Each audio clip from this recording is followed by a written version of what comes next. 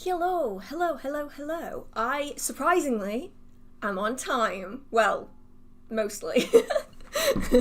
But for the first time, I'm actually mostly on time. Hello, hello, hello. Can anyone believe it's already the April live stream?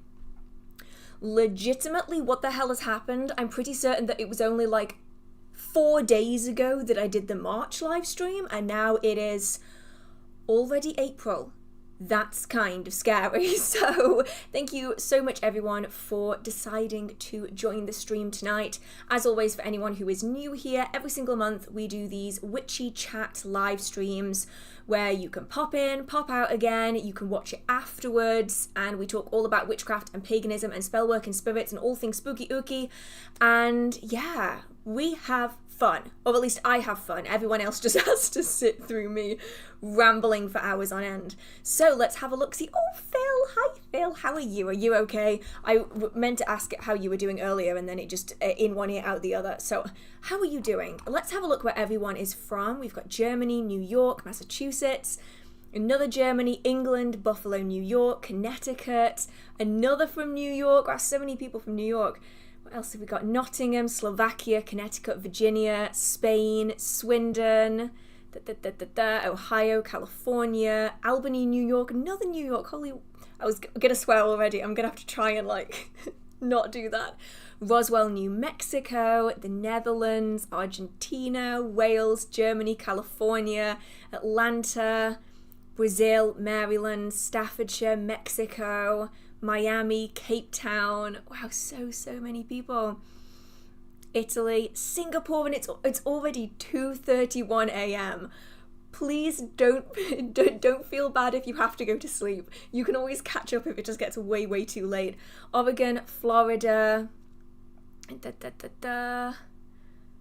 You bent your car door, Phil. How did you even manage that?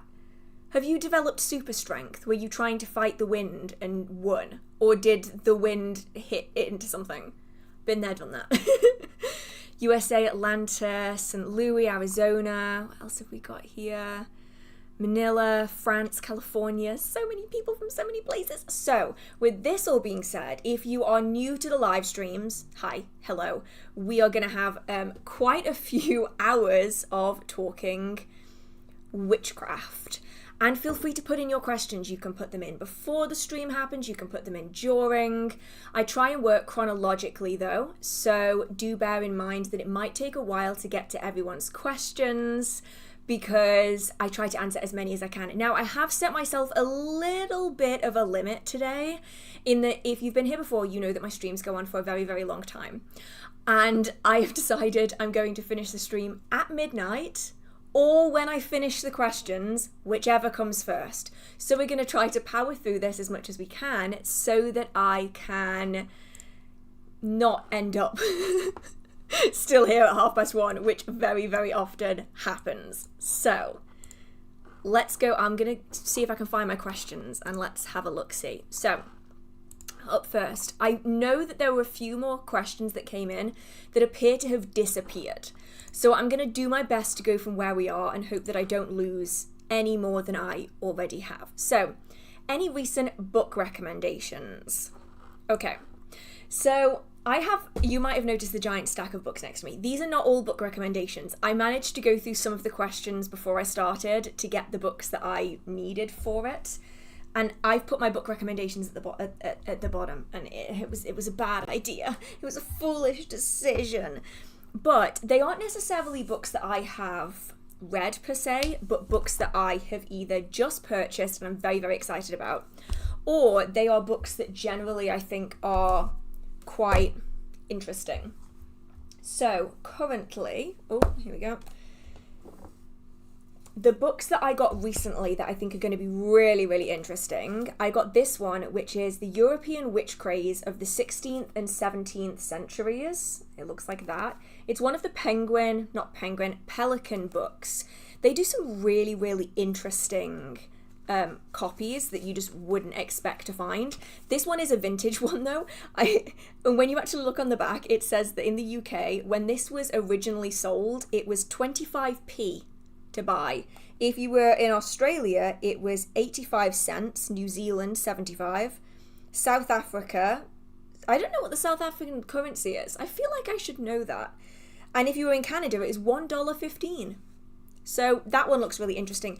I also got this one. This is The God of the Witches by Margaret Murray. Now, if anyone is interested in kind of witchcraft history, then you'll likely recognize Margaret Murray's name as being a very, very prominent figure that was very quickly disproved. And I've always wanted to give this one a read, and this might be a little bit of an odd take. I like reading books like this, even though I know that they're inaccurate, because I like seeing where people's like viewpoints came from. Like, Margaret Murray was one of those who proclaimed that witchcraft could be traced back for thousands upon thousands of years in a never-ending witch cult lineage. And it was later proven by historians that that just wasn't accurate, but this is one of those books I've had on my list forever. In terms of other book recommendations, I don't have any that are like super duper witchy because I've been going through all of my kind of, I was going to say old books, but like the books that are already in my collection, I have been working my way through them. But in terms of interesting reads, I've started reading this one. This is Quicksilver by Callie Hart. It is a fiction novel. I do believe it is kind of a more mature fiction novel, but this one is interesting for anyone who likes kind of the Court of Thorns and Roses kind of series. Maybe give this one a go. I put everything in book covers now because I've got a sewing machine and I wanted to sew book covers. So that's kind of where I'm at with books, mostly because I've been working through, I'm still determined to work through my own sort of collection. Now, would deities be upset if I took a break from doing consistent worship? So this is one of those where it's very much going to depend on your communication style with them. Wow, that was a big sigh, wasn't it? Your communication style with them. A lot of the times, deities will be perfectly happy for you to be taking a break, for you to be taking a pause, if you let them know. And that applies to most spirits. Most spirits will be pretty okay with you taking a kind of a pause, whether you're going on holiday, whether you just need some like mental health time. They're going to be okay with you taking a break from that if you don't just kind of cut off all your workings with them cold turkey. Like even deities that I have. So Ceridwen Keranos I rarely actively work with. Brigid knows, actually all of my deities kind of know that I'm kind of intermittent with my practice. I will work very regularly and I will uphold my end of a bargain, but at the same time, if I'm not in a position to do that workings, it is okay if you kind of take a pause, because ultimately when we're working with deities, it's about building a relationship with them. And just like with friends, sometimes things might come up, things happen, and you aren't always in a position to work with or spend time with them consistently. I have a hair that's like right in front of my face.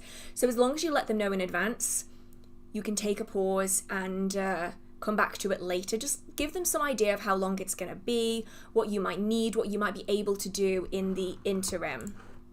Okay, let's have a look-see. This is one of those that I got the big stack of books out for. So, oh my god, I've got bits of fringe in my eyes. Can you recommend good books about real-life ghostly encounters? I completely lost the question then. So, real-life ghost encounters. Oh, I have two other books that I want. Sorry, I'm going off on tangents here. Two other books. Most of you will probably have already heard of at least one of these. This isn't about ghostly encounters. This was like books that I'm gonna read and I'm really excited about. The Inheritance Games. Everyone seems to have read this except me, so that I'm going to read. Oh, I just knocked over a giant stack of books. I'm gonna pretend that isn't there. And then this one, which is Tales of a Monstrous Heart, which I'm really excited about. In terms of books for ghostly encounters, I have a lot in my collection, so I just pulled kind of a range out so that you can kind of get an idea of where I like to find this information. Well, not only just from you guys, because I get a lot of my kind of ghosty stories from all of my subscribers, but I have like 5 or 6 books here that I do really like for this kind of a topic. So this isn't ghosties, but it's kind of some ghosties, some folk tales, some stories. This is Northumberland Folk Tales. Now, this particular style of cover you will find on lots and lots of different books from different places. So you'll have like Northumberland, you'll have Essex, you'll have Wales, you'll have loads and loads of different places, and they have their own like dedicated book on folktales. I love these books. I think they're really fascinating. Anytime I see one, I will pick it up. Anytime I go somewhere, I will find books like this. So this one's really interesting. These folktales reflect the wild and secret character of Northumberland, a borderland between two countries and two worlds. This book abounds with stories of the mysterious fairy folk, along with other magical characters, such as the Netherwitten worm who guards the secret well, and the Headley Cow. Cow? K-O-W. I'm a reader, I'm not very good at pronouncing things, that plays audacious tricks on humans. Accompanying these, there are the sound of human feet, saints seeking refuge, ancient kings fight for land and salvation, and border folk pit themselves against one another with both wit and sword. So these are super duper interesting, absolutely love them. Just as kind of an interesting kind of ghosty heads up here, I just got a notification from my security camera, which is currently inside because it's on charge, saying that it just saw movement. It's not in this room with me. So I think I may well be having some ghostly movement happening in another room in my house because it is a motion sensor. And it just picked up movement from a room I am not in. So another one that I really like is this one. This is Britain's Ghosts, a spine-chilling tour of our most haunted places. This is by the National Trust.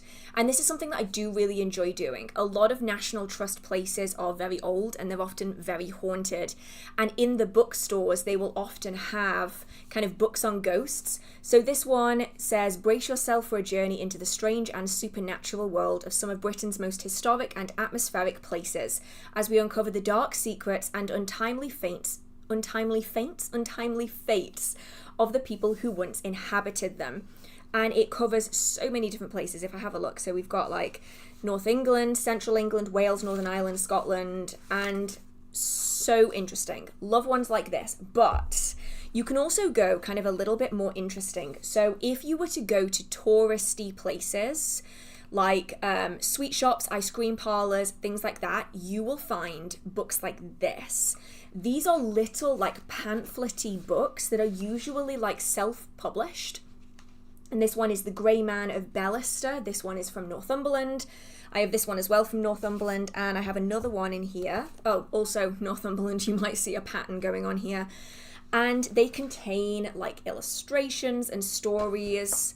So fascinating. And then the last one, I know, I'm already kind of diving into this, is called Stalking Shadows, the Most Chilling Experiences of a Paranormal Investigator.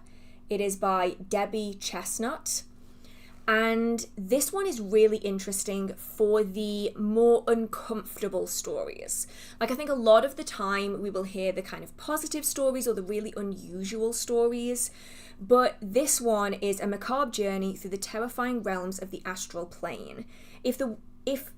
Wow, I've forgotten how to speak for a minute there. If the world of the paranormal were a house, Stalking Shadows would be its wicked basement, and like a basement full of sinister energy, this collection of true stories is powerful enough to snuff out your flashlight, leaving you trembling in the darkness. Psychic medium and paranormal investigator Debbie Chestnut explores 12 terrifying true encounters with ghosts, dark beings, and negative entities. So this is one for kind of people who are a little bit more on the darker side. They want that kind of a book. But I generally find touristy places, no matter where you are, tend to have a lot of kind of ghosty books, because when you've never been to a place before, or the kind of people who would go into touristy shops are often after like OS maps, books on history, and then books on ghosts. So if you want to find out where you live, like where the ghosty spooky things are, tourist shops, absolutely fantastic. Every single time I will go in and I will come away almost always with some kind of ghost book or book on folklore or book on like local fairy tales and legends, every time without fail. So Go back up here. Thank you so much, LV. Thank you for always answering my questions. I really appreciate it. Your content is fantastic. Oh, thank you so much. And thank you so much, Longtooth Greybeard. Thank you so much. I always see your name and I always really appreciate all of the support. And also thank you so much to Kuan Yin. I'm really hoping that's right. And thank you so much for supporting the channel. So, yeah, the ghosty spooky books, I'm always a massive fan on. I have this like weird feeling that there was something that I was meant to mention that I didn't mention. Oh, I left it upstairs. That's what it was going to be. If you want a book, okay. It's a fiction novel. I read it recently, absolutely phenomenal. I feel like I need to post it everywhere because like it is such a good book. If you want a fiction book that draws on real magical practice that includes the idea of servitors and ghosts and spooky ooky and ceremonial magic and folk magic in a novel, I got it recently and it's called Odd Spirits. It's called, if I can get this up. It's Odd Spirits by S.T. Gibson. It's only a little tiny book. I can't believe I left it upstairs. I'm so annoyed at myself. It is phenomenal. I started reading it and I'm like, oh my God, that's accurate. That's actually how you would carry that out. Oh my goodness, that is so true. Oh wow, that's incredible. This is perfect. It was one of those books that like perfectly blended like ghost stories and real magical practice into a fiction novel. Absolute perfection. Love it. So that is one that I can recommend for that kind of a crossover. Okay, let's have a look. See, where am I? I am here-ish. Oh, it jumped already. Let's have a look. See. I'm afraid to find out what my familiar may be, yet I'm curious. Can you advise on this matter? Well, I suppose the first thing that I will... that book is called Odd Spirits. So it's Odd Spirits by S.T. Gibson. It's got the most beautiful cover. It's like hardback with like a silver and red embossed cover. Absolutely gorgeous. I got it just at Waterstones one day and I'm like, oh, this is incredible. Read it, couldn't put it down. I literally just like read all the way through in like one sitting, did it in one evening, will read it again. It was so good. So when it comes to familiars, I think the important thing I need to state here is that you don't need to work with a familiar. So if you're afraid to find out or work with a familiar, it shouldn't be that much. Odd Spirits is like £8. I got it from, it's still in print. I got it from Waterstones for like £8 or something. So it definitely shouldn't be that much money because it's still in print. Let me have a look, see, just to make sure. Yeah, on in the UK on Amazon, it's $11.85. So it might just be that it's harder to find in some places. But in terms of familiars, back to the actual question, if you're really worried about working with a familiar or scared of working with a familiar, then I would say don't work with a familiar. Because all the time that we're working with them, if that fear is kind of an overwhelming influence, it's going to negatively impact how we engage with the spirit. It's going to negatively impact how that spirit engages with us as well. So I'd say if you are actively afraid, then I wouldn't even go near spirit work at the moment. That doesn't mean that you can never work with spirits. But especially when it comes to a servitor, a familiar, that would be an ongoing spirit relationship. And so if you're feeling really unsure right now, maybe start smaller with things like servitors and then kind of increase over time. When it comes to finding a familiar, it's about doing the astral projection, it's about doing the journeying, it's doing the meditations and seeing which familiars come through to you, which spirits may want to engage with you in that way. And so it's often about setting out on that journey that you're making or setting out in your meditation with the stance that you are wanting to find a familiar, and that you have your protections up so that you can draw in spirits that may be interested in becoming your familiar. And then it's about kind of forming a relationship with them that way. But with all spirit work, I wouldn't recommend going in if you are really nervous about it. I think having some like anxiety about it totally fine. But if you are actively scared in that situation, I would say start with something like a servitor, which can be used in a very similar way to a familiar, but there's a little bit more control there because it is a spirit that you've created. You can also cease that arrangement really easily. Whereas with a familiar, because it's an external factor, it's not necessarily as easy to deal with. So let's have a look, see. I was sure I had another book question. I got loads of books out and I'm sure that I had another book question. Oh well, I'll probably find it. I made a spell for a specific goal or wish of mine, which will take time, but I also want to do a cord cutting for my obsession about it. How do I make sure I don't hijack my spell thereby? Okay.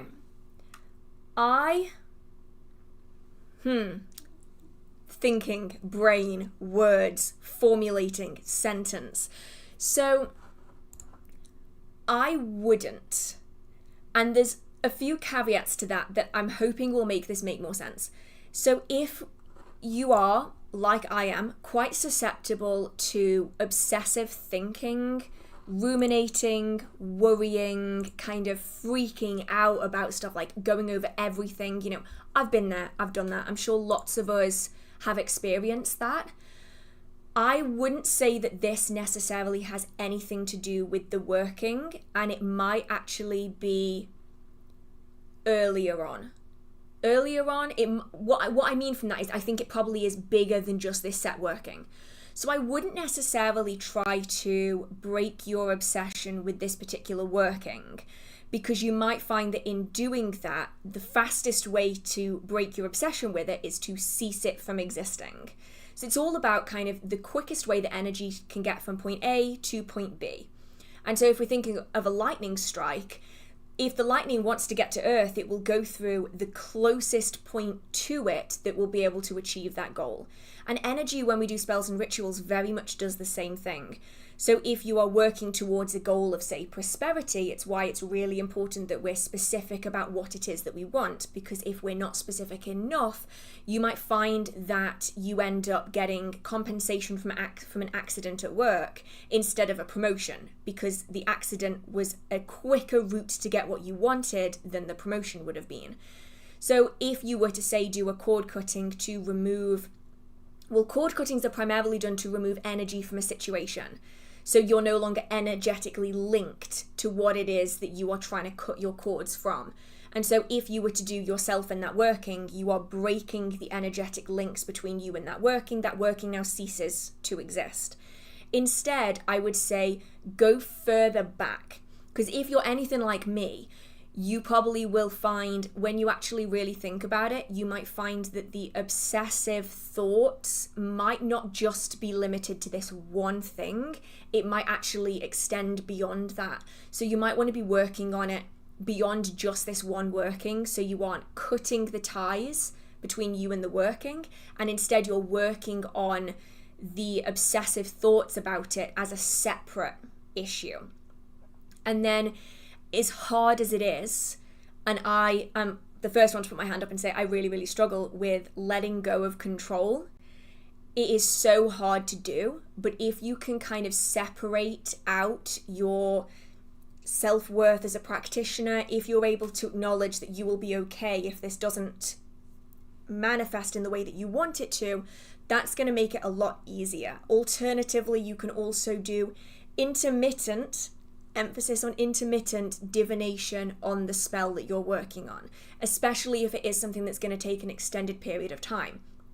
Now, as easy as it is for me to say that, I also know it's just as easy to then become obsessive about doing the divination. So set yourself a limit. Say do one divination reading every month on the topic, and that's all you're allowed to do. You have a quota, you can tick it off in your little book of shadows or in a notebook or something, and then you cannot do it again afterwards. Then you get to feel like there's a little bit more control on a situation, but you don't necessarily become so obsessed over it you cannot stop ruminating and spiraling. So let's have a look-see. Oh, okay. This was a question that I had a few kind of follow-up questions to. You don't necessarily have to answer any of these, but they're just kind of things that could be useful. So wrong one. How would I go about helping my partner unseal a mirror that is a family heirloom passed down from his great aunt, who is also a witch? Any advice would be truly appreciated. So, I have questions. So the first question I have is, how do you know that the mirror is sealed? Because this is a big one, because while a lot of practitioners will seal mirrors for sometimes any reason, sometimes they just do it automatically, sometimes it's because of a certain situation that occurred, a lot of practitioners don't seal mirrors ever. And so you may find that the mirror isn't actually sealed unless there's a very certain thing that lets you know that that mirror is sealed. Whether it is something that was said, whether that's information you were given, is it something on the mirror, something like that. So generally speaking, I wouldn't assume that it's sealed just because it belonged to a practitioner, because they can very easily and effectively be used unsealed, and often more effectively if they're unsealed. So, when it comes to how to go about unsealing a mirror, it's about figuring out how the mirror was sealed in the first place.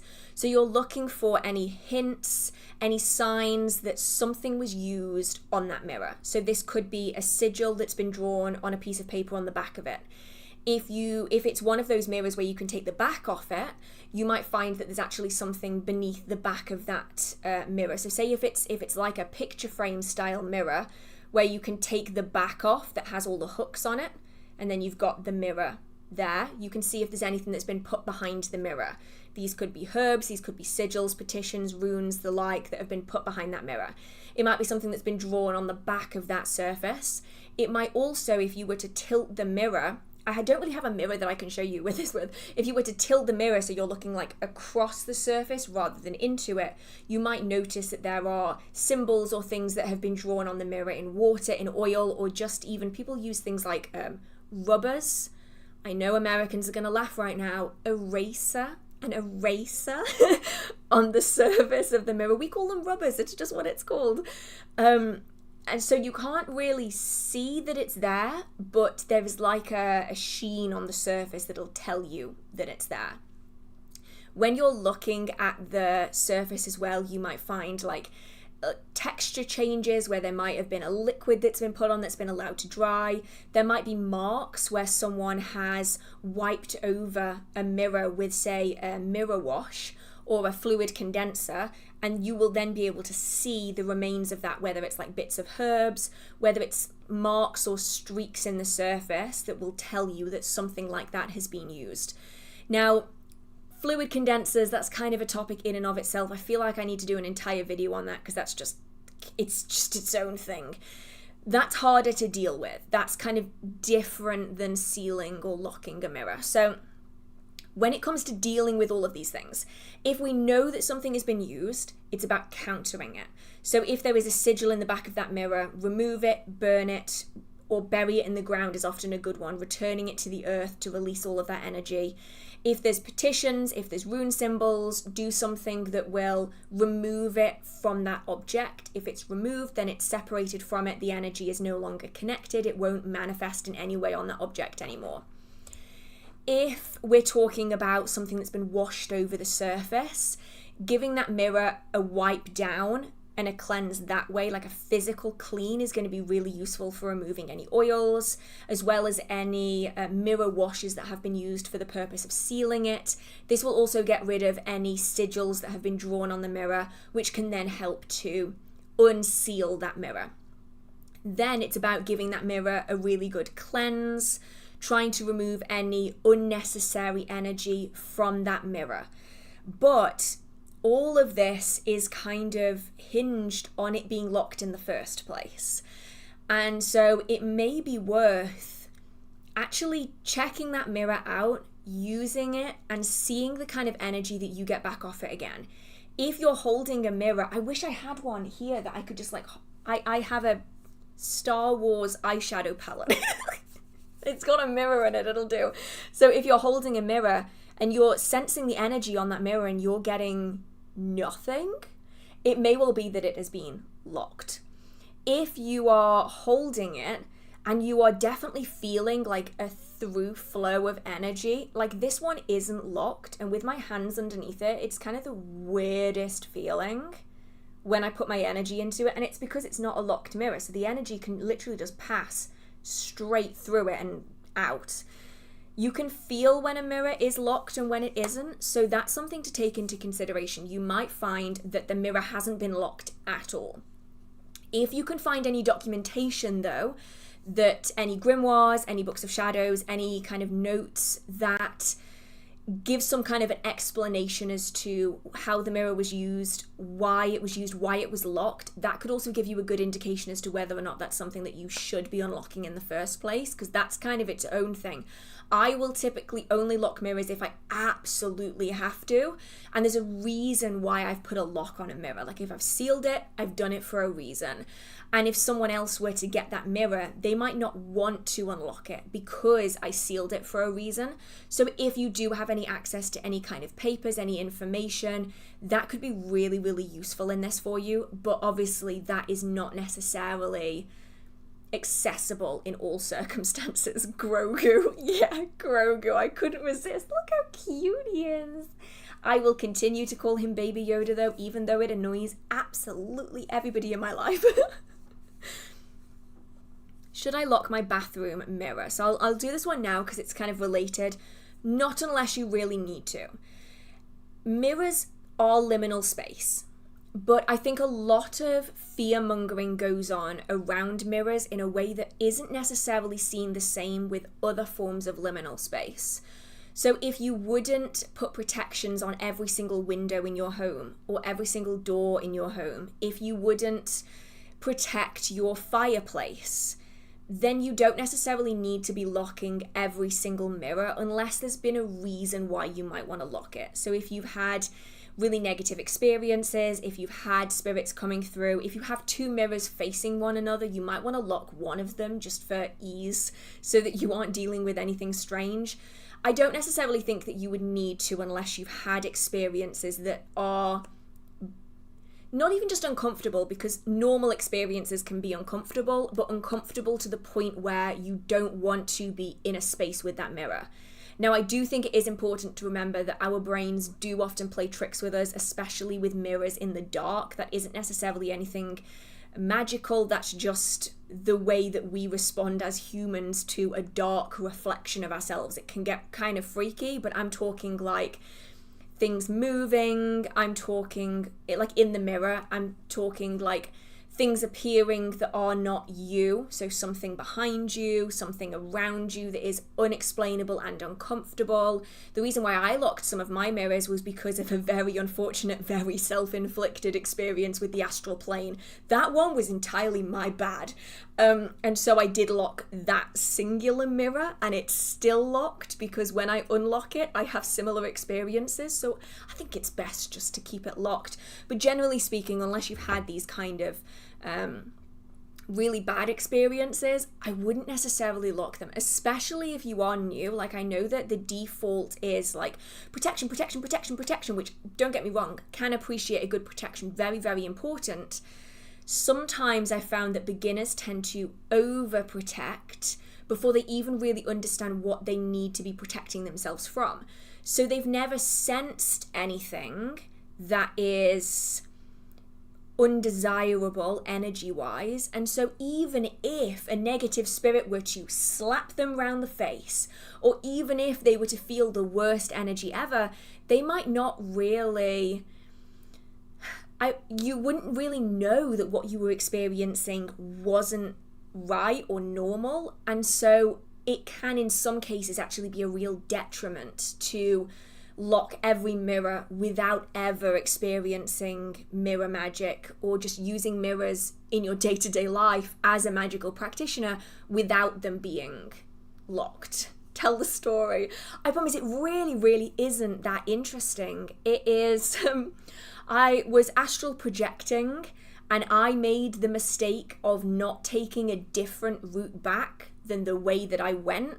It's like number one rule of journeying and of astral projection, in my experience when I was taught it, was that whichever way you go out, you go a different way back. The same is also applied when you go to cemeteries, graveyards. Whichever way you walk in and whichever way you leave should be different. Like, you should take a different route home, just to kind of stop anything from like immediately like following you back. I made the mistake of snapping back when I wasn't in a super great situation, and I ended up with a spirit attempting to come through a mirror. Very, very not pleasant. Don't recommend. And it was a case of cleanse the mirror, lock the mirror, cleanse again, and then everything was fine. And then every so often, every couple of months, I will try to, I'll clean the mirror and I'll take all of the seals off it again. That night, super unpleasant. So it goes back up again. Every single time. Is it the suitable answer? Should I actually be going deeper into this to attempt to remove the spirit for long term? Yeah, but for now, it works, so that's okay with me.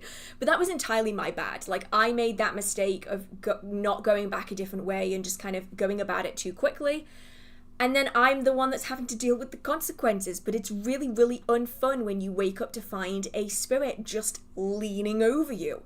Super duper not pleasant. 0 out of 10, do not recommend. And the thing is, I know it wasn't even sleep paralysis because I was fully awake and able to move and whatnot. I have had sleep paralysis before. It wasn't the same thing. And yeah, that's why I lock that one mirror. I will also lock mirrors that are used for magical work sometimes. So if a mirror is designed to be kind of a reflection, it's not designed to let anything pass through it, I will lock it for that reason. I do actually have an entire video on locking mirrors if that's something that you are interested in. I think it's literally just called locking mirrors, but I will double check. Let's have a look-see. Mirror. Yeah, so it's called How to Lock Mirrors, Protection from Unwanted Spirit Activity. So that's still up on my channel if you do want to check that out. But I do really want to reiterate here that while I've had that bad experience with a mirror, that's really the only bad experience I've had with a mirror in 19 years. I've had spirits appear in mirrors, but none of them have been malicious in any way, shape, or form. This was the only time I had problems, so I don't want anyone to be like, oh my god, I have to protect all of my mirrors. Unless you've experienced something like that. Like, when did that happen? Last year? I went 18 years of magical practice without locking a mirror, and I was totally fine. It's more of a good to know if you need it, rather than a I have to do this right now kind of a technique. Oh my goodness, thank you so much, Jacob. That's so sweet. Okay, right. I'll go back to where I was before I start losing any others. How are you today? You know what? I'm actually pretty darn good. I drove around in places I'm not used to driving around in, and I didn't cry. Which sounds like the most pathetic day ever, but like, I'm very, very anxious when it comes to situations. And so the fact that I was able to do that and I didn't get anxious at all, like I was totally fine, that's a win for me. And yeah, super productive day. So always a good time when that happens. Okay, so this one is a really interesting one. So I've had a curious experience for a while. I see a purple glowing light in random places. It appears to highlight things. I just lost the question. Where is it? It appears to highlight things and move in a way that feels magical. I wonder if it's my own energy. It could be, but I am suspecting that this may well be a guide, an ancestor, some kind of spirit that is surrounding you that is trying to get your attention on certain things. Usually, if it's your energy, then that's something that you would be kind of putting out and you'd be able to recognize it. The fact that it's a color and the fact that it's kind of something that you aren't aware is happening makes me think that this is probably a guide that is kind of letting you know, like, this might be significant. So it may be a case of like figuring out why those items are significant. No crying No crying in unknown situations is so real. Yeah, I don't know what it is. I'm a crier. I'm a Cancer baby. I can't help it. I cry at everything. So for me, like, that was like a proper proud moment. I went all the way there. I got stuck on one of those awful streets. If you live in the UK, you will know exactly what I mean. Those streets with the parked cars on both sides of the road, and you're just playing like a game of like in and out, hiding in between cars. Stressful. I hate roads like that. I will avoid them like the plague, and I did it anyway, and I'm so proud of myself. To be fair, I've only had a license for a couple of months, so I'm like still a baby driver, and I'm like very happy of that. Of course, yeah, you can ask as many questions as you want. Yeah, I don't know what it is. It's one of them things. I can just cry at everything. Right. Let's have a. How was you? Okay, I'm gonna do this one now. I'm gonna rip the plaster, as we say here. I'm gonna rip the band-aid off on this one. How was your talk on Saturday? Awful, terrible. I hate public speaking. I never want to do it ever again. I said to everyone who went, this talk didn't happen. But like, I feel like I can't not address a direct question. Thank you so much to everyone who came. I think everyone will have quickly realised I am not a public speaker.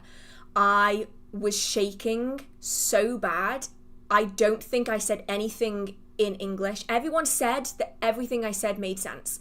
I don't think I was speaking English. I think I was either speaking Klingon or nothing was in the correct order. And I did have a panic attack 5 minutes in and start hysterically crying. So we just... I'm going to be really real, because some content creators can do like loads of public speaking. I've been to so many talks by like authors and by people on YouTube, and I look up to them and I'm like, how do you do it? And I thought to myself, I'm like, I've not done public speaking in 6 years. It can't be that bad. I'm going to give it a go. It was awful. I'm a book person. Right, I'm a book person. I like reading. I like researching. I like writing. I like talking to myself. Like right now, none of you are real. And I don't mean that in like a horrible way. I mean, like, to me, I'm talking to myself, right? I'm talking to myself. It's fine.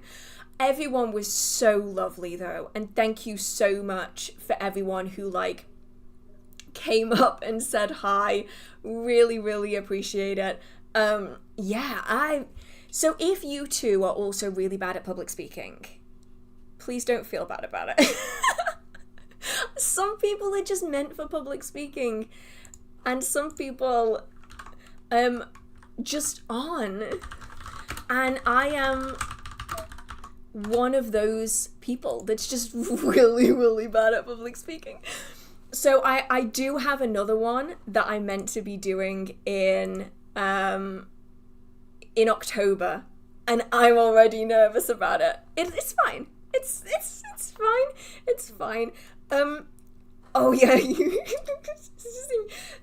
I'm gonna get it out there because I've been thinking about this for the last like 4 days. I was not gonna do the live stream this week because I was like, no more public speaking. I just remember I was like 5 minutes in and I'd forgotten to introduce myself. I'd forgotten to do everything that I was meant to do. And I just remember being like, I just need a minute. And I just walked out the door, immediately burst into hysterical tears. It was so bad. It was so bad.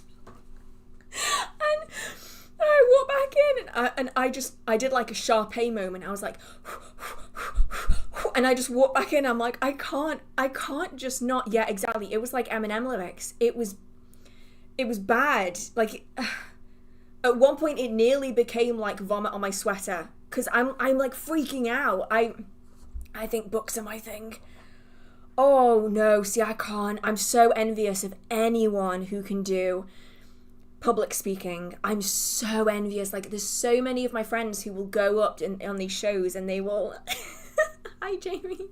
Thank you very much. You are joining for my recount of the horrific experience of this weekend. Yeah, anyone who does public speaking, props to you. What made it worse though, right? So I'm like trying to control my freak out. I'm like violently shaking. I'm like, I need a minute. And then as I head towards the door, I breathed in, but I'm like trying not to cry. And I snorted so loud. As I left the room, I'm thinking to myself, that's it. I can't go back in. I can never let any of these people see me ever again. It was so embarrassing. And then I did the talk, and you can see like how blotchy I am now, because like I'm stressed about the event. And like afterwards, my mum was like, you were only a little bit blotchy. I was like, what? She's like, a bit blotchy. I'm like, on a scale of 1 to 10, how blotchy are we talking? And everyone was like, a 5. I'm like, oh no. Not only was I violently shaking and tripping over my words, I was also blotchy. Like this, I'm so pale that as soon as I get like stressed, I go like bright red. If you ever see that, don't be alarmed. I'm literally just built like a ghost. I'm basically see-through. So for anyone who didn't see the talk, be glad that you didn't. I actually wrote an entire script for it. It is on Sympathetic Magic that I'm planning on filming this week or maybe next week. And the plan is that I will actually properly be able to do the talk that I wanted to do. Instead of whatever the hell that ended up being. Because that was something else. I'm hoping that if I like calm down now from the stress, I will no longer be blotchy. But we will see. Anyway, let's go back to this. So thank you so much, Manny. Thank you so much. And I know I already said it, but thank you so much, Jamie. I really appreciate it. Even though you know you don't have to, but I always really appreciate it. And yeah, now that I've covered the disastrous experience of the talk, I will move back onto the questions. Oh, in regards to this though, can you do a talk? Could you do a video about sigils? I already have actually. I have done, let me just get the names of them up. I have done 3. So I've done how to make sigils with grids, how to make sigils without grids, and how to use sigils. So I've done those 3 videos. I probably should update them though, because like I've not done them in 5-6 years in some cases. So that's something that I'm going to have to redo again. Okay. So, I've tried beta blockers in the past and they don't do anything. Beta blockers just bounce off me, apparently. They're like, oh, you want to calm down? Not going to happen. I think the problem with this public speaking, though, was that normally when I do a talk, I basically black out.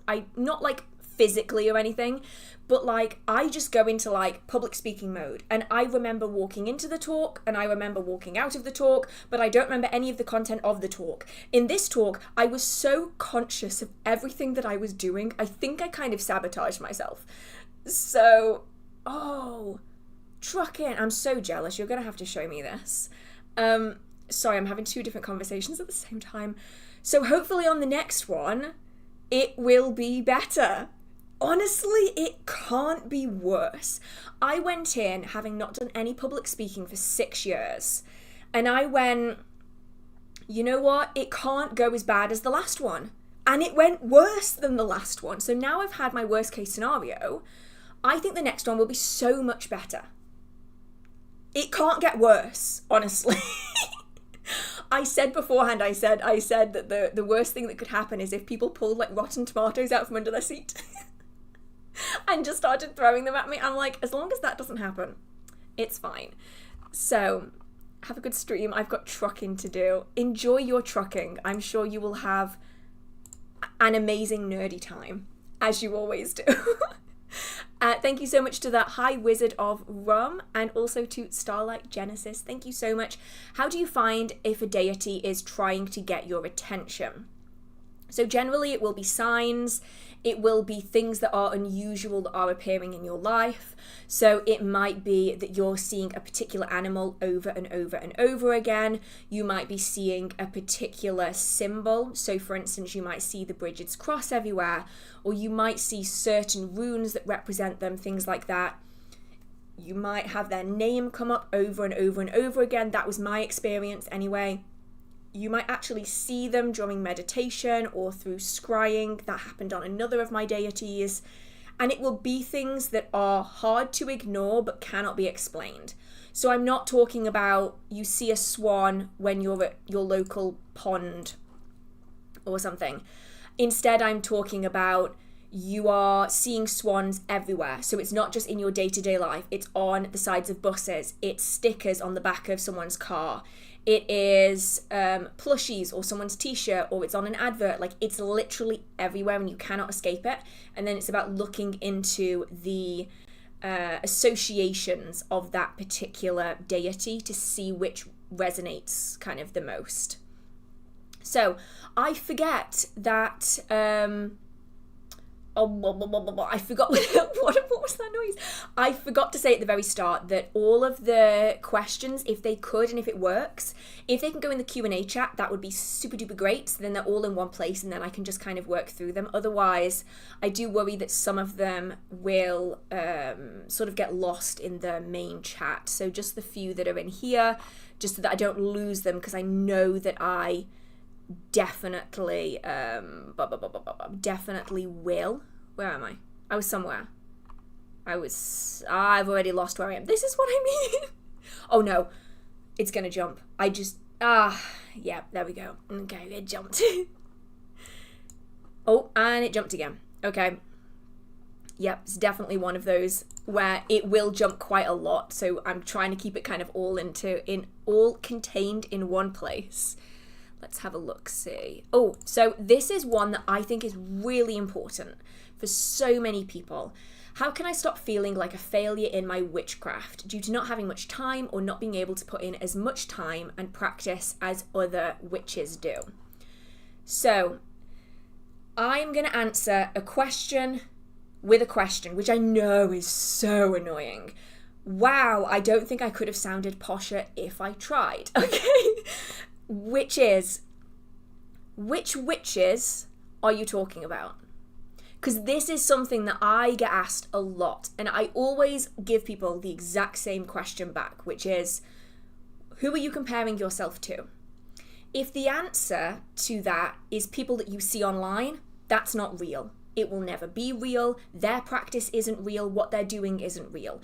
Now, that's not me saying that their practice isn't successful. It isn't useful. It doesn't work for them. But if you are comparing your practice to the practice of professional witches, like myself, like plenty of other people in the magical community, you're not going to have a fair comparison there, because so many people are practicing witchcraft while being full-time carers, while having 4 kids, whilst doing a full-time job, whilst doing 2 jobs. They might be so exhausted from work that they just go to bed. They might have so much pain and chronic illness that they just go to sleep. It's really important that we don't compare magical practice to the people whose job it is to share magical practice. If you think I carry out magical practice every single day or every single week, I'm apparently fooling you, because I definitely don't. And all these people you see on TikTok, they aren't doing it either. Guarantee 9 times out of 10. They're probably bulk filming content, which they will then release on a regular basis. So it looks like they're doing practice all of the time. And they're also probably doing a lot of workings for the benefit of the camera and for people. This is why I really like talking about books, because while I do carry out active practice on a regular basis, it isn't always something I want to share. And sometimes I just like learning from witchcraft books, lots of them. I think it's really important to be careful about comparing to people online, because what you're seeing just isn't real. Instead, I think it's important to remember that as long as your magical practice works for you, that's really the only thing that matters. It doesn't matter that you do not practice as much as Susan down the street, and it doesn't matter if your practice doesn't look like mine or any other magical practitioner who shares content. It's so easy to get wrapped up in it. Believe me, I do the same thing. I have many reasons why I don't watch witchcraft content creators, and many of you will know this if you've been here for a while. It's not because I don't like them. It's because it's my day job and my hobby, and it would be too overwhelming. But I'm also not self-centered enough to fail to admit, that kind of didn't make any sense, but that even I struggle with things like imposter syndrome, things like comparison. Sometimes I find it really difficult to see witchcraft content on my channel because I'm constantly criticizing my own practice. Why don't my thumbnails look like that? Why doesn't my practice look that aesthetically pleasing? Why can't I make things like this? And it does chip away at you. It happens to me. I'm sure it happens to so many other people. And so it's very much about trying to not compare too much to other people. If you have too little time, that's totally okay. You don't have to be carrying out your magical practice every single day. If you have too little energy, that is totally fine too. I'm sorry if that's something that you are dealing with, but it doesn't make you less of a magical practitioner, is basically what I'm trying to say here. And I've had it, I'm sure many other people watching the live stream have had it, that kind of comparison where you start feeling really bad about yourself because something that you're doing doesn't look like somebody else, or your practice doesn't happen as frequently, and really everyone's practice is going to be so unique. There are people who are kind of unfairly labeled as armchair magician, and I feel like this is something that should be touched on anyway. I have heard a lot of people refer to armchair magicians as being lesser magical practitioners. Oh, it does my head in every single time. They'll be really derogatory towards people who spend a lot of their time studying, who maybe only have time to study, and they drive me up the wall. If all you're able to do is read a book on witchcraft for a week, if it takes you 3 months to read a witchcraft book, totally fine. Totally fine. And I think it's really important kind of going back to most of my magical practice focuses on folk traditions. When we're looking at people who were performing magical arts, however they described themselves or were described by other people, they weren't doing it willy-nilly here, there, everywhere. They were doing it as and when it was necessary. If they needed something or if someone came to them with a request, they'd carry out magical practice. But they weren't sitting there carrying out workings for the sake of carrying out workings. Items were expensive, time was limited, they often had a second job on the side. A lot of the peddlers and wise folk were doing another job as well and were doing witchcraft in their spare time. They would open and carry out practice for people as and when they could, but they weren't doing it all day, every day. And that is something that we see a lot of people on social media doing.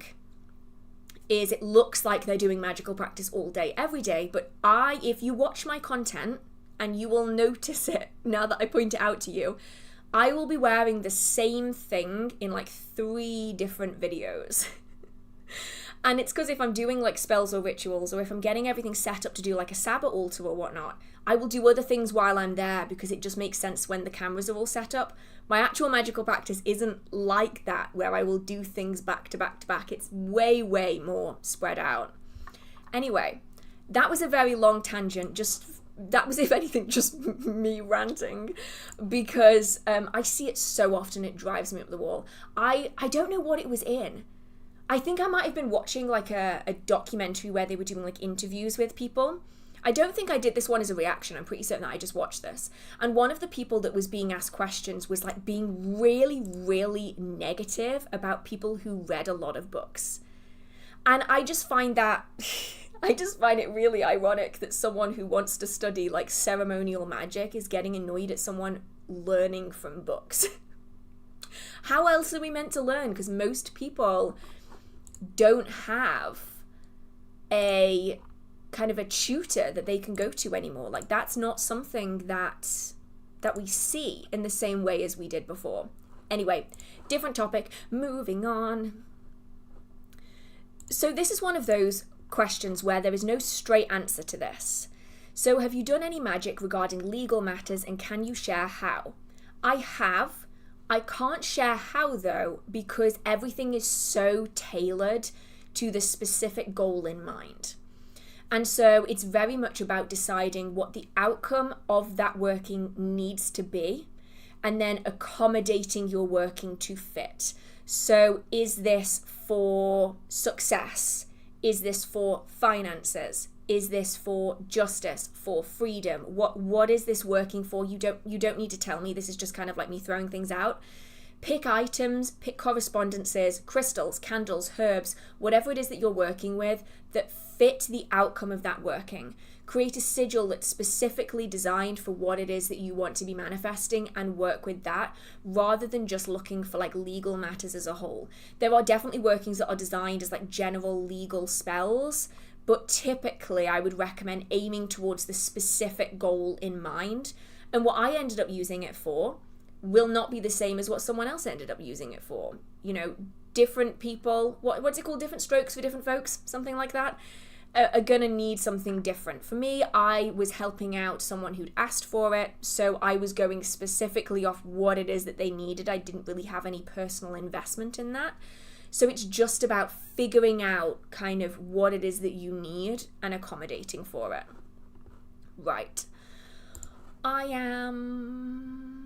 Okay, so this is one that I saw in one of the comments, and I've never heard of this. What are arcana witches? Now, I'm not sure if this is kind of... So I've just kind of double checked here. Like the arcane is the study of mysteries and secrets. It's kind of similar to the occult, which is kind of the study of the secret and the hidden. So it could simply be referring to practitioners who practice primarily things that were hidden. So this could be things that are like oath-bound, but it's not a term that's really used very often. I've never heard it in my kind of experience in the craft. It could be people who primarily work with the minor or major arcana, maybe both of the tarot in their workings. But to be someone who specifically does that practice to the point where you would refer to yourself solely as that seems very limiting to me. Just because I think it's just too niche of a topic for that to be kind of everything that someone does, or the majority. If anyone has heard of this, do let me know. It's not a type of witch that I have any kind of experience in. Oh goodness, that's very white screen. Right, where am I? So this is one that I don't have any answers for, but if any of you do, let me know. Do you have any book recommendations for working with prayer beads, malas, and rosaries? This is not something I incorporate into my own practice, so let me know if anyone has any book recommendations on these topics. I'd love to figure out more about it, because I'm not part of a tradition that really uses these kind of things. If you are, let us know. The next one, however, is one that yes. Have you ever heard of the Picatrix book? Yes, I am in the process of reading. I say it, but most of the translations are split into multiple parts.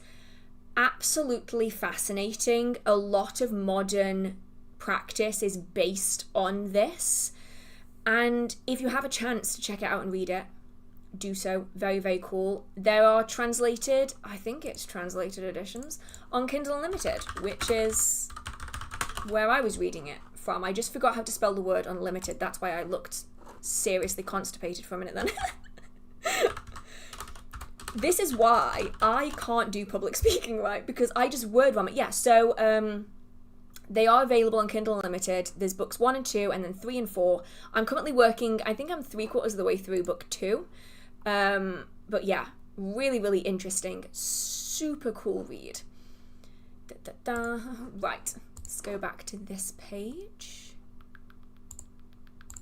As a fellow scientist, how do you rationalize magic? Do you feel the need to, or do you just accept that it works?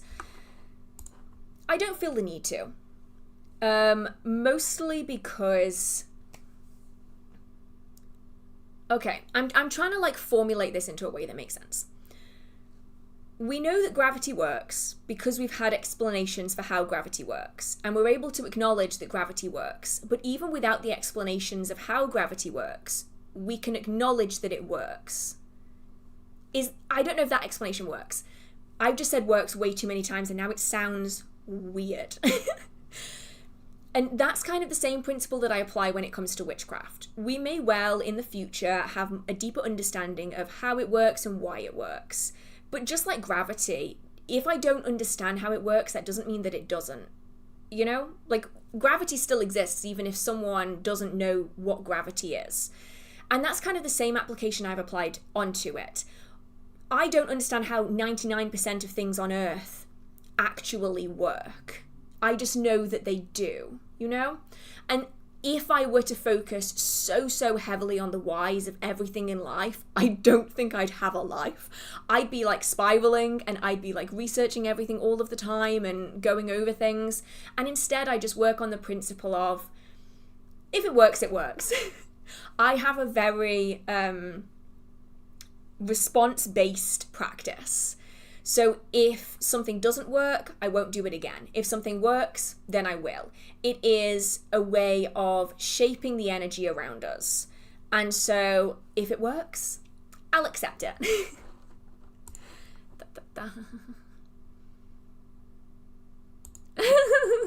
What is your favourite and least favourite swear words? Oh, I love anything that is a good descriptor.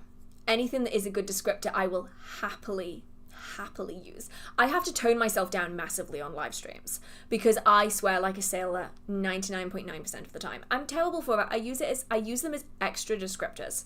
So my favorite like proper ones are the ones that get a visceral reaction out of people. I'm not going to say them on here.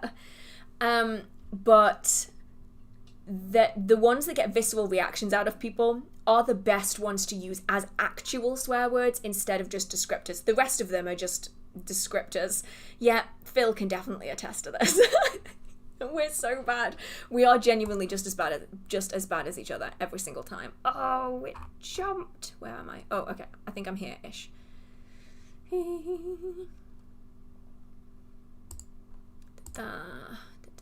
What's your favourite evidence for magic and the afterlife? So, when it comes to the afterlife, the evidence that I have in my, it's not really my experience, but in my life, isn't really my experience to share. So I can't really share that one because it's a personal experience of a very close friend of mine who's had a very bad experience and basically came back from the brink. And they shared things with me that really made me question things that I'd never really thought of before. And I'm not going to go too into that because that isn't my story to share. That's his story to share. In terms of like the best evidence for me of magic and whatnot, it is just the extreme coincidences.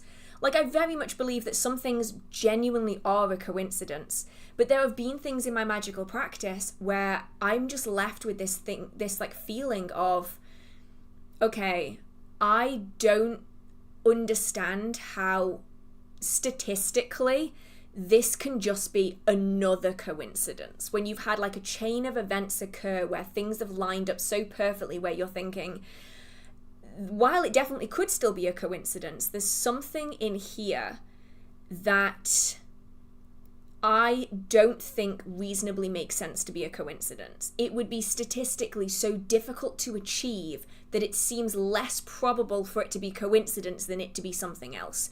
And when you are when you've like crossed that line, that's when I go, oh yeah, okay.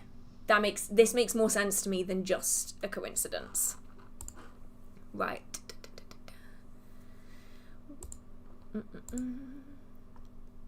Okay. I'm curious about this one because I have questions. What is the reason that I have witch bells with a silver pentacle on my front door? Is that safe or what? Okay, I'm confused. Have these items been left there randomly? Witch bells, I mean, I make witch bells. They're not cheap to make. They're not cheap to buy, really, because they're quite expensive to put together with all the items. Is this something that you have purchased and put on your door? Something that somebody else in your home has purchased and put on the door? Is this something that has just been left on your door, which is quite an unusual thing to happen, I'd say, because they're, as mentioned, not super cheap. I mean, I do witches' bells for like £15 to £20 depending on how many bells are on it, but like they're not cheap to make. So generally speaking, let me just go over witch bells. I will actually show you witch bells. Hang on, say that. Right. I say that as though you're going to go anywhere. You're literally a computer. Witch bells. Everyone who comes to my house has to hear these all of the time. Sorry, Jamie, if you're still on. I bet you're haunted by the sound of these. So, witch bells, right? They are usually used as a form of protection magic. They are often used as protection against spirits, and they can often act as a first line of defense or awareness that there are spirits and spirit activity in your personal space.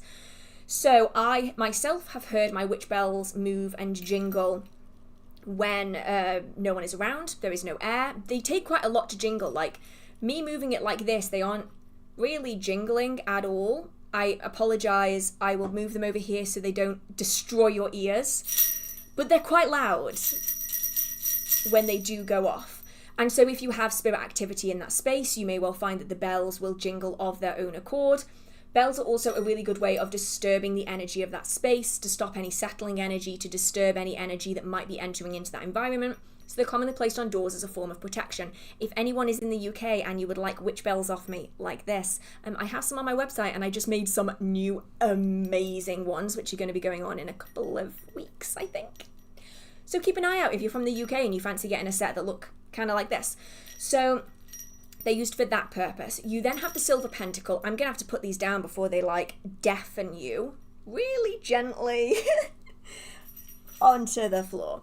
Okay, silver pentacles, again, typically used for protection magic. It's not something that you would typically find just lying around, especially if it's actual silver. It's usually very expensive to have it cast, and then to have it cast in a pentacle is very unusual. Again, don't forget they're down there. Oh, you know that I will. I will literally get up in like 4 hours time and I will trip over the witch's bells, because I do that all of the time. So they're usually used as a form of protection magic. And so I find it very unusual that you wouldn't know that they were there unless someone else in your home has placed them there without letting you know. It's very unusual for them to have been left behind, though, like left as a gift, unless they know that that's something that you're interested in, because, as mentioned, not super accessible.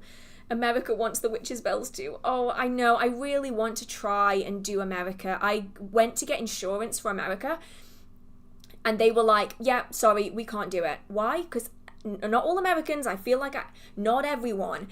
America is so happy, like crazy. Like, no other country in the world is like America, and I'm not saying that as a compliment. And so it's so ridiculously difficult to get insurance to ship to America that I've just never been able to do it. So I will keep trying, though, because I would love to be able to send stuff over. Yeah, the tariffs are not great either. It's kind of the worst time ever to try to ship to America and whatnot. So I'm doing my best, because like I really enjoy making stuff like this, and I'd love to be able to kind of share it with people. But yeah, we'll see. But so far, it's so happy, and tariffs, and it makes it very difficult. Right.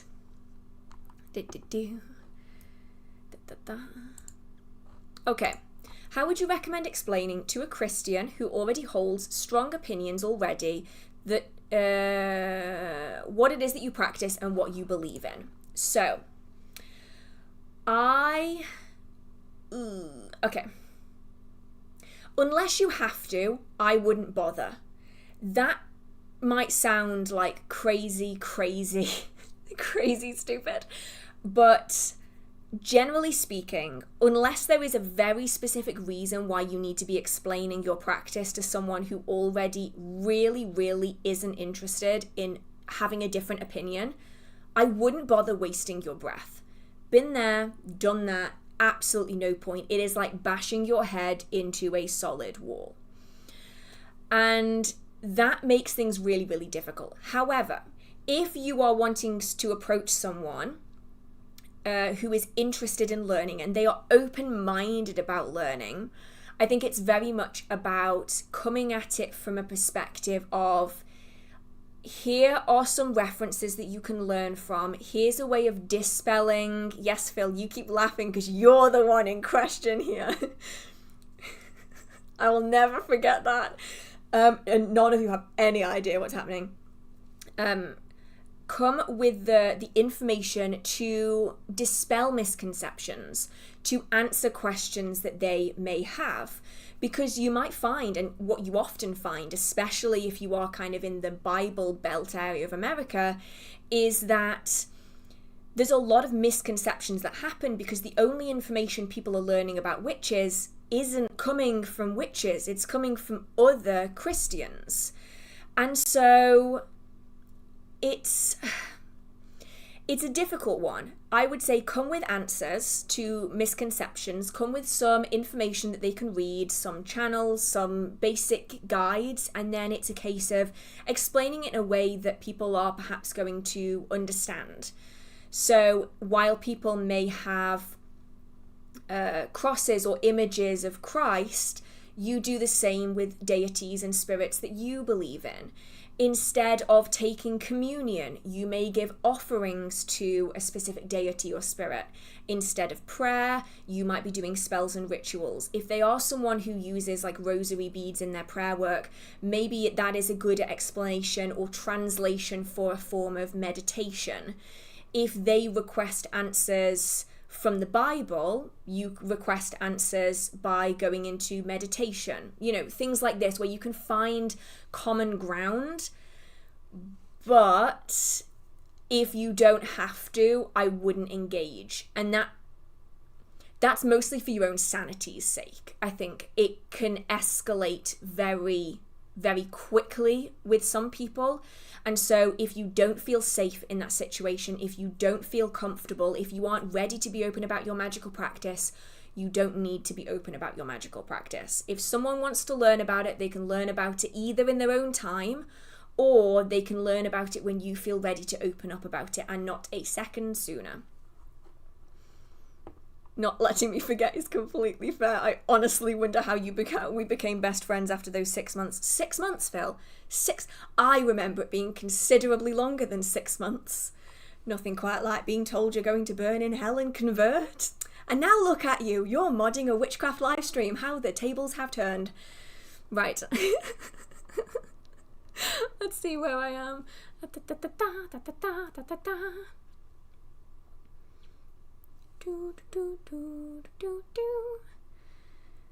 Yeah, what I'm gonna do is in terms of like shipping to America and whatnot, I'm gonna have another like look into it. It might end up being that I have to have like an entirely separate website, which sounds really, really daft, but if you've been on the phone to some of these insurance providers, it's something else.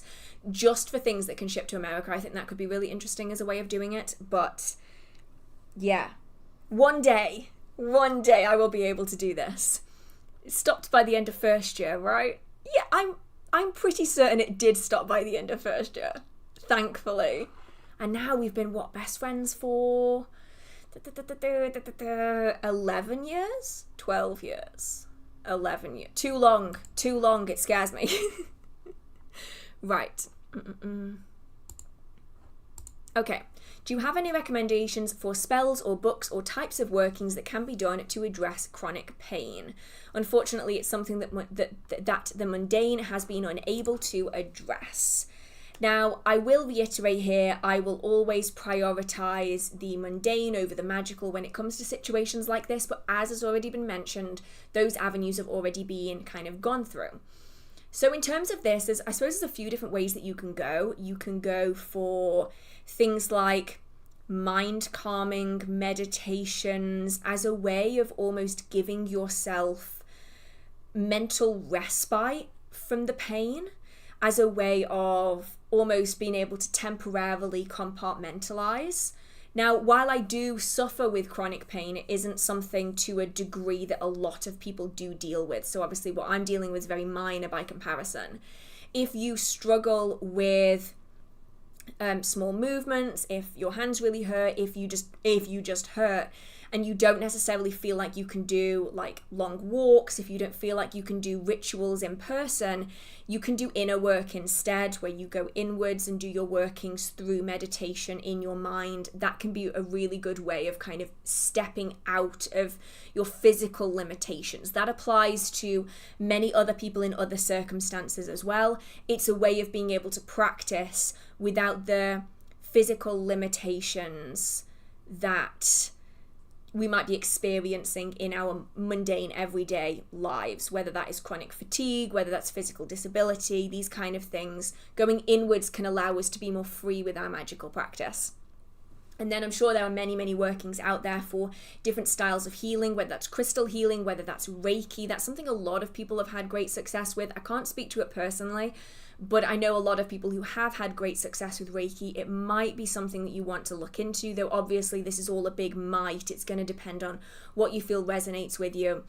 And just generally finding different spells, different rituals, different oils you might use, different fragrances that might just improve your situation even slightly. I'm sure that there's probably a lot of resources out there. I wonder if there's any books on the topic. I'm sure that there will be books on the topic that will cover a whole lot of stuff from someone who deals with it much more severely right now.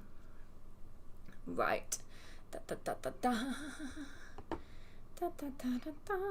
Right, I am somewhere over here. Have you ever used Lenormand? If so, how do you feel it differs from your readings with tarot? So I have a Lenormand deck, and I really enjoy Lenormand in some ways. So Lenormand cards are kind of an interesting hybrid. I do have them, I just don't have them in this room, and I don't want to get up to go and get them. They're kind of a combination between playing cards and tarot, sort of. So you have the classic, or should I say you commonly have, not all Lenormand are the same, but you will commonly have the classic playing card design with the suits, with the numbers, and then you'll have a symbol or an image that might be in the corner, it might be in the center, and they are usually very easy to decipher images. So if I just pull up a Lenormand deck, and let's see what this, I'm just going to grab any one that I can find on the internet. So this one, for instance, this is the, of course I managed to pick a Lenormand deck that's in French. I'm not good at pronouncing things like that. Pronunciation is not my forte. So let me just pick on this one. So this is the Dondorf Lenormand, just a random one that I just picked up on the internet. And you have things like two birds, a tree, a boat, a man on horseback, a stork, an anchor, a sunrise, a letter, a ring. These are the exact same symbols that I have on mine. It's just mine doesn't look quite the same. And so rather than having I'll actually get one out, a very, very busy image, say, let me just pick a random card. Let's go for this one. So instead of having like a really busy image like this, which you might get on a deck of tarot cards, this is the Chariot.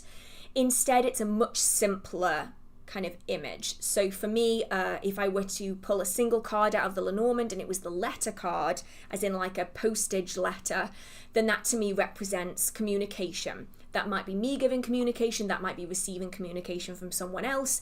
The other cards surrounding it may show me where that communication relates in the rest of my life. So let me just pick up, say, a random other one. So if I'm looking at the two birds, it may be looking at communication from a partner. If we're talking about the boat, then it might be communication from someone who is quite far away distance-wise, and that message is coming from it's coming from afar, basically. And so I really enjoy using Lenormand for that sense, because it's snappier imagery that is easier to, at a very quick glance, translate what that means to you. And then if you are using them as like, if they have the playing card style, it also allows you to do kind of really classic cartomancy by using just a standard deck of playing cards.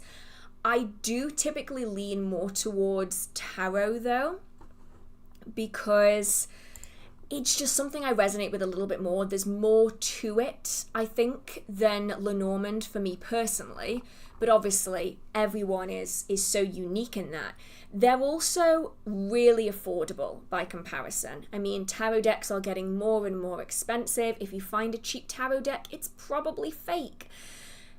Lenormand cards are often very small. They're very good for people who have limited hand size. What a weird way for me to word that. They got little hands. I struggle with tarot decks often because they're too big for me, whereas Lenormand are always fine because they're like the size of a standard playing card deck. Mine are actually even smaller. Mine are about half the size of a playing deck. Makes it really accessible to put in a pocket, to travel with. So if I do need cards when I'm out and about, if I'm going away somewhere, I will usually either take a trimmed deck of tarot or I'll take my Lenormand with me because they're just so small by comparison. You often don't need a book because the imagery is so simple. It is a way to go that I think a lot of people tend to dismiss and not look at. If you want me to add them in or if you want me to do an entire video on Lenormand, do let me know. I've done videos comparing like tarot and oracle, but if you want Lenormand as well, let me know. But I really enjoy kind of the simplicity of Lenormand. I think tarot can be a little overwhelming for some people. Right. Oh, goodness. Thank you so much, Terasa. Thank you so much. Is there any others in here? Thank you so much, Well But Okay. Thank you so much. I really appreciate it. Let's have a look if I missed any more because I know that I often do. Thank you so much, Jeff Hall, as well. I knew I was forgetting one. Haha, I remembered this time. It might be the only time I remember, but I will try. Yeah, that's true. Like, tarot decks were made as a specific sick joke for us small-handed people. That's why I cut so many of my decks up.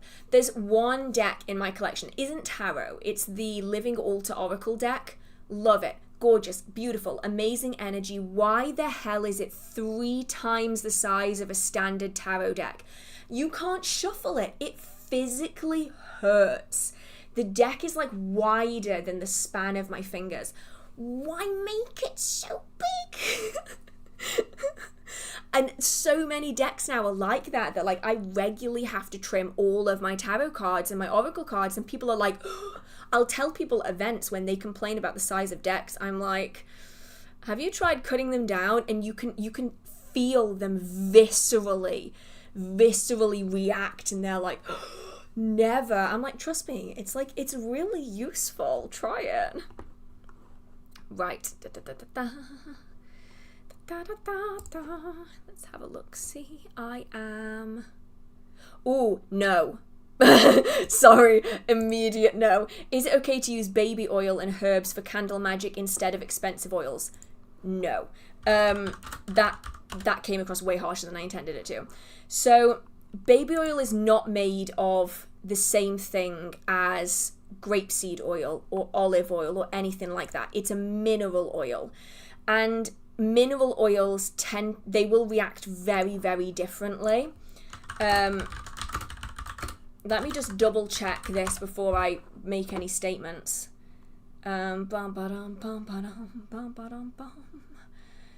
check this. Yes, mineral oil is exceptionally flammable. Exceptionally flammable. So if you don't have, well, you don't need expensive oils anyway. So if you have any essential oils at all, you can add about a 2% percentage into a base oil like olive oil, like grapeseed oil, like jojoba oil if you're using it on your skin. Just make sure that all the percentages of what you're using is diluted to an appropriate amount. So for essential oils, that's for an adult, it tends to be between 0.5 and 2% oil in a base to make it skin safe. Which, for reference, if anyone wonders why some of my oils, if you've purchased from me, tend to not smell super strong, it's because the majority of them are suitable for use on the skin. If I were to make them smell any stronger, they would no longer be skin safe. So you can mix it into a base oil at an appropriate percentage. If you don't, though, just use something like a little bit of olive oil, a little bit of jojoba oil, a little bit of avocado oil, something like that, and anoint the candle in a direction that feels most appropriate for you. For me, if I'm attracting something in, it's top to bottom. If I'm releasing something, it's bottom to top. If it's about maintaining something, I will go top to the middle, bottom to the middle as a way of containing it all in that candle. Allow it to dry down a little bit, try to avoid the wick where possible, and you will more likely than not have any problems. But pure essential oils and mineral oils should not go anywhere near an open flame because they are incredibly flammable, and you might end up with an entire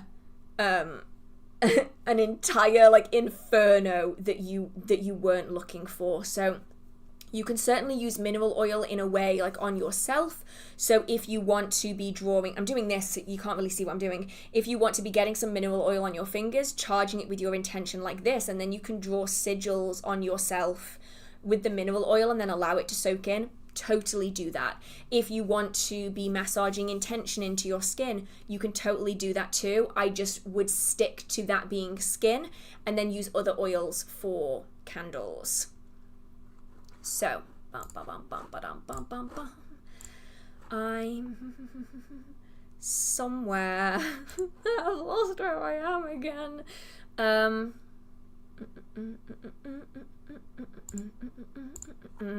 This is going to be the most counterintuitive answer to a question ever. No matter how hard I try, I have the opposite problem compared to everyone else. I've lost the question again. Where is it? It's here.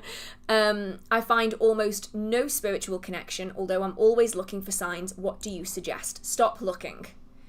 And that's not me being like, you can't practice this, or it's not open to you. Nothing like that. What will often happen is if we are constantly looking for signs, but we are not getting anything, it almost becomes like a self-fulfilling prophecy. We start looking for things and then they aren't there. So then it almost proves that it's not working, something's wrong with me, this isn't right, why am I like this? And it can tend to start a really negative spiral of things. Signs typically shouldn't be looked for. Signs will be noticed. If you're searching for signs, you're more likely to either see signs that aren't there, or you're going to get frustrated by a lack of signs. Instead, if you're not noticing signs in the kind of traditional way, it could be worth looking into a slightly different technique. Try working with meditation. See what comes through in that. Try doing different styles of divination and see what comes through that way. Maybe look into your dreams, because you might find that there are things in your dreams that you can learn from generally, and you may find that signs come through in your dreams if you become particularly well versed in that. Maybe try some scrying and see if anything comes through that way. If signs are always being looked for, it tends to go in one of two directions. Either you end up seeing everything as being a sign, cue the Facebook comments of people saying, oh, I fell asleep on my bracelet and it made a shape that looked kind of like a heart. What does it mean? Those kind of people who think that every single thing is a sign. And it also leads the opposite way, where people tend to end up doubting everything in their magical practice because they aren't receiving things in the same way other people are. So I think it's about kind of maybe taking a step back from looking for signs and just dive into different styles of practice where you can just open yourself up in alternative ways. And you might start that, whoa, words, I just tried to say everything in that sentence in one go. You might start to find that signs start coming through to you then without you even having to think about it. They're just coming through to you in a different way than maybe they would someone else. Oh, okay. I don't know what happened with those words then. See it happening again. My brain tends to work faster than my mouth does, and so I end up trying to cram an entire sentence into like one sound effect, and it just doesn't work. I need more than one syllable to say a sentence of words. So, where am I? I'm here. What are some... Oh, wait, I already did this one. Where am I? How do you know if a spirit is coming through during meditation or whether it's just your imagination? I'd love to find my spirit guide, but I can't wrap my head around the idea. Well, your guides are already there. So it's less about finding them and more about opening yourself up to them. Okay. I'm going to go back to the question again, reread, gather my thoughts. So when it comes to things that are coming through in meditation, if it is something that you are imagining, it will often come through at your pace. When something is coming in, it will often butt into the process. So I don't know how else to describe this. During meditation, we're kind of allowing our thoughts to come in. Think of it like a conveyor belt. So a thought is coming in, you might acknowledge it's there, but you aren't like taking it off the conveyor belt. You're leaving it on the conveyor belt and you're allowing it to just pass you by and go out the other side. And then another thought might come in and you might look at it and go, oh, that's interesting. Okay, it's fine. And you allow it to pass you by, right? Those are our thoughts. We are like able to acknowledge that they're there. We're able to stop them coming through because we are allowing them to pass us by, and then it will release out again. If it is a guide that is coming through to you, they'll be like, you need to know this right now, and I don't care what you say, I'm going to say it anyway. And even if you're really, really good at your mind calming and your mind stilling, and usually you're able to look at a thought coming in and not do anything about it, these are going to be things that you cannot stop. So whether it's like you're meditating and all of a sudden it's like 3.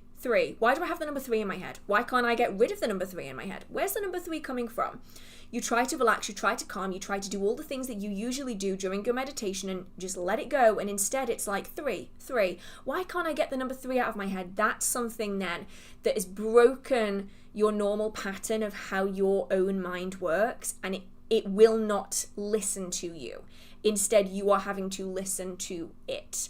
Same happens when you're working with like servitors and anything that's coming through. Like I tend to work a lot with knowing. So which one's that? Clairsentience? I don't know. I get confused by all of them. Clear knowing anyway. And it will come in and it'll be like, I have mental narration all day, every day. If my neighbours think I talk to myself out loud all of the time, they should hear what goes on inside my head. And all of a sudden, I'll have someone come through and be like, yeah, you need to listen to this right now and I don't care what else you're thinking about. And it kind of talks over the top of you.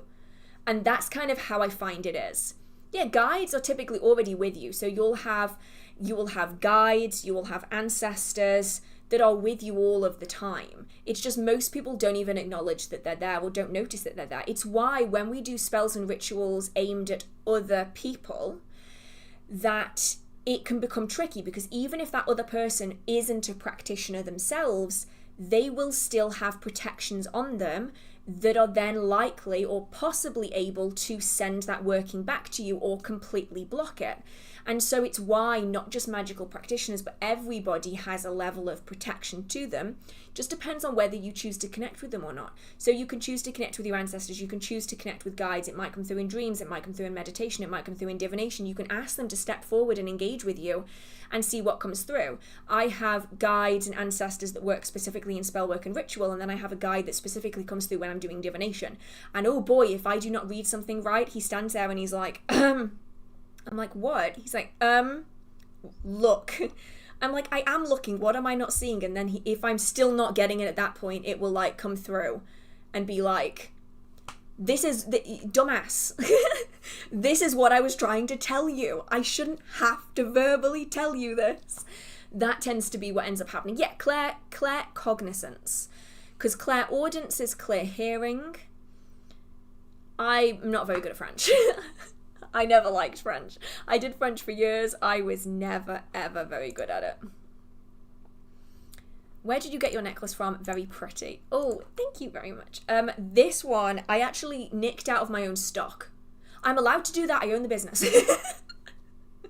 I did German for many years. I did my GCSE in German, actually. I don't like languages. I will begrudgingly learn Latin and I will begrudgingly learn Welsh because I really enjoy the languages as a whole.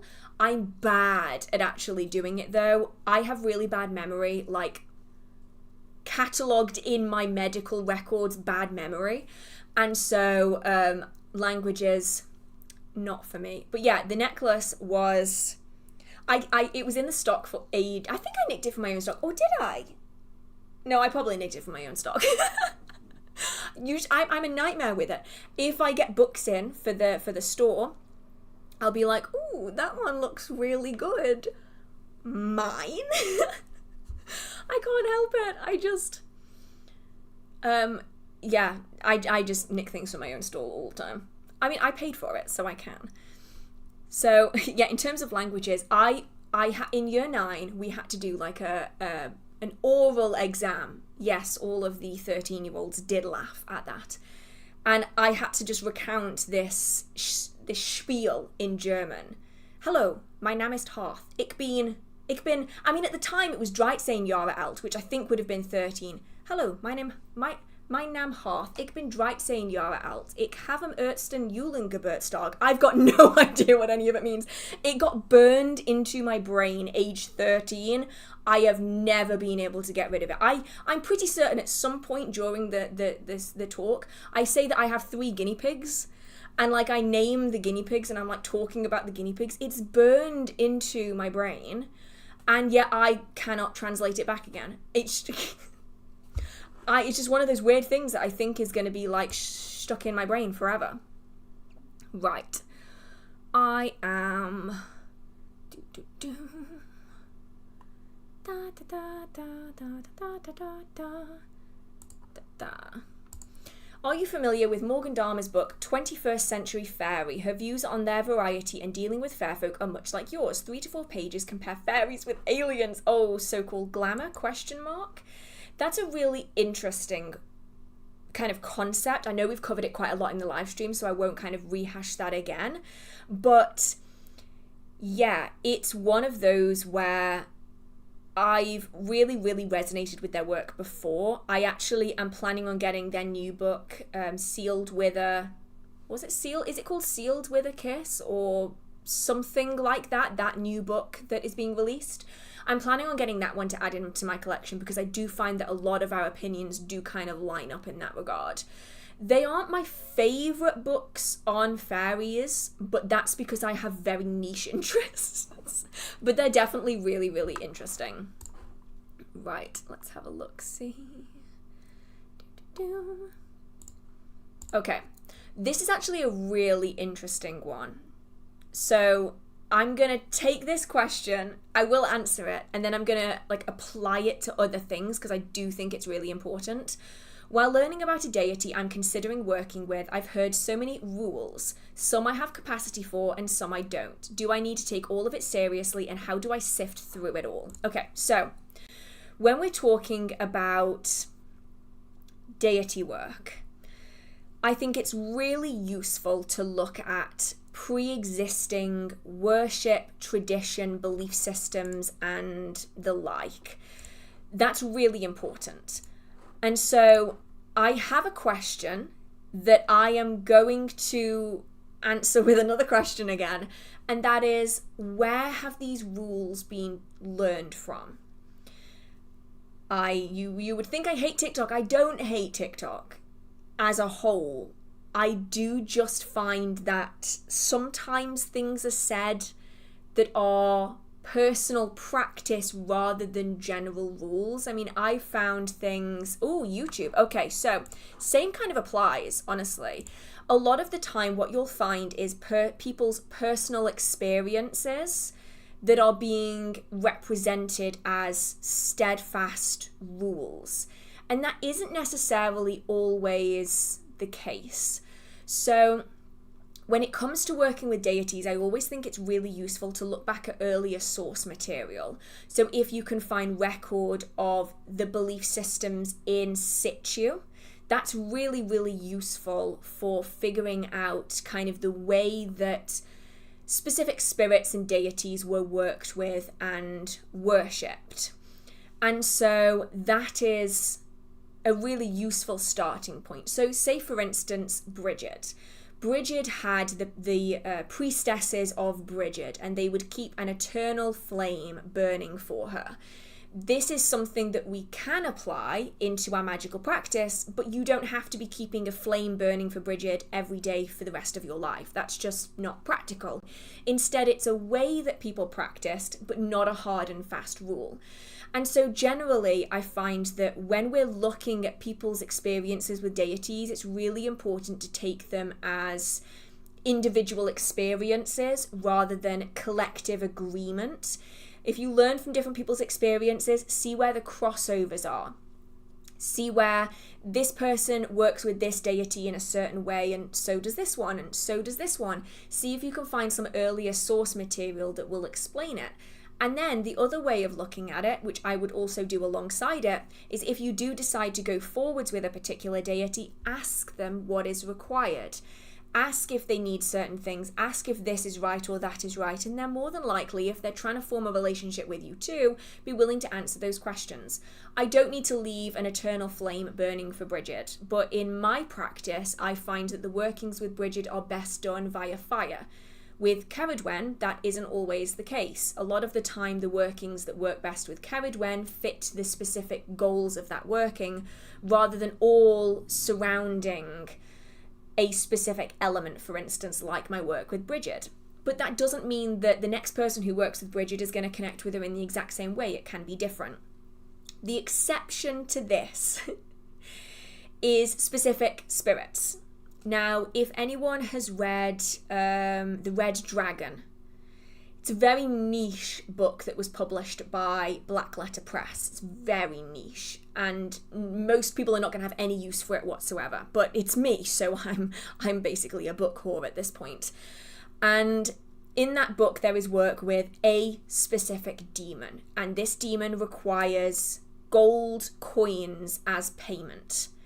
That is a non-negotiable. That is not something you want to be getting yourself involved in if you aren't able to maintain that.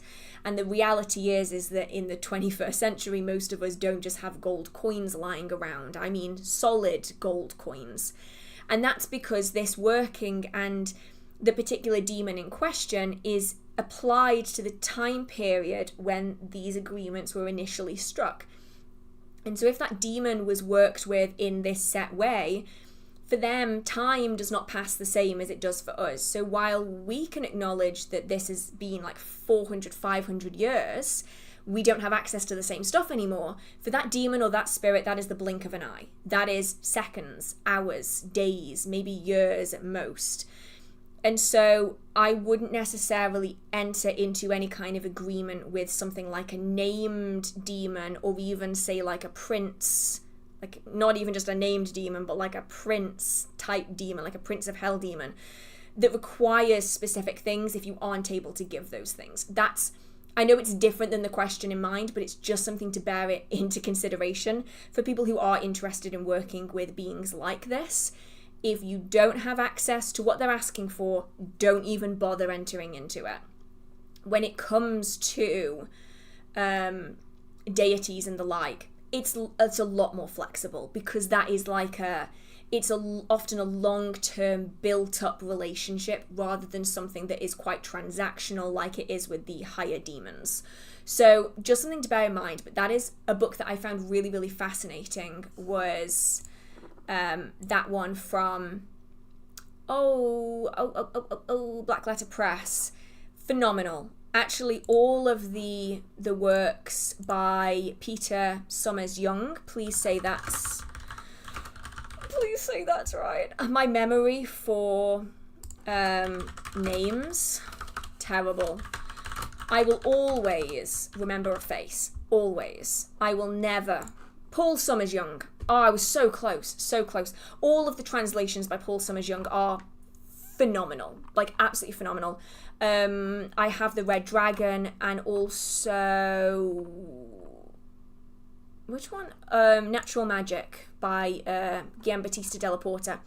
Absolutely phenomenal. His translations are incredible. If you like manuscripts, if you like grimoires, occult manuscripts, Black Letter Press. I might have just got lipstick everywhere. Oops. Black Letter Press is the way to go. Thank you so much, Alan Jones. Thank you so much. Okay. I will answer this one while I'm here, because people are generally quite curious. Are you a Satanist? No, not a Satanist. Satanism is often very different from what people have a tendency to assume that it is. I would refer to myself as a pagan folk witch. That is just how I personally choose to express myself. I do not work with the Christian idea of the devil or anything of the like, nor do I follow what many people refer to as being Satanism today, which is this, the atheistic form of Satanism, which is different from the religious form of Satanism. It's not personally a path that I follow, but I respect anyone who chooses to make that decision for themselves. But when people do see a witchcraft channel, especially from a very religious background, I can't blame people for having their first thought be something to do with the Christian devil and the like. Yeah, what is the Red Dragon originally called? Was it called the Grand Grimoire or the Great Book, or it was called something like that. Let me have a look. See, the Grand Grimoire, that's it. The Red Dragon, this is from the Black Letter Press website. The Red Dragon, also known as the Grand Grimoire, is one of the most sensational and notorious black magic grimoires. It gives explicit instructions on how to call up and make a pact with the devil's prime minister in hell, which is one of the workings that involves the gold coins. Several versions of the Red Dragon exist with minor or significant differences. This is a new faithful English translation. It was done by Paul Summers-Young, and anytime I see a translation by Paul Summers-Young, I'm in there because really, really good work.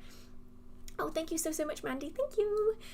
Yeah, Le Petit Albert is the other one that I have by Paul Summers-Young, and that one is also really, really good. So I've got Natural Magic, the Le Petit Albert, and I have the Red Dragon.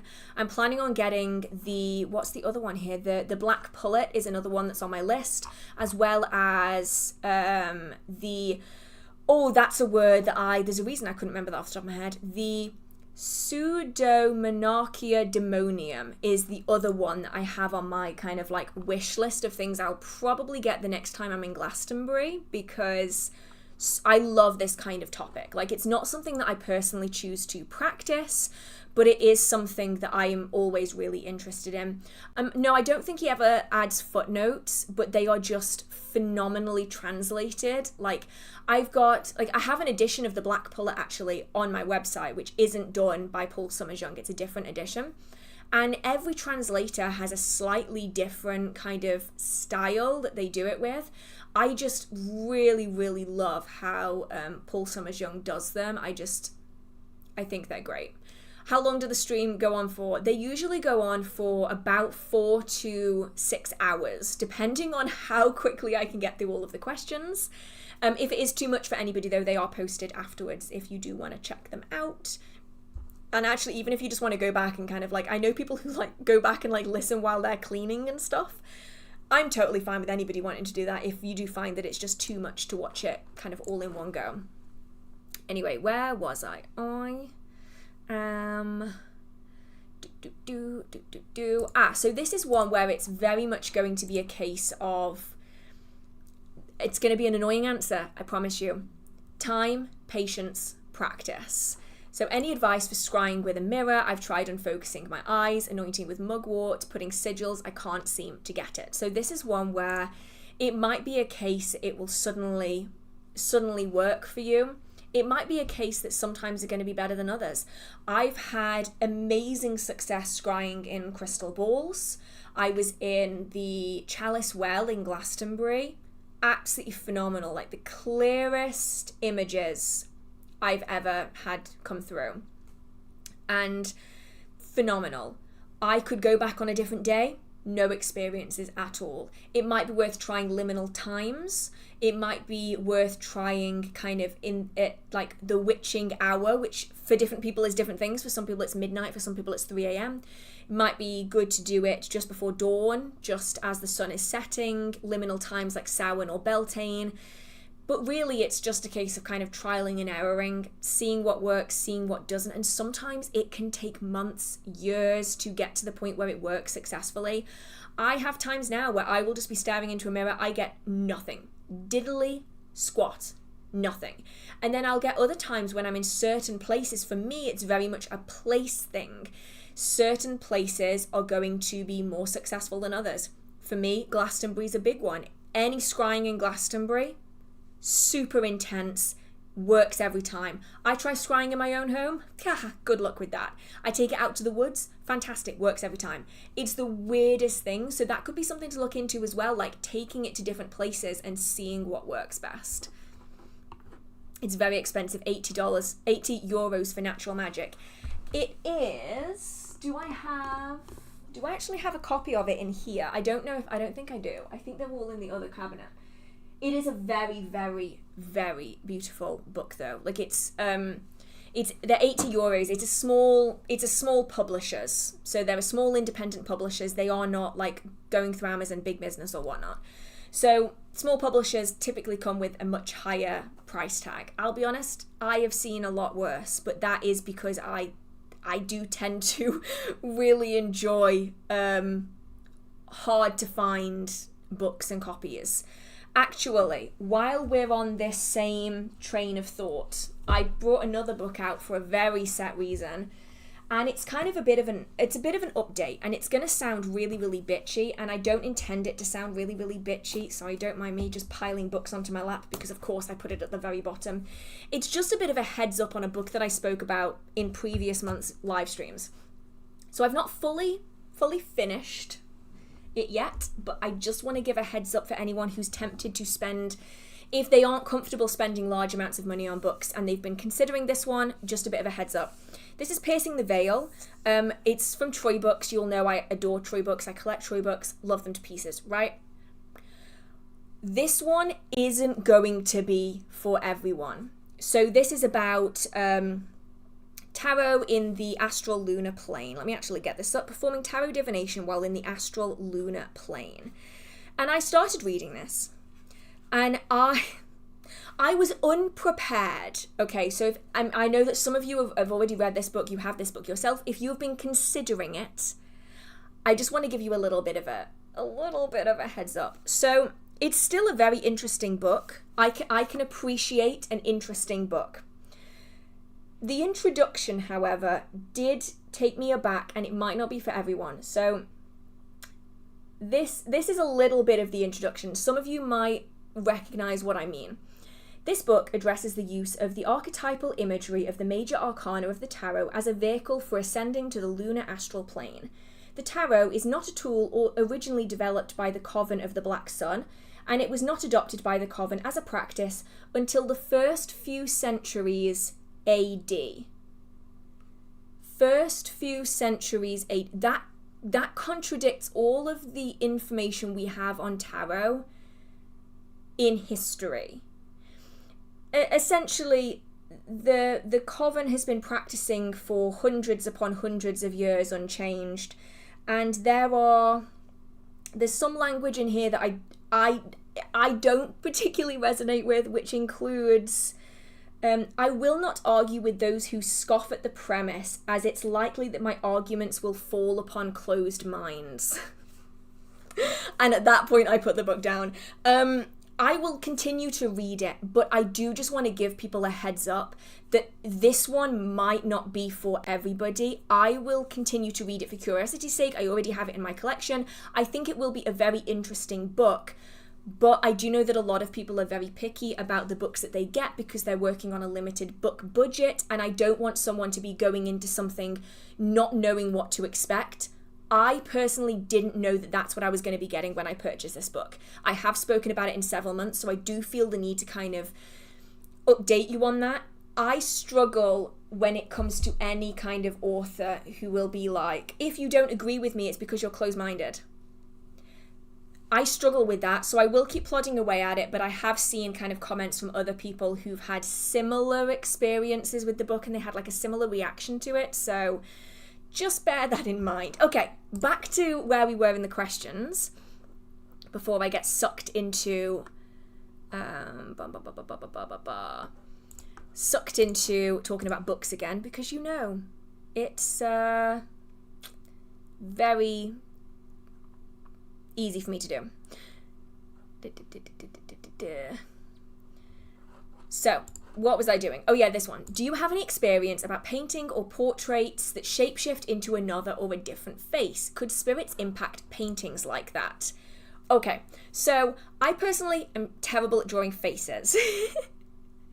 So for me, I don't have any experience of this personally. However, I do certainly believe that it can happen. I'm sorry if I peek the mic, I'm gonna sneeze. Never mind, it buggered off, okay? I don't know where that went, but sure.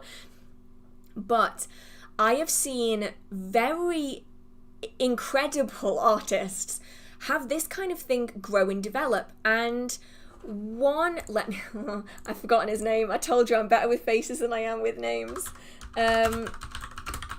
What is his name? Brian Froud. Bingo, Brian Froud. So Brian Froud is my favourite illustrator.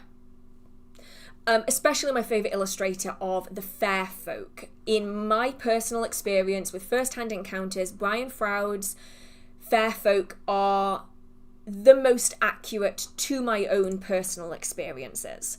And if you have the chance to watch it, in one of the episodes of Jonathan Ross Myths and Legends, let's see, I told you I'm so much better with images than I am with names. Yes, so Channel 4 has a show called Jonathan Ross Myths and Legends. And one of those episodes is with Brian Froud. And he goes to his house and you see the process of him creating the fair folk paintings and artwork. I've never seen anything like it. It's incredible. He starts with the eyes. And it's less like he is creating a face and more like the face is just coming through him onto the paper. It's incredible. It's almost like the fairy draws itself. Because normally when you would like draw faces, you'd work on proportions and you'd get things quite right and you'd sketch it out. No, he like starts with the eyes and he does the eyes first and they like glow like they're alive. And then all of a sudden it's like this face just appears out of the page as though channeled through him. Now I don't know Brian Froud's process, but seeing him work in this show very much reminded me of this, of like the idea that like as you're drawing, things will come through to you. And I know people personally who work kind of the circuit who do drawings with their psychic mediumship. And so when they have a person come through to them, they can draw a picture of that person and it will come through to them in such a visual way that they're able to put it down on paper again. So there's definitely spirits out there who are able to do this, but there's definitely people who are very sensitive to this and might find this coming through more than other people. But it's just that one episode. I don't know which episode it was. It might have been...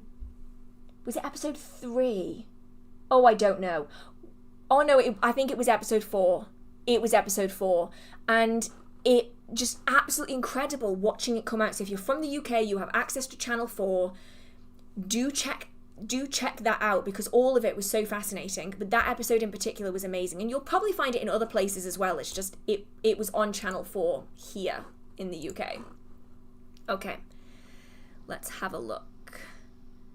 How did your talk go? Is there anywhere we can watch this? Trust me, you don't want to. It was a shit show. But I am using the script to film a video. So I will have like a properly done video on the topic available in the next couple of weeks. Hopefully. If I can get it done. But I'm planning on using the script to make like a proper video on the subject, not just me hysterically crying. It's fine.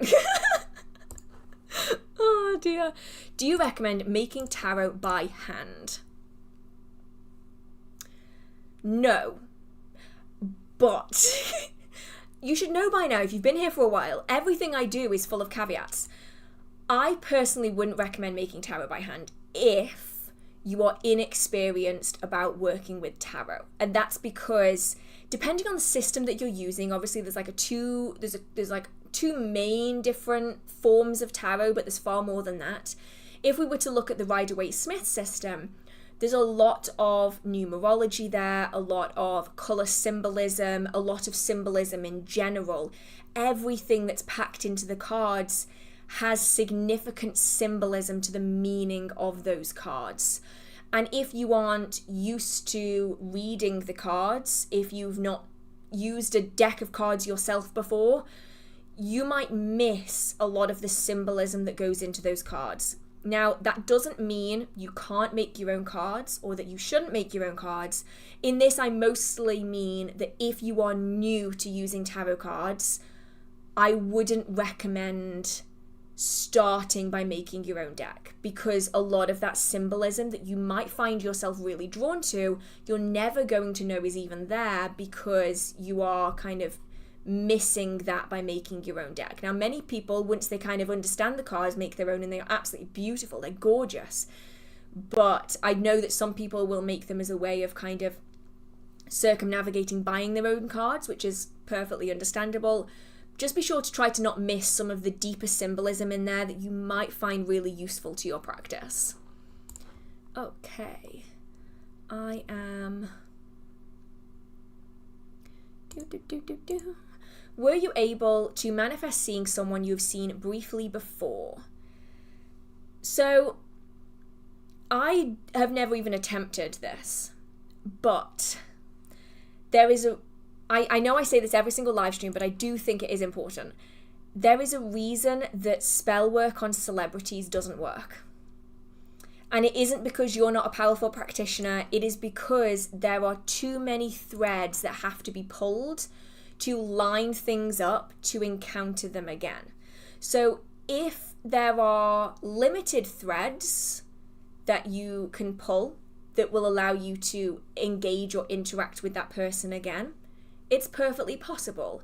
However, if you spotted someone once when you were in, pick a place anywhere, Edinburgh, and you live in Scarborough, then that's not necessarily gonna work, because there's no reason why you would ever cross paths again. It's a lot harder when you don't have a direct connection to someone, you don't have close linking threads. You might be able to do it depending on the number of threads that there are, but if there's not enough, you might pour loads of energy into it and get not much success out of it again. Oh my goodness, thank you so much, Relic of Ages. Ow. I just hit the locket into my chest. Here's to fun with public speaking, spicy cuss words, and magical whiskey. Also, you should give Discovery of Witches a try. It's not bad. I've read the books. They are phenomenal. I haven't read the series yet, but the books are incredible, especially the first one, The Discovery of Witches. Absolutely amazing. So...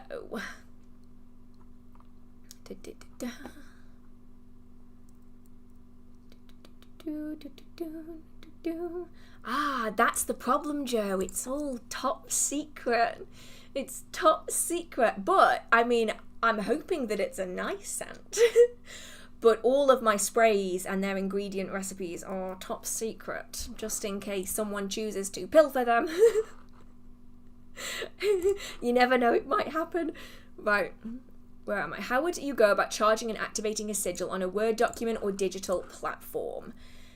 Well, during the creation of the initial sigil, it will have gained a energy and intention. And so by putting it in, that energy intention is still kind of latched onto it. If you've created that sigil, say physically and are scanning it in, or digitally and you're kind of putting it in, then the creation of it is going to have a lot of energy and intention in it as well. You can also then charge the physical representation of it in that Word document. It's not necessarily going to be as potent as if you were doing separately, but it is something that can be worked with. Right. I've never been able to hear, speak with, or see a spirit or deity. Is it unsafe to try interacting with spirits or even practice workings because of this? Is this a lack of cunning? Some people are more sensitive than others. Not everyone is going to experience things in the same way. Some people are going to have really visual sightings. For other people, it's going to be really subtle. For some people, they might find that they're working with a deity, and while they don't have any interaction with them, like they don't get anything back again, their workings are manifesting. Therefore, they can continue that working on. I don't think it's necessarily a case that you can't or that it's unsafe. I think it's just a case of being aware of limitations. Over-explain yourself. Request interaction in an alternative way. See if there's a different technique that you can work with that will give you those interactions in a way that makes sense and that is accessible for you. I don't think it's a lack of cunning. I think it's just some people are going to be more sensitive to things than others. And for some people, full body apparitions. For other people, they might get absolutely nothing through at all. And some people might choose then to not engage with spirits at all. It might just be something that they say, okay, well, maybe I'm not built for this. Maybe this isn't for me, and that's okay. And they'll try something different instead.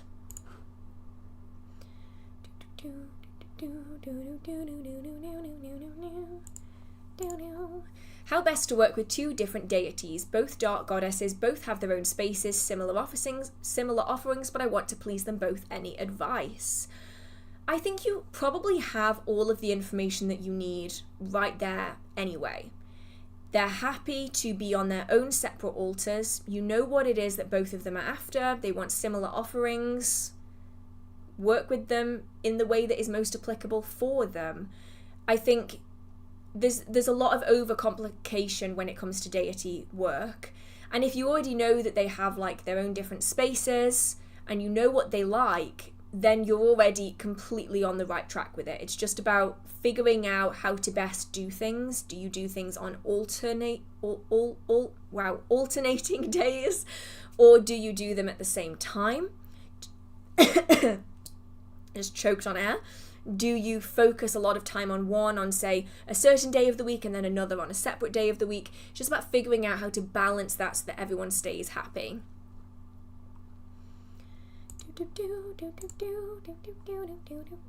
How can horses be involved in witchcraft? And do you know anyone who's a witch and an equestrian?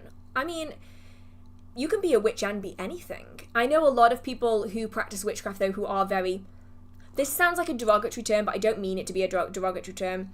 Horsey people.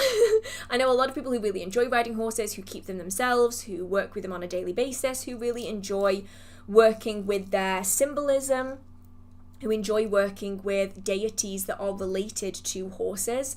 There is one in particular that I know a lot of people do choose to work with. Rhiannon was not the one I was looking for. It wasn't Rhiannon that I was looking for, but she is a goddess of horses. She's from Welsh mythology. Epona, that's it. Epona is one of the horse goddesses. There's also Atane. I definitely pronounced that wrong.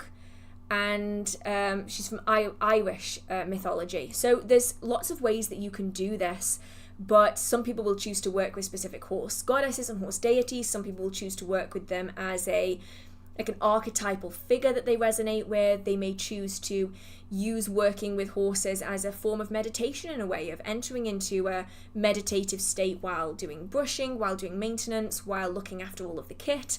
Like, there's loads of ways that you can incorporate it in, but a lot of witchy people are animal-y people. And so you will find there's quite a lot of crossover. Right. Oh, are you going to watch the new season of Ghost Adventures? I did hear about the murder plot. That was crazy, wasn't it? I was so shocked by that. I was not expecting it. I don't think I'm going to watch the new season, mostly because it's all behind a paywall here in the UK. I think it's only available on Discovery Plus, and I'll be honest, I'm not sure I can deal with another subscription service. Oh my god, my chat just disappeared. What just happened? Wait. Where did my chat go? No. What did I click on? What did I do? Oh, shit. What just happened? Wait. It reappeared again. Oh my god. Don't click anything. I didn't even click anything and the chat just died. Okay. I'm just not gonna click anything. It's totally fine. Yeah, it came out a little bit there. I'll keep it to myself. But yeah, Ghost Adventures, I like the idea of watching it. If I decide to go for Discovery Plus, then I'll probably check it out. Because there's a few on there. There's Jonathan Ross's series about haunted locations is on there, and I love Jonathan Ross. So therefore, if I ever get that, I'm going to have to watch that as well.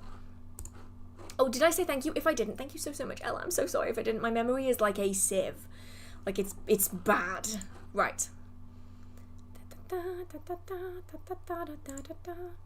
How would you simply explain witchcraft to those who don't know or understand it? So, It is a form of practice that uses spells and rituals as a way of manifesting a desired outcome.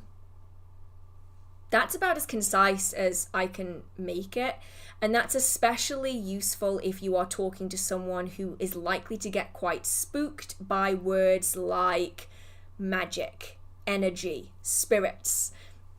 Just a very simple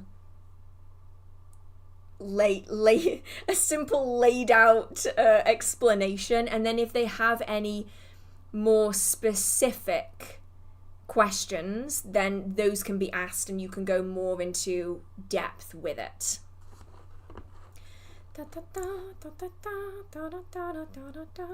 Can the major and minor arcana be done separate in tarot? Yes. So the major arcana are called several different things when they're used separately. I've always known them to be called the Royal Tarot. So I have several decks in my collection that are just major arcana. The minor arcana can be used separately again, but obviously when we work with them together, the major are usually these like big signifiers, these big like energy points, and then the minor are usually the things that relate to them. So if you were to get the Magician and then you were to get the Three of Pentacles reversed, let's go Three of Pentacles reversed, you might be looking at the Magician relating to something that you are creating. So it is the ability to create anything, the ability to invest your time and to manifest anything that you are looking for. But in this situation, you're maybe not able to see that you're able to do that. You're too close to the situation. You're picking faults in everything that you are creating. You're not able to appreciate what it is that you are creating. So you can connect the major arcana to the minor arcana to add additional context to the working. And yes, I don't know why I've got Kill the Beast from Beauty and the Beast in my head, but that's definitely what it is. It's where they're all like banging on the door to get into the castle. I don't know. I have no idea where that one came from. I have random bits of music in my brain that will just kind of appear out of nowhere. Right. This is one I have no idea about. I recently came across switch words. Do you have any knowledge of them and how they work? Are they just a form of manifestation or are they spells? I might need some extra context into this. I've never heard of this. Now, that's not to say that they aren't successful and whatnot, but I have never heard of them within witchcraft. What are they? Oh, so it's like it's a way of...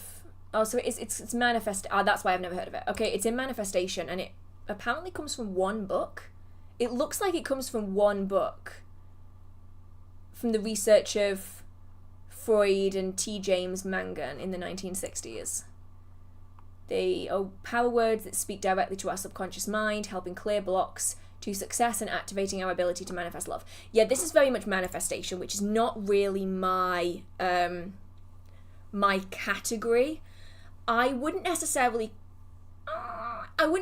call them spells. I'd say it is more like a hijacking is kind of a bad word for it, but like a way of tapping into our subconscious. I mean, I suppose that does count as... Sorry, I'm doing verbal diarrhea while I'm trying to mentally work this one out. I suppose technically they could be spells. I wouldn't use them as such because they fall too much into the manifestation psychology side of it for me personally. My practice, however, I haven't mentioned it yet in this stream, is not the be-all, end-all of all magical practice. There are many, many different ways of practicing. It's just not my way of doing it. To me, it's too... I can't say what I was going to say. That would definitely get me demonetized. Which is the one that said that, like, if you have all these repressed things, it's because of attraction to family members? Which is the one that had that idea? It reminds me a little bit too much of that, and I think that's why I don't really vibe with this kind of thing. Yeah, well, that would be why it reminds me of it, because it's the same person who kind of came up with it.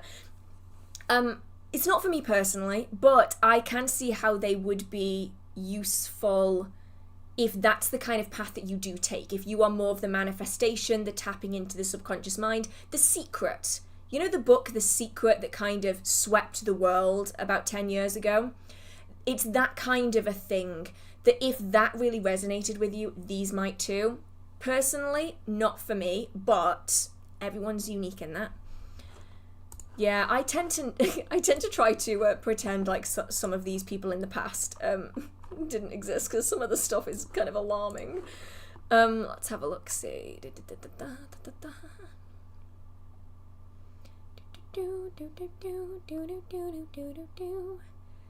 I don't know where I am. Do you believe in the Mandela effect? Mandela effect. So words, brain, order. From what I can tell, from what I know, the Mandela effect is that idea that, like, you can remember something in a way that is different than how it actually was. Yes, I believe it exists. For multiple different reasons. I'm going to go down both avenues. One of them is far more mundane than the other. So shall we start on the magical route first? Let's make it all magical and then I'll destroy it all with the mundane. The idea that there are potentially, I mean, this is not like, I'm not like super conspiracy theory. I just find topics like this curious talking points. The idea that potentially any change that we make in our lives splits us off. So there's a version of us that made one change and there's a version of us that made another change. Sliding Doors, if anyone has seen that movie, Sliding Doors idea, where a single change allows two versions of us to have two different lives based off the decision that we just made. So in theory, you could be looking at the idea that the reason that we remember it being different than it actually is because we made a decision at some point in the past that changed something, and so it therefore became different, right? That's the like, kind of cool, strange thing. The other thing is that companies and corporations just lie to us. You know, like the clothing company that swore blind that there would never, the Fruit of the Loom, that's it, who swore blind they never had a cornucopia on their labels. I've got kids' clothing from when I was in school that has a cornucopia on the label. You know, they're trying to kid people by saying they never had one on the label, but people have literal physical items that show a cornucopia on the label. Or, what's the one, the bears, is it Bernstein Bears or something? That we never had that in England. Where, like, they were claiming that it's always been spelt this one way, but people have got, like, VHS tapes with it spelt the other way, and the company's just trying to gaslight you into believing that you're insane. Like, I think it could go so easily into, like, either of these directions, where it could be, like, this really cool, like, metaphysical, like, things are splitting off in timelines, and... Or it could literally just be corporations trying to pretend like they've not changed something and they're just lying to you. And I never know where I fall on this, because there's definitely things that I remember differently to how they actually were, and I can't think of any valid reason why they wouldn't want to admit that. The Fruit of the Loom is a great example of this. Why would you lie about there being a cornucopia? Like what difference does it make if there's a cornucopia or not? I don't know. It's one of those really weird, interesting topics that I really enjoy kind of watching videos of people like showing different ones. Like, I think that's really, really cool. Right, let's have a look. Do the spirits that live with you set off your witch bells? Not the ones that are in the house, like, permanently. But the ones that will come in temporarily do have a tendency to set them off sometimes. The Mandela effect is a freaking rabbit hole. It is. And then you're like diving down into it and you're like, God, I didn't even think of this. This is on something I never even considered. And then all of a sudden they're talking about something that you vividly remember and you're like, wait, that's not how it actually is. Then you start questioning your entire existence. They are those videos where, like, I'm not a big conspiracy theory person, but I enjoy kind of listening to conspiracy theories to, like, see where people are coming from. Like, I always think that's just, like, a really cool thing to do anyway. Like, I just like hearing other people's opinions. And so I will watch them, and at first I'll be like, oh, that's not anything weird. That's just them changing the logo. And then all of a sudden, it like, there's like this thing that twigs in your mind and you're like, oh, damn. That's another one as well. Like, I got this one. So Relic of Ages has said, I clearly remember being taught in 3rd grade that Nelson Mandela died in prison. Right? I also remember being told that Nelson Mandela died in prison. I then come to realize on these videos that didn't happen. And I'm left like questioning everything. Like, I need more information on this. Let me have a look. Let me have a look.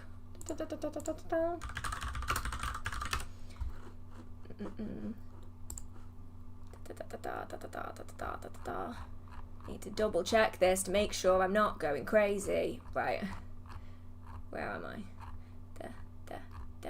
There. Oh, goodness. He has a very, very long page. Oh, I'm still scrolling. Oh, I can't read all of this. But you know what I mean? It's one of those like really, really weird ones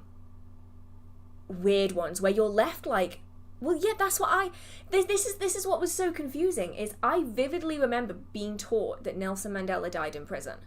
And yet, he didn't. And I don't understand why so many people think that he did. Like, it's so strange, and it doesn't really make any sense, because it isn't like this is a topic that is like secret and hidden away. It's a very, very well spoken about topic, a very, very important topic. And yet, so many people, myself included, were taught something that wasn't even real. But is that because the people who taught us were taught something that wasn't real? You know, is it the Mandela effect, or is it just that misinformation spreads so much easier? I don't know why I was taught this. It is so, I don't know if it's just misinformation that was just spread. Because misinformation does get spread way quicker than facts. Because it's way easier to share like a snippet of misinformation than it is to share actual information with a whole bunch of like additional like sources and information added onto it. Strange. Yeah, the Monopoly guy wearing a monocle. I always thought he was wearing a monocle. He wasn't. I always thought that Mickey Mouse had suspenders. To be fair, though, he does, I think, in the very, very, very early ones. But, yeah, weird.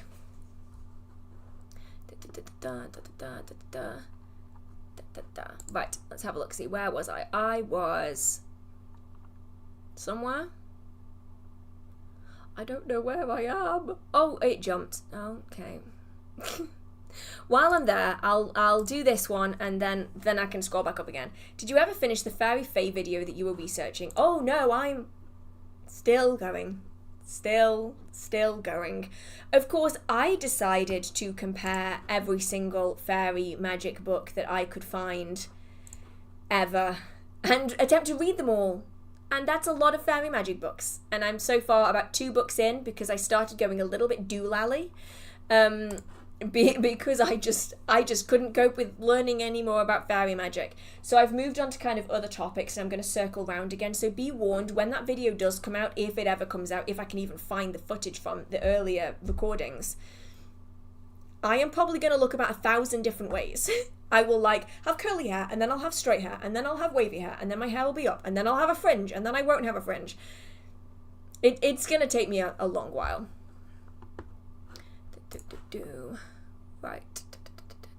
I'm here-ish. Do you think it's okay to work with deities from different pantheons if they are part of your cultural heritage? Yeah, I see no reason why not, though of course if you're planning on working alongside another deity, I would just make sure that they're kind of okay being in that space together, whether they're okay being on the same altar, whether they'd rather be separate, you know, just all of the paperworky bits that come with working with different people and different beings. How do you become a psychic witch? You practice psychic divination, psychic practice, scrying, growing your ability to see and experience spirits. You might train up on your divination techniques. It's just about building up your psychic abilities so that that can be the primary focus of your magical practice. For a lot of people, it's a focus somewhere, but for a lot of people, it isn't the entirety of.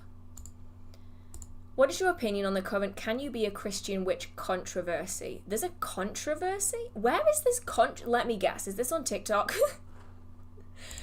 Oh, goodness. This seems to have been a thing for a very, very long time in the background. But it was never a controversy until apparently really recently.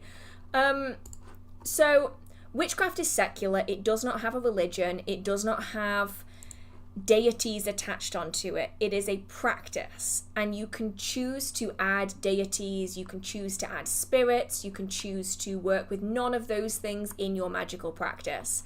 Fundamentally, witchcraft is and always has been secular. It has linked itself to the belief system and the religions of the time, which is really the only reason why we see witchcraft persevering throughout time.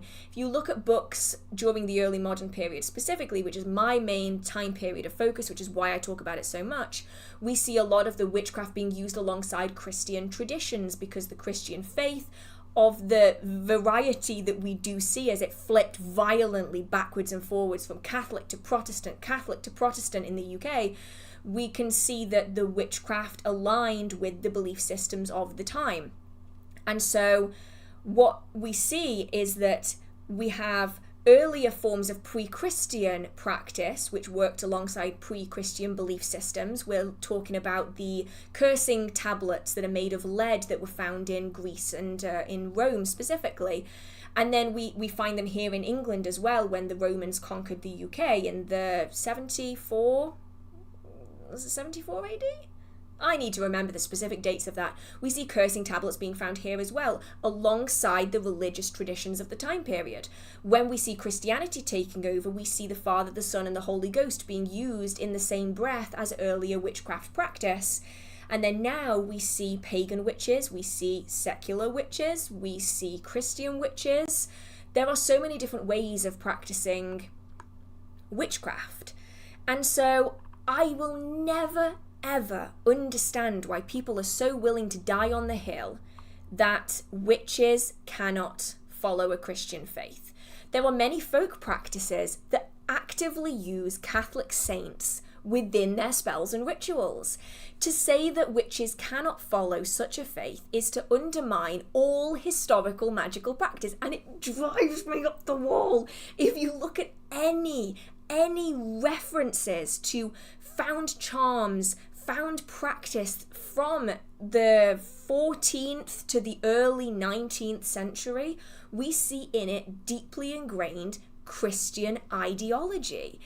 That's just the way it works.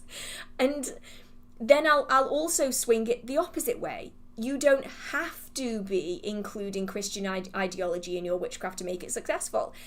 It's just that witchcraft fits the magical traditions of the time, which is why we see magical practice being carried out in ancient Egypt, which is why we see cursing tablets being used in Rome.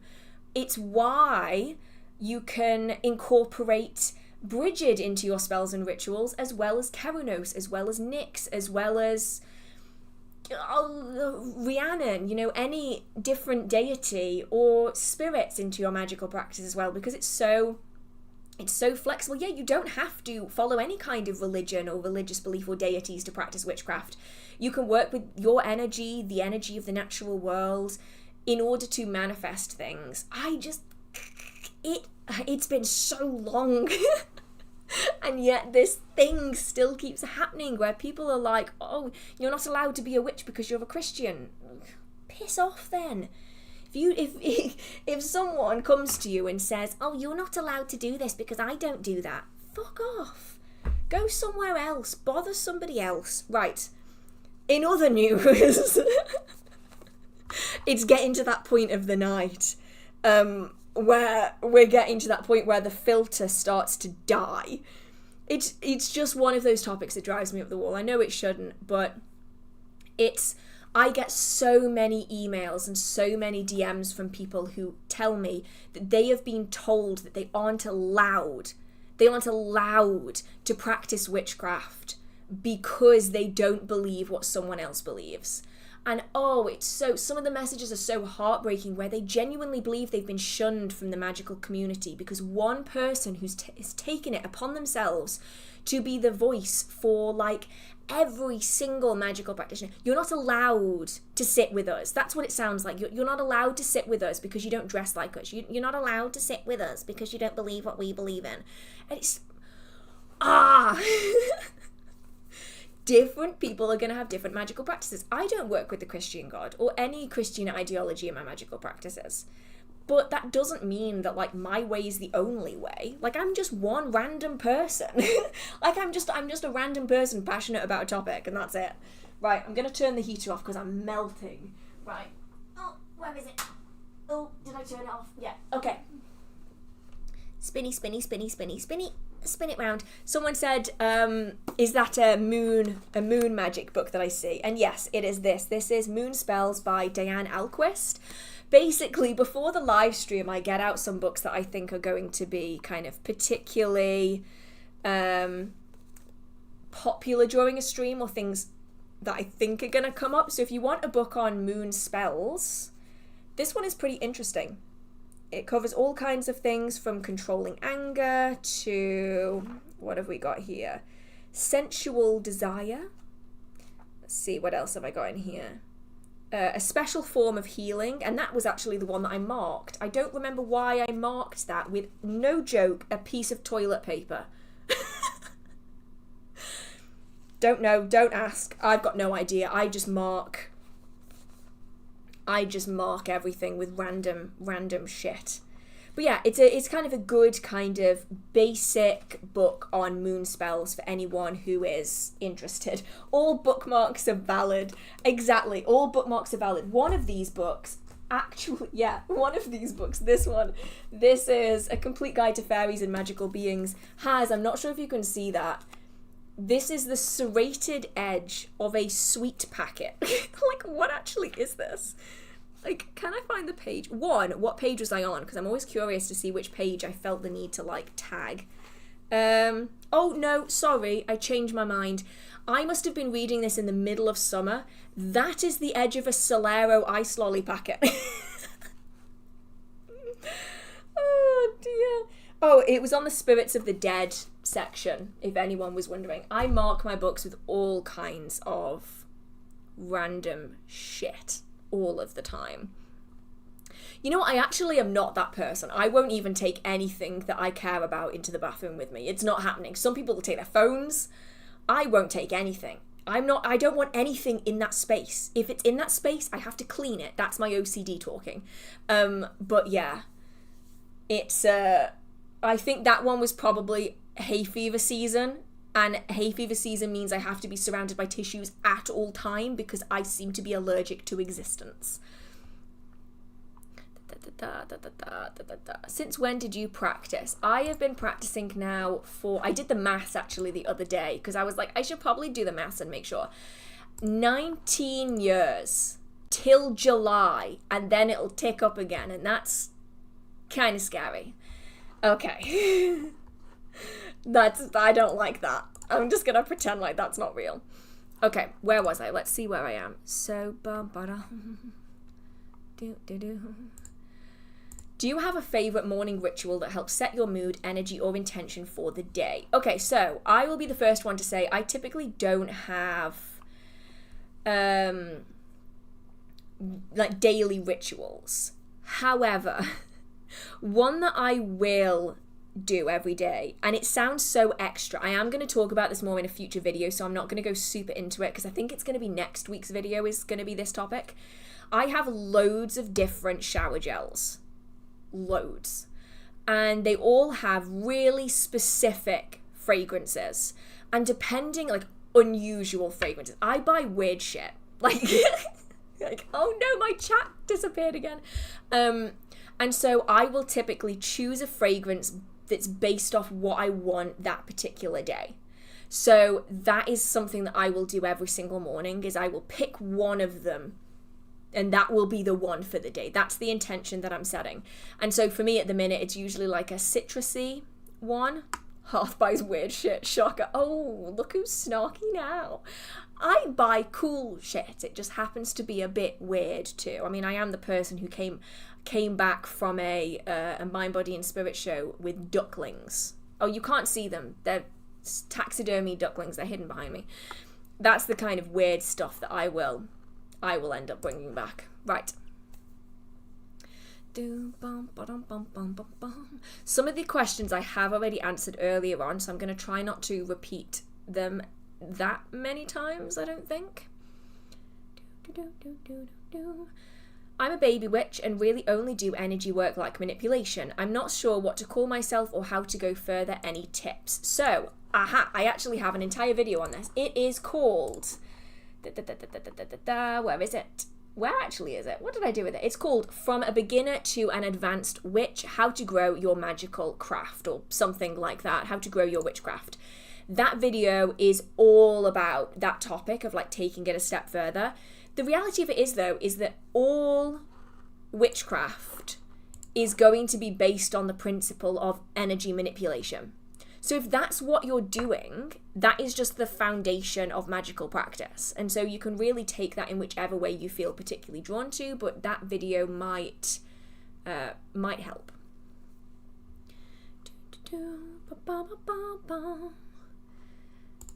Oh, okay. This is one that comes up a lot. And I will be honest, I think a lot of this comes from unnecessary fear-mongering, thanks TikTok, that then starts infiltrating everything else. So, how can you tell if it's a spirit guide or an imposter? Or can an imposter give signs to, like a spirit guide? Okay. I'm going to take some deep breaths here, okay? Together, everyone together. In and out. Ah! Okay. It's the screaming is not aimed at you, said person who submitted the question. The screaming is because I have never received this question so many times than since the creation of Witch Talk. Ever. Now, imposter spirits, trickster spirits definitely happen and they definitely exist, right? No doubt about that. But I have noticed a mass uptick in the fear-mongering surrounding imposter spirits since TikTok gained popularity. And now it's starting to infiltrate every other facet of witchcraft information. Now, I will reiterate this again, specifically, is that my magical practice is not the be-all, end-all of everything. I would never, ever consider it to be so.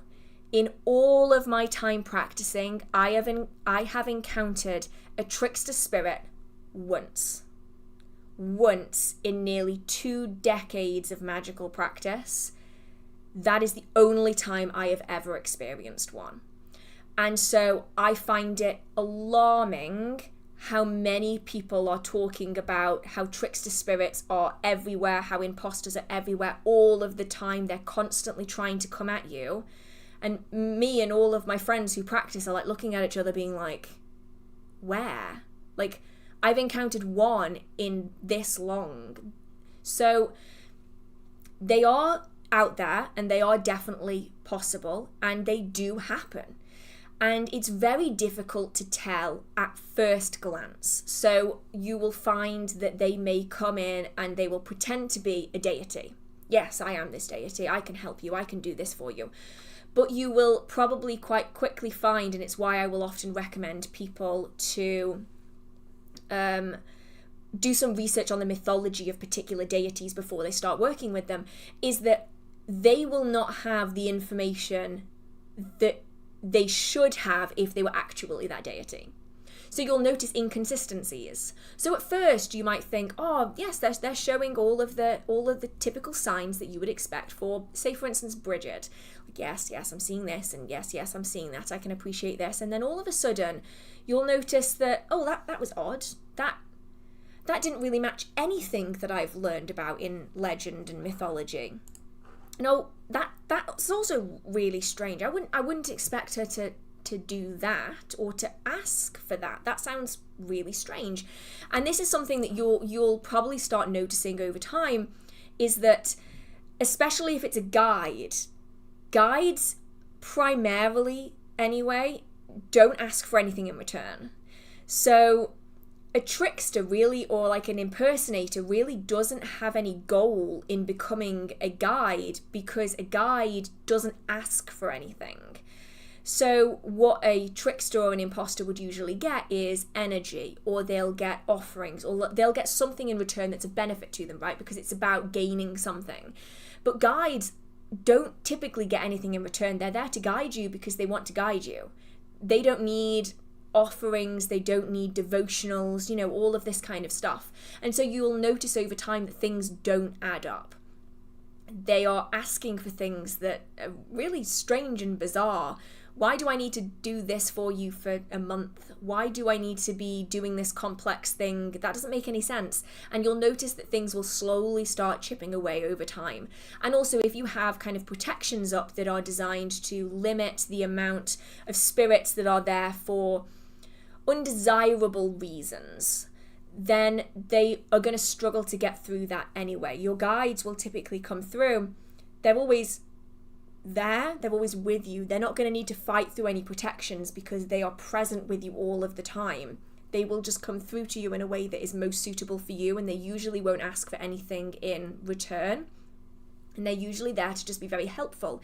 If you're finding that the advice that's being given is quite extreme, or it suddenly changes. So an example of this might be you are struggling with bullies at work. I don't know. You know, you're struggling with people being mean to you, and you feel like you can't say anything to anyone because you're adults. Like, bullying doesn't happen. I mean, it does, obviously, but like HR doesn't believe that it happens, and like you don't know what to do. And at first your guides are like, oh, well, maybe try this and maybe try that, and then all of a sudden one day they'll be like, well, how about you do something horrible to them back again? And you're like, whoa, where the hell did that come from? That's usually a sign that like facade is cracking. Though, I will reiterate here, I have never seen so many people concerned about trickster or imitation spirits as I have been in the last couple of years. And that in itself is a little bit alarming, because it can definitely cause like a sense of paranoia. Like, oh no, you never ever... No one should ever feel bad about asking a question. I'm always happy, and I don't ever want to come across negatively either. Like, I tend to pay attention to what I say, not necessarily how I say it. So if I come across too harshly, I rarely ever intend to, and I'm sorry if it does. It's just one of those things where it worries me. It worries me because I can speak to my friends in the community who practice, and we don't experience half of the shit that TikTokers will experience. And I'm confused. I mean, I know that some spirits are more prevalent in certain areas of the world than others. And so you're likely going to experience more issues in certain places than in other places around the world. But there is definitely a point where it almost becomes like it's like feeding the algorithm, right? The algorithm loves desperate people, and they love scared people. And that sounds really, really horrible, but when you think about it, who is most likely to go for a tarot reading on YouTube? It's probably someone who's in desperate need of guidance. So they're getting clicks because of people being in desperate need of guidance. If you're really, really scared of trickster spirits, you're likely going to go down a rabbit hole looking at thousands of other videos about trickster spirits, how to deal with them, how to notice them, how to see that they're there, how to get rid of them. And then before you know it, your entire For You page is flooded with the idea of trickster spirits, and it's blown the concept entirely out of proportions. I will share kind of my experience with a trickster spirit, and which was, I was asked to go to a home. Now this was someone I knew. This wasn't like a random person. I was asked to go to someone's home because they believed that they had a female child spirit in the property. And it was making people feel kind of uncomfortable, and things were moving and noises were being heard, and it was generally unsettling to everyone that was living in this kind of shared accommodation. The person who asked me in was a practitioner, and they couldn't they couldn't kind of figure out what was going on. Like, they thought it was a female spirit. They'd come through and presented themselves as a female child, like a little girl spirit, and yet it never seemed to add up. And we get in there and it becomes very apparent very, very quickly that what we're dealing with is not actually a child at all. And it was very apparent very, very quickly. I think that what often happens in this environment is you tend to get lulled into a false sense of security. So things will add up little by little, little by little. It's like the analogy of the frog in hot water. If you turn the water up really, really slowly, the frog doesn't know it's boiling until it's too late. That kind of a concept is really significant when it comes to trickster spirits, is that they will start turning it up little by little. So at the start in this situation, it was just a few kind of bumps and bangs, nothing to be particularly concerned about. It happens. It ramped up into things moving. Okay, well, it's a little bit odd, but you know, there's been worse. And then they present themselves when divination is done as a little girl. And you're thinking, well, yeah, it seems perfectly reasonable. Things have been moving around. It is an old house, little noises here or there. It probably is. And over months, this behavior ramps up and up and up until we're getting to the point where it is so extreme. But by the point it's so extreme, it's so ingrained in everyone that it's a child spirit that they don't think it's anything else. And then when you come into that space as an outsider and you feel the energy and you look at the behavior and you sense the spirit, you can go, whoa, no, what you're dealing with is not a child spirit at all. It's very obviously, to me, something else. But because you've been sitting in that energy for so long, you aren't going to notice it. And so it's about keeping track of what's being said by spirits. It's about keeping track of what's been asked for, the offerings that have been given and the like, because you'll likely find that the facades will start cracking.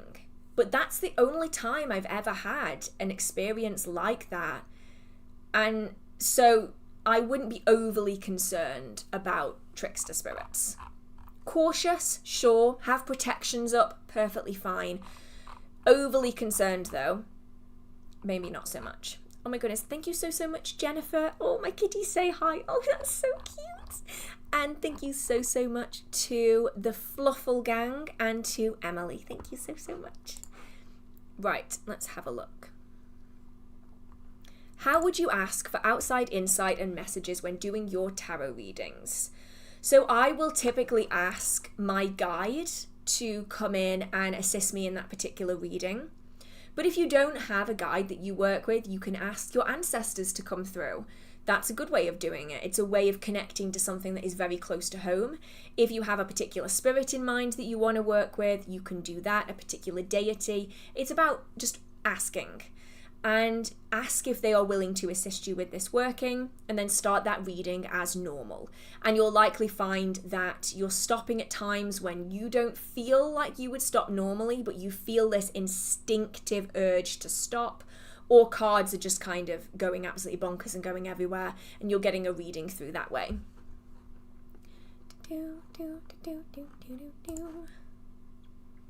Can I do a love spell as the first spell ever?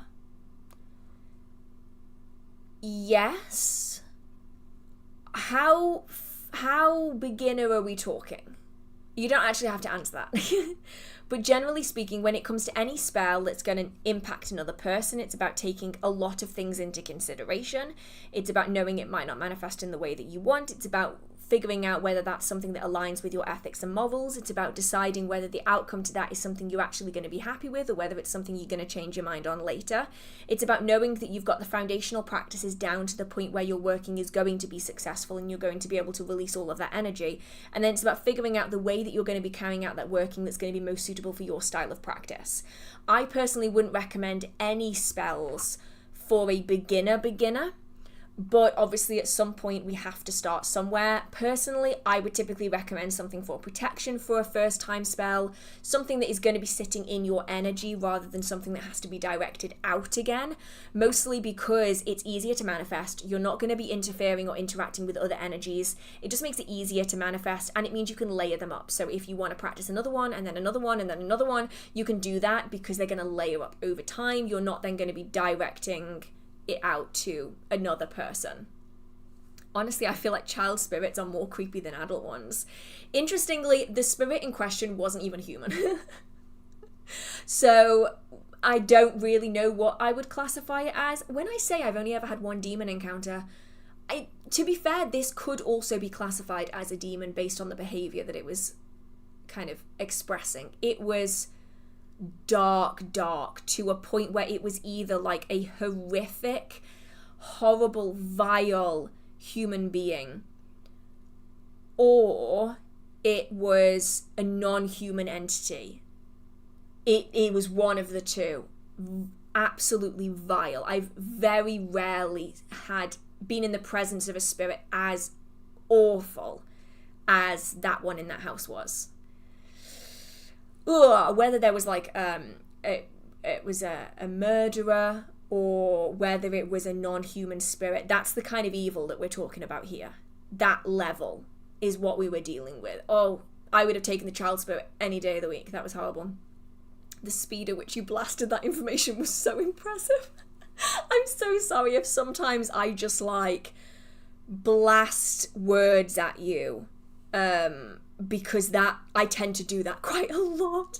I have a lot more speed control in my normal videos than I do in the live streams. In the live streams, I'm like, and have this, and have that, and this bit too.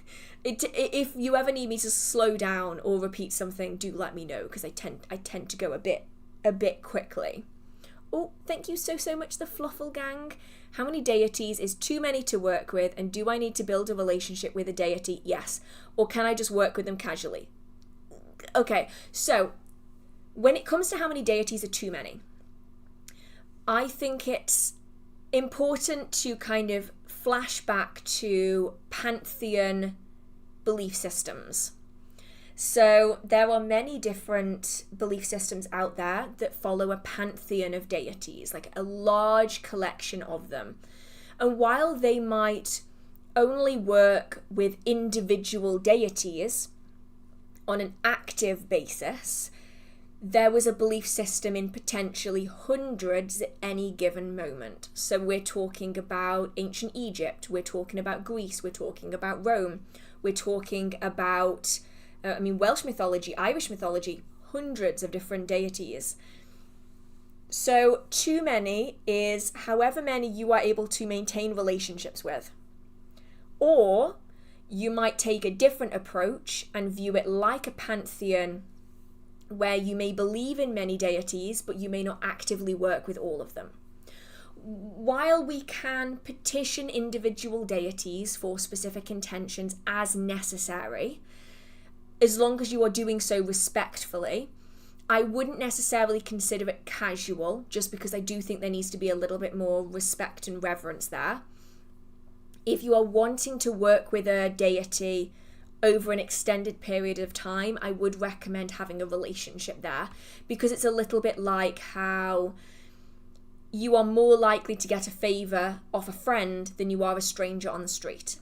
And the larger the favour, the more of a friendship you're going to need to have. So for instance, if you drop, if something falls off your suitcase in an airport, you might be able to ask someone if they're able to grab it for you. That's a reasonable ask for a stranger. If you get to an airport and realise your flight is cancelled, you're unlikely to be able to ask a stranger if you're able to camp out in their bedroom. But you're probably going to be able to ask a friend that. So the amount of a request or a working that you're planning on doing with a deity is going to change the degree of a relationship you're going to need to have.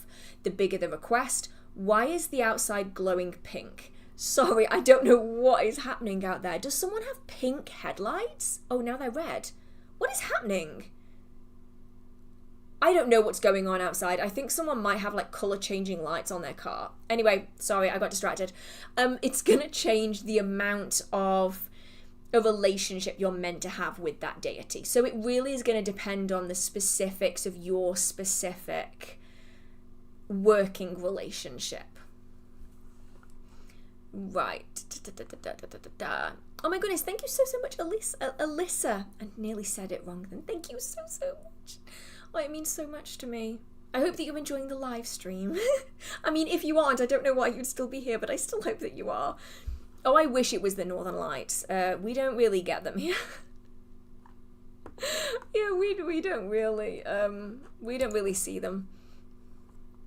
Right, where am I? I was recently gifted my first tarot deck. Would you recommend doing anything specific before using and during initial use? Any beginner books you'd recommend? It really depends on where you've got it from. You might want to give the deck a bit of a cleanse first, just to... Now the light is flashing yellow. What on earth is going on outside? It's like someone's having a rave in the street. Anyway, if you bought it from a shop, you might want to give it a bit of a cleanse just to disrupt any unwanted energy on that. But if you feel the energy and it feels fine, you might not even need to do that.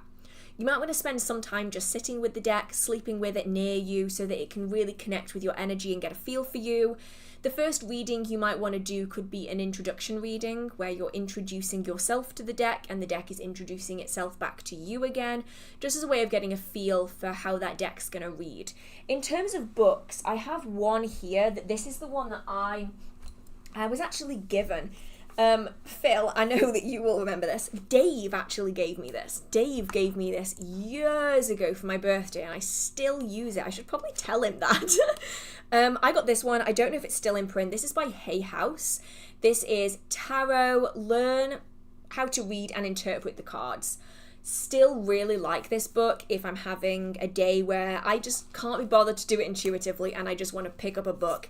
It's got the different images for the cards and the different meanings for all the cards, and at the start it has kind of like different spreads, and I do really like it. Is it the start that has spreads or is it the back that has spreads? It's the back that has spreads. So let's have a look. So you've got the Celtic cross, the classic Celtic cross there. But most beginner tarot books are pretty much the same. Like, yeah, this book, he must have given it to me 10 maybe 11 years ago now, actually. It must have been 11, because it was when we were in the first flat. Yeah, most books on tarot are going to pretty much be much of a muchness. They're going to be about the same. So it's about finding one that you resonate with and... sticking with it. I don't see much point in bouncing too much with tarot books, because once you kind of get a feel for those cards yourself, you get a style of reading down, you're not going to need to rely too heavily on the books. But that's another one for the book pile that is growing ever more wobbly. Right.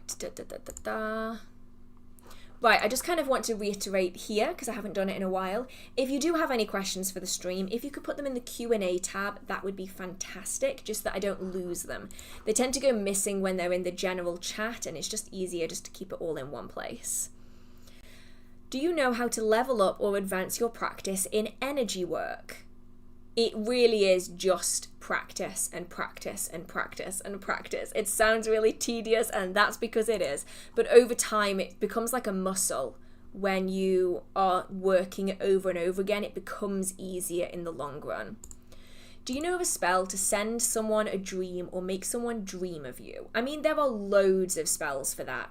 Whether any of them work is a different matter. As always, it depends on how many threads need to be pulled, how likely it is in the first place, how much your energy connects with the other person's, whether you have something that belongs to them.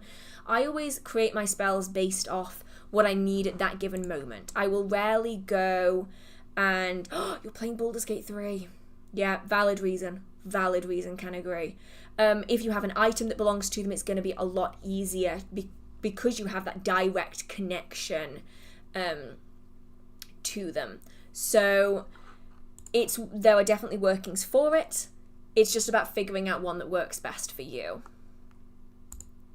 Ooh, A medium recently told me that a small black spirit that I thought might be a dog spirit was a cat familiar spirit. How should I go about connecting with and finding out if it's a familiar? Astral work, journeying, that kind of thing, meditation. Whichever ways you find easiest to connect with spirits. That could be through dreams, astral projection, meditation, the like, and see if they can come through to you that way. Astral projection and journeying are probably the easiest for this, just because you're on the same level. So it's going to be easier to visually see them, to know exactly what it is that you're working with, and to form a connection with them that way. Would you recommend purchasing new tarot or oracle decks instead of used ones? Yes. Some decks have been discontinued and wondering your thoughts. Okay. So, this is kind of a big topic in and of itself, I suppose. So it ultimately depends on what you feel comfortable doing. If you are wanting to work with tarot for working with tarot, I would buy a new deck, unless you know what you're getting into. So if you're new to tarot, I'd recommend a new deck. If you are wanting to dedicatedly work with just a tarot deck, get a new deck. If you want, or if you're okay with there being alternative energies, maybe even spirits attached onto a deck, then you can go for something secondhand. I have several secondhand decks in my collection. I don't know if it's something I would recommend, though, if you aren't sure if spirits are what you want to work with. Especially if you're ordering online, you're never going to be entirely 100% certain on what you're going to get. And if anything, I find that I'm not convinced on how comfortable I am with people selling new opened decks, because that just doesn't resonate well with me. There's too many people that touch them. There's too many energies going on there. So if you can get a new sealed deck, fantastic. If you are comfortable with the potential of working with an energized or a spirited deck, you can try something that's secondhand. If you can go and see them in person and feel them in person, that's going to give you a much better understanding of what it is that you're getting into.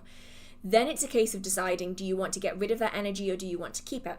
Because sometimes that energy is really enjoyable. It's really nice. You might really resonate with the additional energy that's attached onto it, when in other circumstances you might really, really dislike it. Then it's about finding a way of cleansing that deck if you really don't like it, and in some cases it's so ingrained in that deck you can't get rid of it.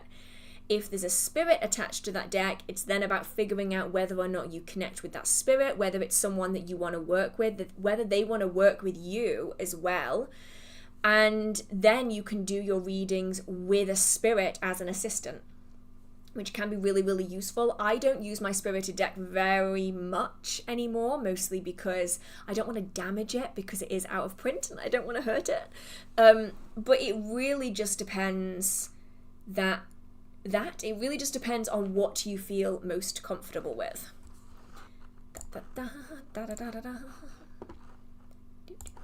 Let's have a look. See, I am...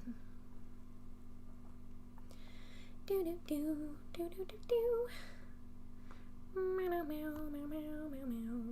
don't even know what that is. What is that? I don't know. Some random piece of music I've heard at some point. Oh, it jumped. Okay. Scrolling up. Scrolling up. I'm here somewhere. I'm actually not that far off the bottom. It probably comes from the fact that I didn't tell anyone. Oh, it is Les Mis, isn't it? I didn't tell anyone I was doing the stream till like lunchtime today. There is a reason for that. I wasn't certain whether I was going to do the stream, because I was like, I have a video that can go up. I can post a video. Maybe I should do the live stream next week. It feels like it's not been that long since I did the last stream. And then at like 12 o'clock, I was like, no, I probably should do the stream, given that I told everyone that I was going to be doing the stream today. So, yeah, oopsies. That one was my bad. Right. I just moved, so I wanted to ask, what would you do when first moving into a place, both practically and craft-wise? I would always give it like a full deep clean first, because people do be gross. In terms of craft-wise, though, I would do nothing. It is the most counterintuitive thing for me to say, I know that, but a lot of people tend to get into a new place and they energetically destroy it. And I understand why. Like, I get the idea behind it. You don't want there to be negative energies there. You want to clear out the old so that you can bring in the new. But I find it kind of destroys the energy of a place, especially if you aren't sure whether there's energy that you even want to get rid of in the first place. So I would spend some time in there. Maybe put some protections up just to keep yourself safe. But sit with the energy. Allow it to exist for a while. Allow yourself to just sit in it. Spend some nights and just listen out for things, see if anything weird happens and the like, and then make a decision about what to do next. If the energy is really, really uncomfortable, then you can always cleanse it away. If there's certain rooms where the energy is a little unsettled, but other rooms where it's fine, you might want to be doing some further research to figure out what's going on in those rooms that maybe will make it a little bit strange. You might want to do some cleansings on those set rooms. You might want to look into if there's any spirits that reside in the property, whether there's someone that you want to work with, and then how you can go about doing that. I always think that it's important to kind of sit with it, because if you cleanse it away without even really realizing what it is, you might be missing out on something absolutely phenomenal. Now, where I am is quite an old property. I suppose by American standards it would be a very old property. And when I first moved in, I was like, oh yeah, I'm going to cleanse it all. And then I spent a couple of nights here and I went, no, actually there's energies here, there's spirits here that I don't want to disturb. They're very comfortable here and they're not disturbing me in any way, shape or form, so I'm just going to leave them be. And I've still left them be. And it's formed a really nice, comfortable energy. I think sometimes when we go into a property and we kind of gut it of energy, it can almost be kind of counterintuitive because it makes a place feel a bit dead, and that's difficult to kind of come back from. Okay. Where was I? I am. How is the book you're processing, the one you're to be an author of? I'm getting there. Slowly. I have discovered my consistent issue is I get very, very overwhelmed. And I have, of course, as always, picked a topic that is very, very large. And I've become so overwhelmed by the sheer volume of it that I don't know what to do with myself. So I'm like chipping away at bits and pieces, and I'm trying to figure out whether it's worth splitting it or keeping it. I'll figure it out eventually.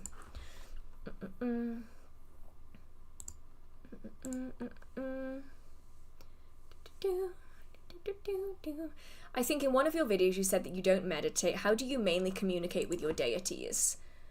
I just talk to them like a normal person, and that's because of the way that my spirit and communication, like my psychic communication, comes through.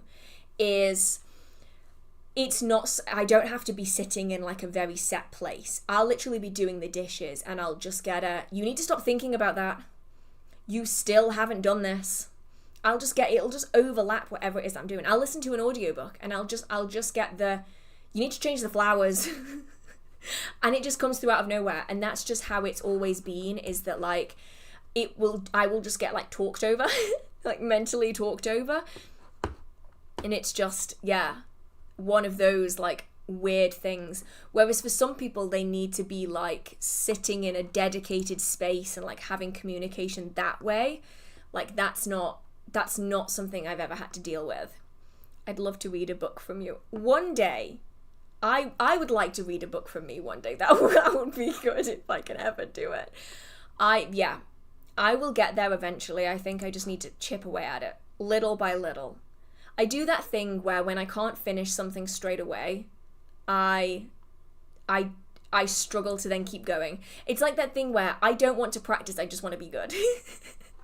I struggle with that sometimes. I have to like really take a step back and be like, no, it's a process. It's not going to be perfect straight away. Can you use the same altar for every holiday? Yes. Okay, you don't have to do Sabbath altars. I just enjoy doing Sabbath altars because my house is very, very empty of light.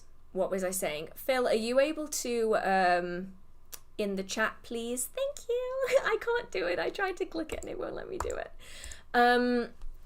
my house is very, very dark. And because of that, I tend to not notice the passing of seasons. And so for me, I really struggle with kind of acknowledging that the seasons are happening. And so that's why the Sabbath altars are so significant for me in my practice, but they don't have to be for everyone. Thank you. Like 2 different conversations at the same time. They don't have to be for everyone. Some people won't have an altar at all. Some people will have one altar that they keep for months and months and months on end. For me, I struggle to recognize the changing of the seasons, especially during like Yule, Imbolc, Ostara, Beltane, blur together. I struggle so much with it because the weather's so variable that I struggle to keep track of it. So that's why the altars are really significant for me, but they don't have to be for everyone. Some good vegan alternatives for eggshells. I mean, you could literally just do an energy border. You don't have to be having any physical markers of an edging at all. If it's inside, you can use salt, though obviously that's not always applicable. If you're outside, you can charge chalk with energy, white chalk specifically, or you can use black chalk and put charcoal powder in it to give it even more protection as well as a substitute.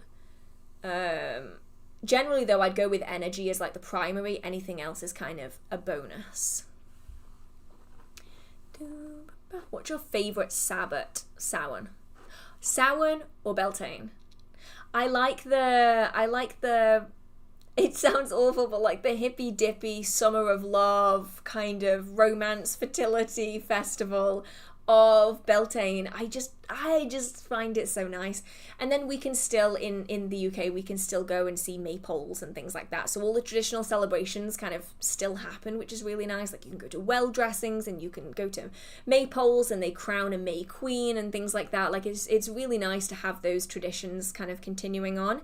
Same kind of is the reason why I like Samhain so much as well, is that a lot of the earlier traditions are kept alive, much more so than in a lot of the other Sabbats that we see. Like Yule, yes, we do still see some, but it's definitely become more of a commercialized festivity than it used to be, whereas Stonehenge, summer solstice sounds like it would be amazing if it weren't for all the people. So for me, Beltane and Samhain are kind of neck and neck, I think. Can I be a witch if I'm a First Nations woman? I find my cultural traditions overlap a lot with witchcraft. Yeah, I mean, I don't see any reason why you couldn't be. Witchcraft can align with so many belief systems, practices. It's used by so many different people all around the world. So if it's something that resonates with you, I see absolutely no reason why it's something that you couldn't look into further. And if you choose to, then practice it yourself.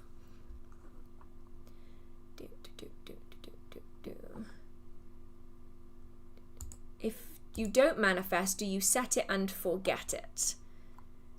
It really depends on the style of practice that you want to carry out. A lot of the time in witchcraft, the mentality is you do a working and then it doesn't exist anymore.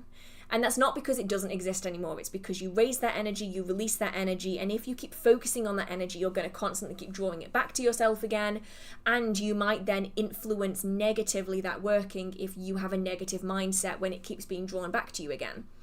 Whereas other people have the mindset that if they keep thinking about a working, then it's going to continually add on to that energy to manifest it even further. So there's kind of 2 different perspectives on that depending on the style of your practice. Oh, thank you so much, Joe. If Pagan Portals wants to publish your book, can you edit it down to 87 pages? I wish. No. At the moment, it is 60,000 words and over 200 pages long.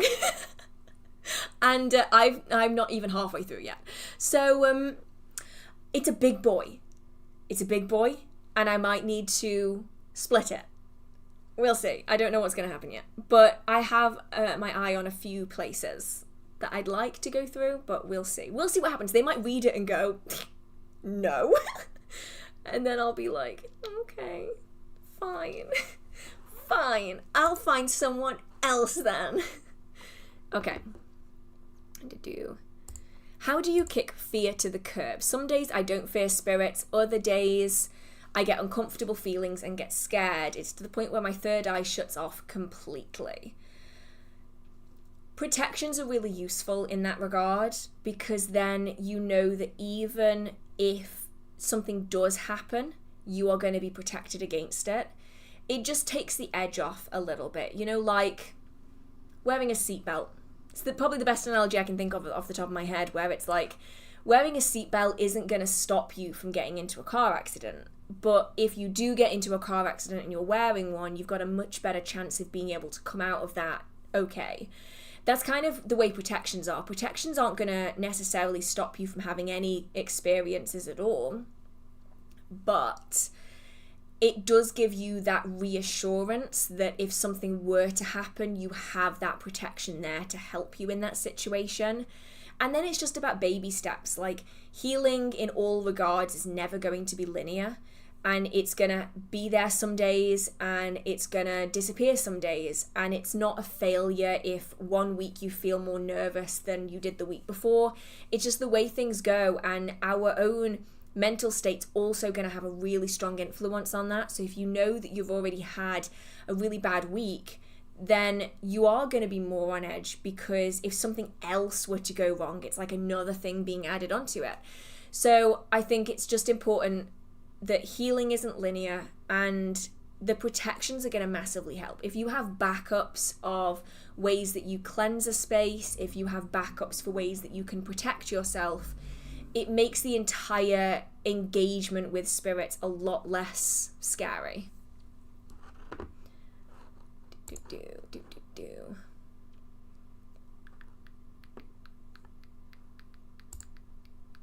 Ooh, I'm booked in for a drum retreat in Glastonbury. First time going. Oh, so exciting. Are there any books you'd recommend to connect with the land? So, mostly it's just learning about the history of Glastonbury. There was one book that I read while I was actually staying in Glastonbury a few years ago, I think. See if I can find it. I might...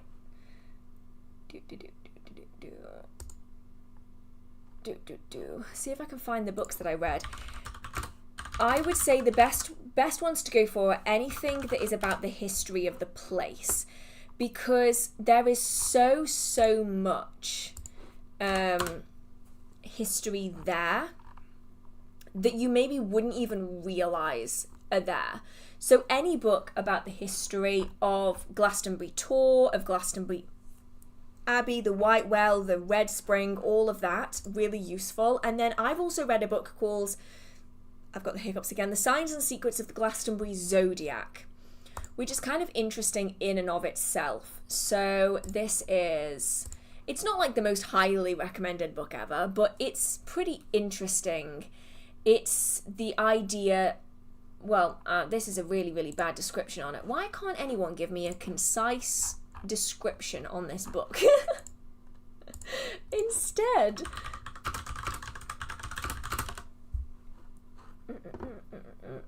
oh my goodness, never mind. This book is crazy expensive. Okay, never mind. I'm gonna scrap that one. I did not get it. Wait, why is it so expensive? What is happening? Okay, never mind. I realized recently books are becoming crazy expensive. So like if I ever come across a book and I'm like, oh, I would recommend this one, and then I look at how much it is and I'm like, fuck that, no. I read this one in I read The Signs and Secrets of the Glastonbury Zodiac in a hotel, like a holiday cottage. And now it's going for £113. I sold that on the store once. I sold this book and it wasn't that much. Bloody hell, I think it was about £8. That's ridiculous.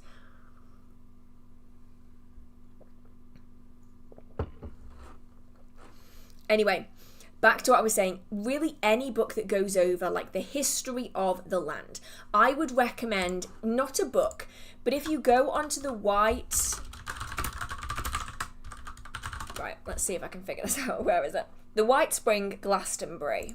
What is the website actually called? Oh, that's not what it's called. Wait, what? Why does that look different? That looks different. Oh, they've changed the website. Oh no.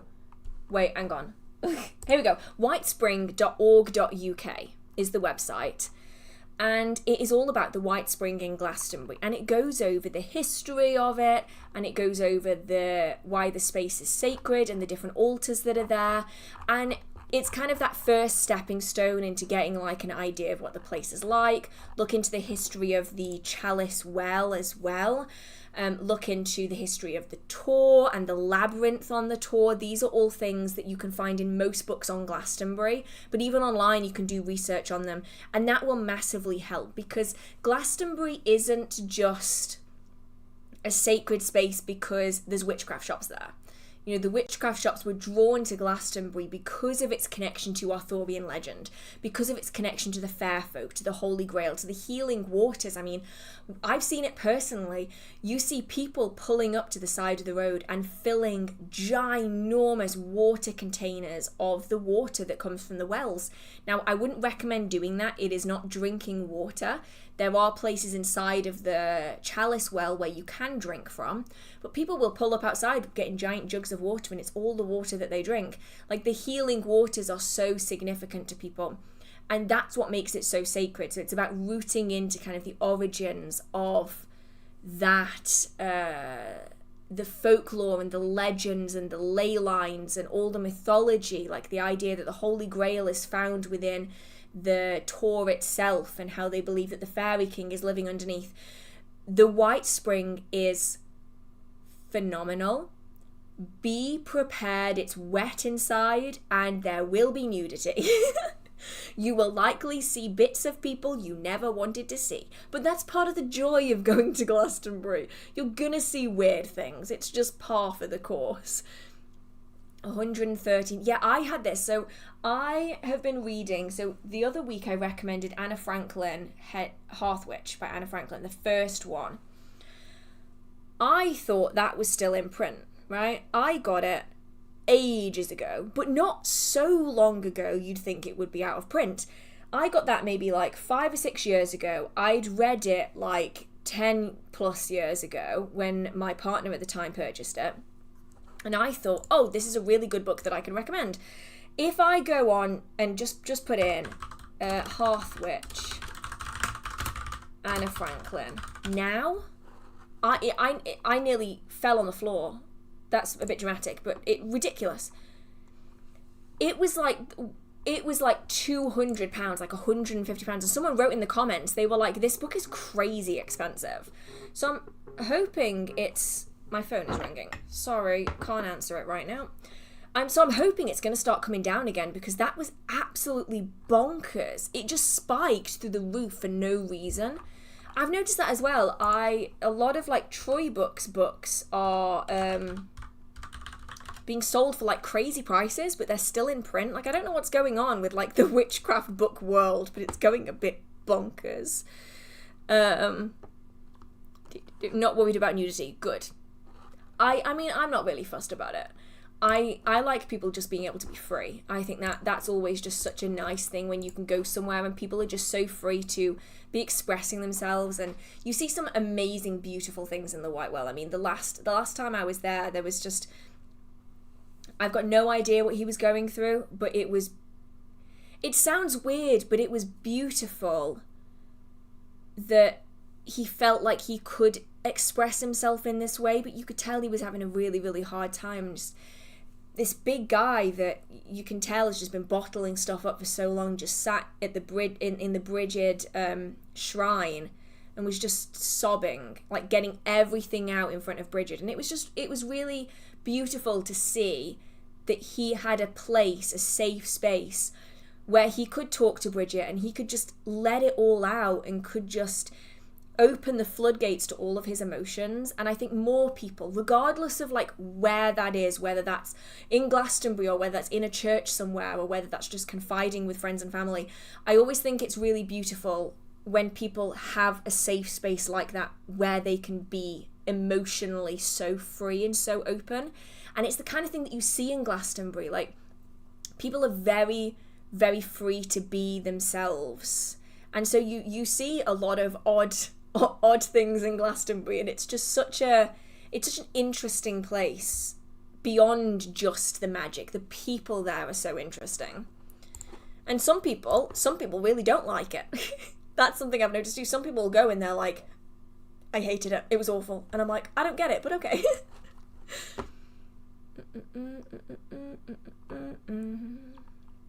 It just jumped and I don't know where I was. Oh no. Ooh. Okay, I just made every sound effect ever for that. Do you believe that the correspondences of natural things are best understood from personal experience or from other sources such as Agrippa? So, okay, I think it's very much going to depend on which branch of magic you fall into.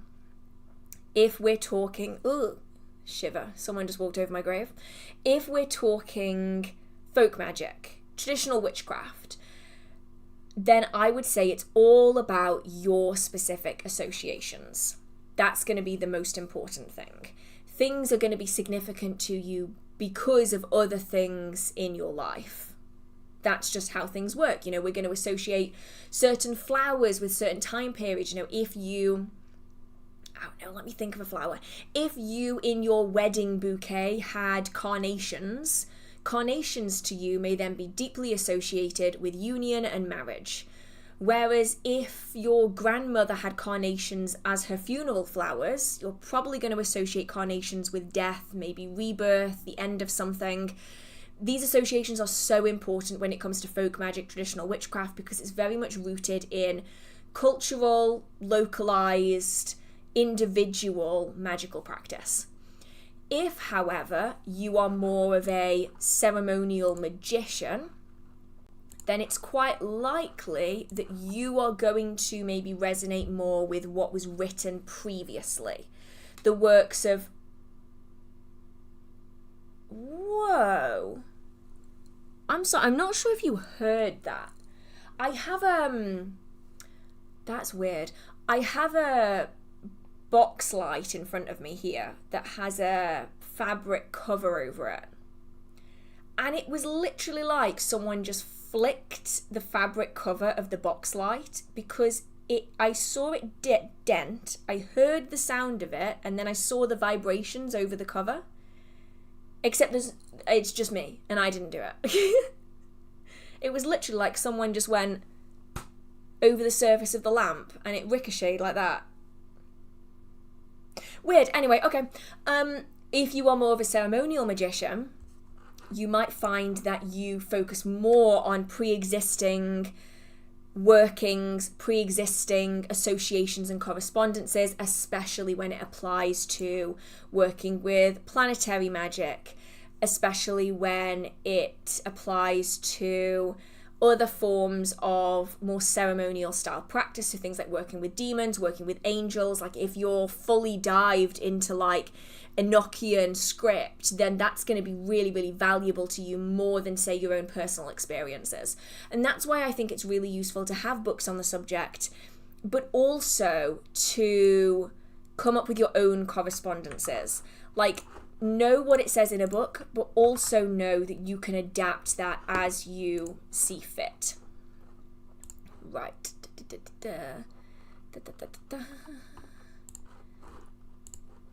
Where was I? I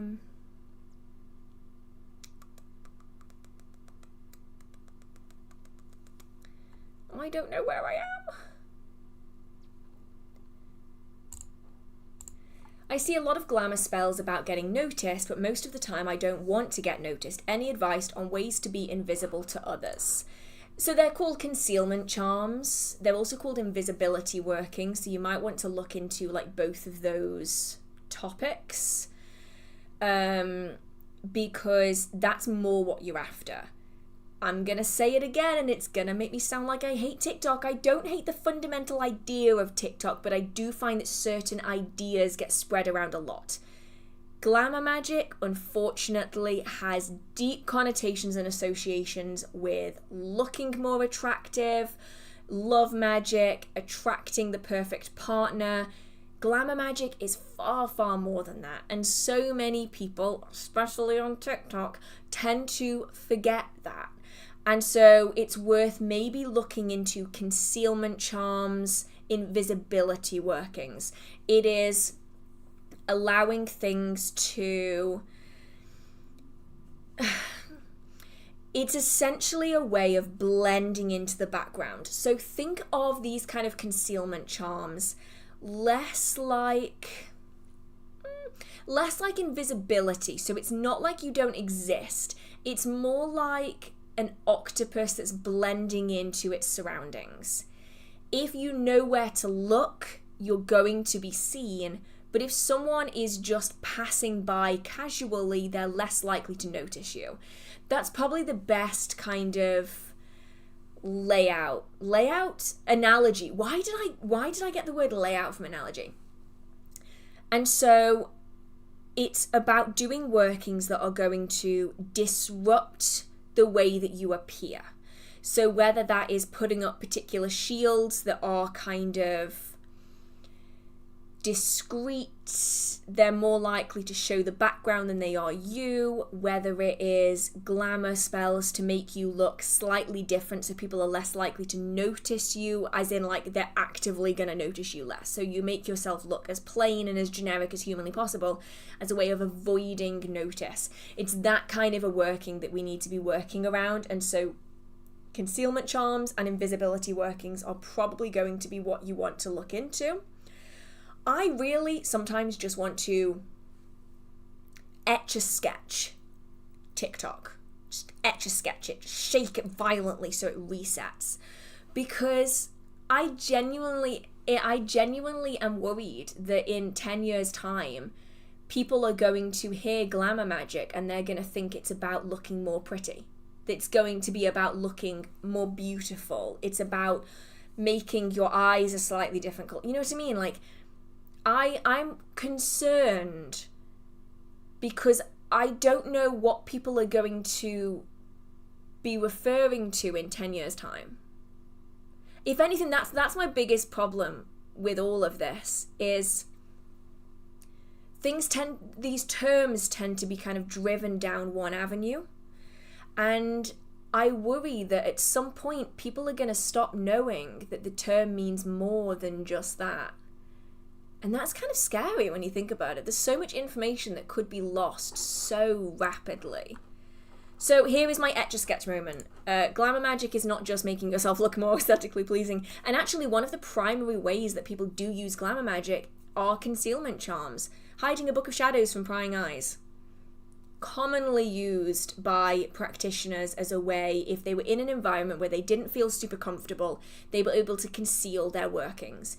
If you're doing a coven ritual, it's fairly commonplace to put up a circle that was designed to make your gathering look less interesting, especially if that working is being taken place in an area that has quite a lot of passing foot traffic.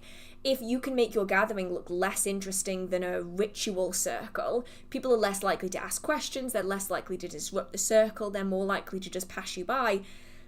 That in itself is glamour magic, because to glamour is to make something appear different than what it is. It changes how the other person is going to see what it is that you're doing. So it doesn't change what you're doing and it doesn't change what you look like, it changes how they are going to perceive it. And so glamour magic covers so much stuff. So confidence workings, if you're trying to make someone think that you're more confident than you are, that's glamour magic. If you're trying to conceal something, while it's also a form of protection magic, it can be done through glamour magic. If you are wanting to come across in a certain way for a job interview, then you might want to make yourself appear in a way that is more desirable for the hirer. Now, I don't mean make yourself look like an attractive woman or something. I mean, like, you might want yourself to come across in a way that while you might be, you struggle to get across. And so you might want to use a glamour spell to make them perceive you in a slightly different way, especially if you struggle with interviews and the like. You might be the best ever at your job, but if you really struggle with interviews, that glamour spell might really help you to get an edge where your own self-consciousness might fall short, you know, that kind of thing. So it's one of those where, like, I feel like so much of glamour magic is being lost. So if anything else, cling on to it, guys. Cling on to what glamour magic is so that in 10 years' time, we have references for what it was. Because I feel like every time people talk about glamour magic, it is like, leave your lipstick out in the full moon and charge it. I'm like, yes, it's glamour magic, but it's only like a tiny fraction of it. So, thank you so much to Bridge. Thank you very much. Let's have a look. Where was I before I go off on one? Oh, no, don't like this one little tiny bit. Sorry, nerd. What are your thoughts on using AI or ChatGPT to help with tarot reading interpretations, especially if you're feeling stuck and not quite seeing the message, or are new and need some guidance? Okay, so I'm going to start this off by saying I can completely understand why AI is used by people, because it's easy, it's accessible, and so I can see why it may be desirable for some people. And this is where the however comes in. And I want to emphasize here that this is not me saying that you are like a horrible person if you use it or anything like that. It's just from the other side of it, I can see how harmful it is to people who are actually knowledgeable on a subject. Oh, goodbye, Phil. Have a good night. Thank you for being on for so long. So I think at this point, we're all aware that AI can't draw from nothing. It has to draw from something. And those some things that it's drawing from are real people who've written real books on tarot that are not being compensated for their information being, let's face it, stolen.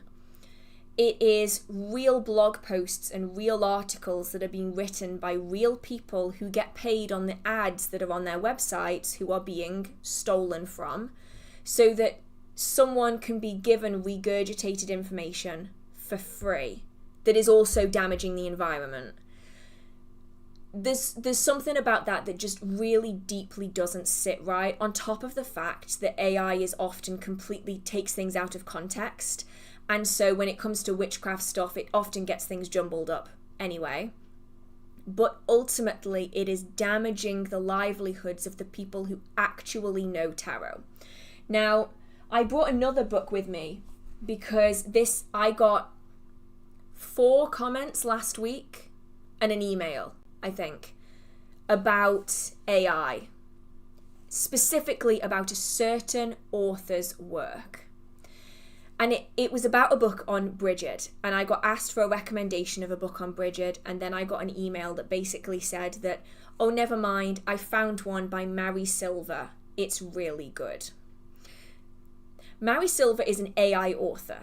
She doesn't exist. All of her 600 books have been published in like the last 3 years. That's physically impossible. And a lot of her work is drawn from other sources. So in terms of this, I would recommend for a fairly affordable book on Bridget, Pagan Portal's Bridget. It's written by an actual author. Ironically, Morgan Dharma, who we were talking about earlier. Really well written by a real person. And it's one of those where I completely understand why people use AI, especially if they are struggling with the finances to get a book on a subject, if they are struggling with the idea of not being able to access papers or, things like that. But ultimately, at the end of the day, AI is destroying the book community, because no one, like Morgan Dharma, like, let me pick another author, Cassandra Eason, or Diane Alquist, or Oscar Tusk, or find something else, Dennings and Phillips, they are never, ever, ever in a million years going to be able to write as many books as AI is able to generate. And all of AI's information is stolen from real people who aren't getting paid for that work that is now being stolen and republished. So probably a giant corporation is able to make a shit ton of money off their work. And for me, that is a no-go.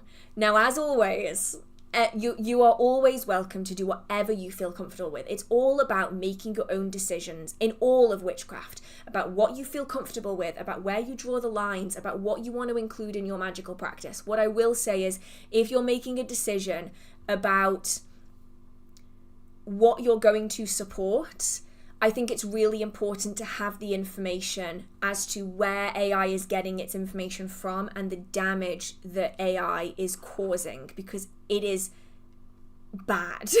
Like, environmentally, it is so destructive. Now, I've also had my questions over the author, Lisa Chamberlain, a lot. I am not convinced, let me put it that way, at all, and I never have been. Now, that's not me saying that they are definitely AI or that they don't exist or whatever. It's just that I have never ever seen them engage with the magical community in any way, shape or form. And they pump out a lot of books, and that does look uncomfortable. There's something about it. And so, let me see. I always assumed ghostwriter. Always. But as time has gone on, I'm definitely leaning more towards AI. So let me just have a look at this. Now, this is Reddit. And as always, the top one on the list is Mary Silver. What else have we got in here? Let's have a look. Lisa Chamberlain is listed in this. Now, the way that I've always been able to recognize kind of a bullshit author, and this isn't a guarantee 100%, okay? So just bear that in mind. There's no 100% guarantees in this. If you find an author whose name is a combination of two other famous authors' names in the witchcraft community, they're usually fake. So we're talking Harmony, Cunningham, people that are profiting off Harmony Nice, Scott Cunningham. They are often merged together of names of really, really popular pre-existing authors. And as someone who has to use SEO when it comes to the website, these are very easy searchable results that are searched by a lot of people, and it's super easy to direct people away from the real person and to you, the fake author. So if you see someone that you've never recognized in the community before, and they've published a book, and they've published like 100 books in the last month, they're probably fake. And if their name is a combination of two very, very famous people's names, they're probably also not real either, whether it's a ghostwriter or whether it is full on a fake name. So just bear that in mind. It's something that we're seeing so often now, and it's really, really alarming because Mary Silver's books have...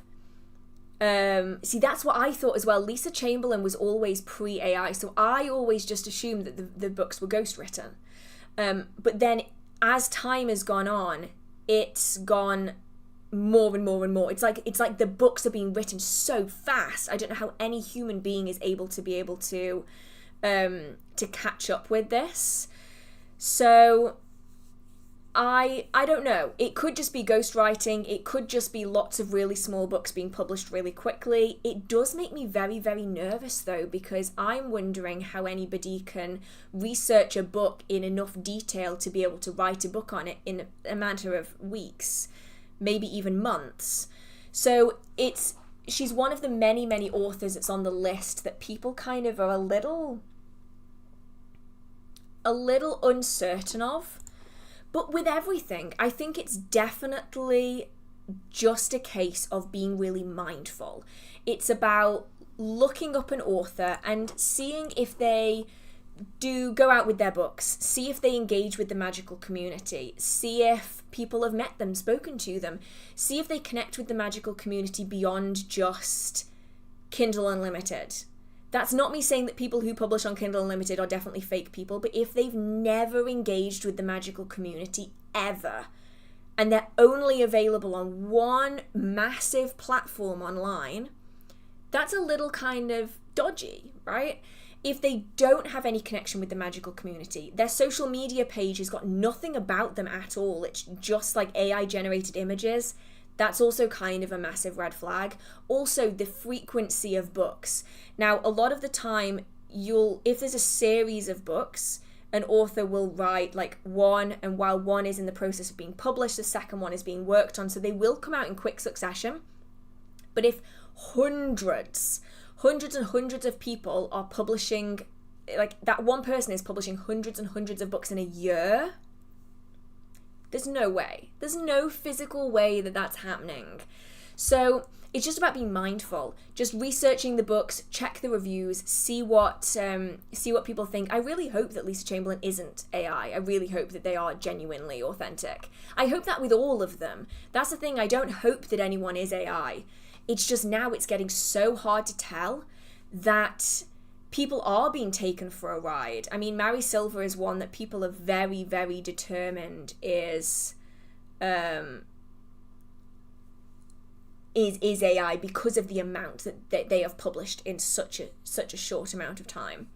I spoke to someone asking me questions for a book they're writing and admitted the only research they do is posting a question on Reddit. Oh. And that is the problem with the commercialization of witchcraft, is that because witchcraft books sell, people can get away with doing it. Do you use healing crystals? I will work with quartz a lot. So that's mostly where my healing crystals lie, because I can't be bothered to deal with any others. Plus, it's so universal that you can just use it and adapt it for so many different things. Quartz is the way to go for me. Hearth, maybe AI generated, a real person wouldn't glitch this often. Oh, okay, talking about AI, just something to be quite mindful of. I've had a lot of emails recently saying that someone has created an AI version of me, advertising their product, and I can share it for a fee. Like, I can share it and then get paid. I'm sorry, what? Why? I never gave my permission. I want to emphasize this, never, ever, ever, ever, ever have I ever, and I never will, ever allow anyone to do anything like this. So be mindful, because it's happening a lot to not just like witchcraft content creators, to all kind of content creators. People are having their likeness stolen, and then they're essentially being deep faked so that they can do ads for people without their knowledge or permission. So please be really careful out there, because it's so hard to tell when someone's likeness and someone's voice has been stolen by a company to use in AI. And I'm going to emphasize this specifically just in case they try to edit it so that it sounds like I've somehow permitted this. I haven't, and I never will. Ever. It's never going to happen. But just keep an eye out, because it happens. Do you have any good book recommendations for hedge crossing or entering a trance-like state? So hedge crossing, not so much, but it's basically just a different term for astral projection anyway. So I do have one book on astral projection that I did really enjoy. Actually, I should probably double check how crazy a price this one is, just in case it's bonkers. Let's have a look-see. So I have this one, which interestingly I grabbed, even though I didn't know if I was going to need it. Let me just double check. So this is Denning and Phillips Astral Projection. Please don't be bonkers. Please don't be bonkers. It's not bonkers. Okay, because they've republished it. Okay, that's fine. So this is the one that I have that I've really enjoyed. It looks like this. It is called Astral Projection, The Out-of-Body Experience by Denning and Phillips. So, this one is... Does it actually give me some information on this, or did they just skip that one? This book is a complete and straightforward guide to astral projection, the age-old technique of the out-of-body experience, which is a natural faculty of the human psyche. Written in a flowing and easy readable style, this book carries the student gently, yet thoroughly, through the essential stages of inner growth and development of psychic potential necessary to the achievement of astral projection in full consciousness. Not only are the requisite practices set forth in a detailed and lucid manner, but the vital reasons for undertaking them are made plain. Furthermore, the authors demonstrate the great benefit to be derived from the various practices in themselves. From the first simple steps, such as breathing exercises, through to the splendour of conscious adventure in the astral worlds, this book is replete with valuable information and sensitive guidance. For all who have wished for a sane, in-depth and honest approach to out-of-body experiences, this book will be a vital addition to the subject. So good. Really, really enjoyed this one. And it does separate the out-of-body experiences that happen when we're asleep and they're kind of accidental and we don't intend to do them, from the astral projection experiences that are very purposeful and we are wanting to have. So this way could be really, really useful. There are other books on astral projection out there. I'm sure that many of them are very, very good, but this is the one that I have in my collection. Though, do bear in mind, the cover is different now. The cover is green and it has like a... It's not a pentagon. It's got 6 sides. What's that?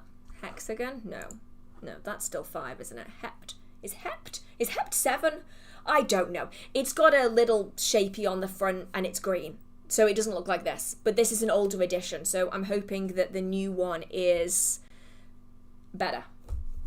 The new one might be even better again. Hexagon is 6.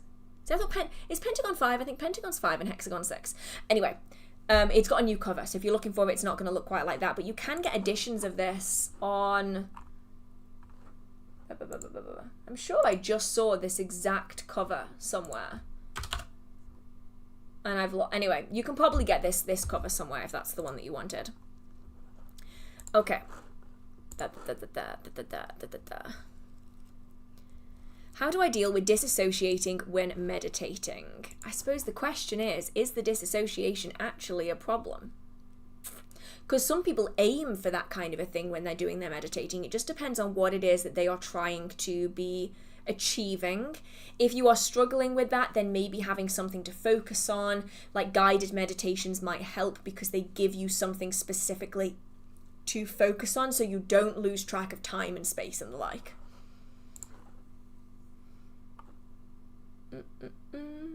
What do you think of time slips? I think they are really interesting. So the idea that there's quite a lot of stories of it, actually. There's one, I'm gonna have to figure out where it was and what time period it was, but it was essentially this man. It might have been a pair of men, but I think it might have just been one person who they saw 2 gentlemen wearing military clothing. I'm going to have to figure out where this story was so I can share it properly. They were somewhere in the UK and they saw 2 men wearing like military clothing.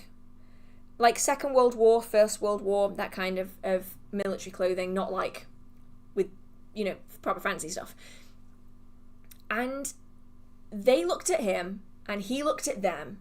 And everyone collectively was really confused. So with ghosts and stuff, if they're conscious and they're aware, they are able to recognise that they're dead. So they're not going to be confused about you being there because they know that they're dead. So you being there is totally normal and them being there is totally normal. So they're kind of chill with it. If they don't know that they're dead, they're probably not going to recognise that you're there anyway. These 2 men were talking amongst themselves, very alarmed, because who the fuck is this person and why are they dressed like that? And the person looking at this situation was looking at them thinking, what the hell is going on? Is there some kind of reenactment happening soon? And then they just vanished into thin air. Like, they just walked away and then they just disappeared. And they believed that it was a time slip, because these men were just as confused by this person as this person was confused by these men. And it was literally like there was this moment in time where two time periods collided for just a few minutes. They were perfectly able to recognize this person existed, and they were just as confused, which is not something that you often see with ghost encounters. I just thought that was a really cool story, and I'm gonna have to find the actual like origin of that so that I can figure out more information about it. Oh, I would love to go on a ghost investigation. Absolutely love to. And the only reason why I haven't is because it's really hard to find people that I'd want to go with. Though maybe one day. There was something that was spoken about a couple of years ago, so I might see if that is still something that we can do, because that would be really cool. Da, da, da, da. If you're using an apotropaic, I can never say that word in one go, apotropaic symbol for protection, do you still need to charge and recharge it from time to time, or does it just do its work by nature? So generally these marks were considered to be significant simply because of their existence. And so because of that, they fall under the category of a charm. So a charm is a symbol that holds power simply by the belief that it holds power. The cross, the pentacle, they're significant because so many people consider them to be protective that they therefore are protective.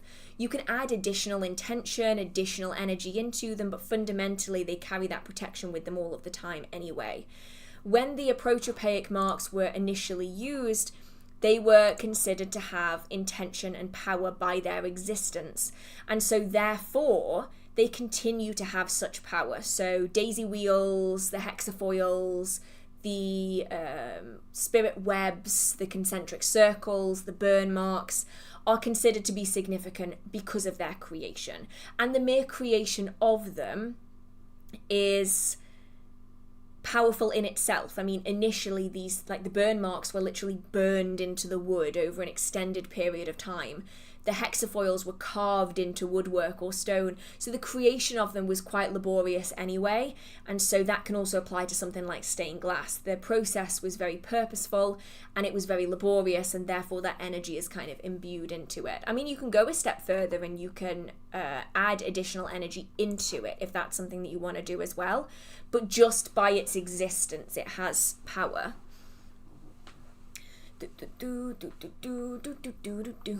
Oh, it jumped. I really want a wand. Is it okay to buy one? Yeah, totally. Especially if you can find one created by a magical practitioner, maybe in a wood that is something that particularly calls to you, something really significant that draws you in. Fantastic. You don't always have to make your own stuff. Some of us aren't skilled enough to make our own stuff, or we want someone who is way more knowledgeable about a particular topic to create it for us. Are there any practices, rituals, witchy things in general that you swear by or do on a daily basis? I will always talk with deities and servitors every single day without fail. I will often light candles, so I typically will carve candles with intention, anoint them with oil, light them with sigils and petitions and the like. That tends to be a pretty regular kind of mundane part of magical practice. Like, it's something I do so often. Connecting with nature spirits, plant spirits and the like, I'll do a lot. Sigils I will use a lot with eyeliner and stuff and draw them on myself. That's kind of the stuff that I will do on a consistent basis. Rings I will wear for specific intentions depending on what it is that I'm after, besides the ones that, like these, that I wear every day. So yeah, it's one of those where I tend to not do that much unique. I just tend to do the same style for different intentions.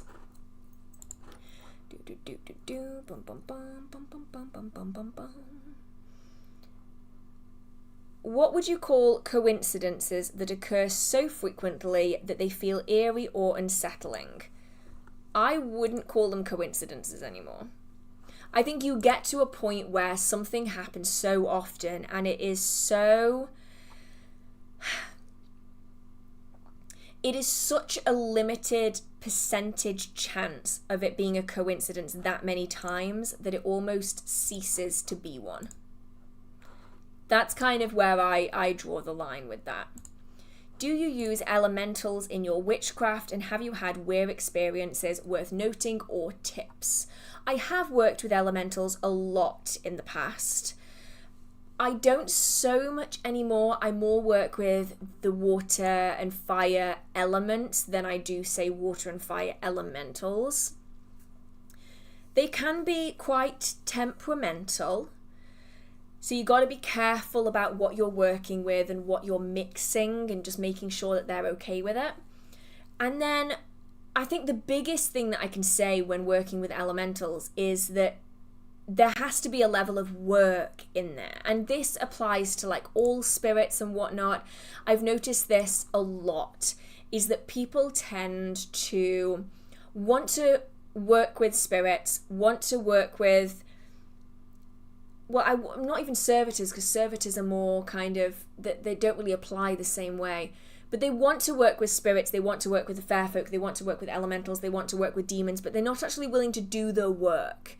You know, they want a demon to work for them. They want an elemental to do the job for them. And these are often the people that don't tend to stick to witchcraft for very long. Because as much as it would be great to be like, yes, do this for me, that's not really how this works. And so when it comes to elementals, it's about spending time in their environment, connecting with them in a way that doesn't involve asking for help. It's connecting with them because you want to connect with them, rather than connecting with them because you want something. And when it comes to spirits, that goes a massive long way. You know, to spend time with a tree spirit without asking them for anything. There is no kind of notion that that's the only thing that you want, is quite hard to find now with people who work with spirits. People want spirits to do things for them instead of wanting to work with a spirit because they want to work with a spirit. So yeah, mostly it's just about making sure that you build a connection rather than forcing a working relationship. Okay. Where was I? Have you ever read any books by Diana Cooper? Let's have a look. Diana Cooper.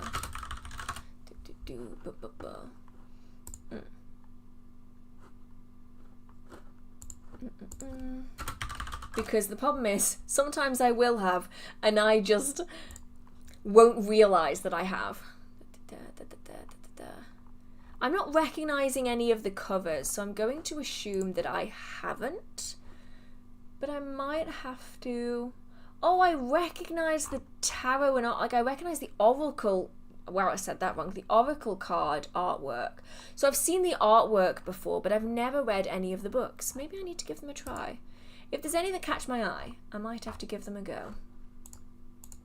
Right, I am...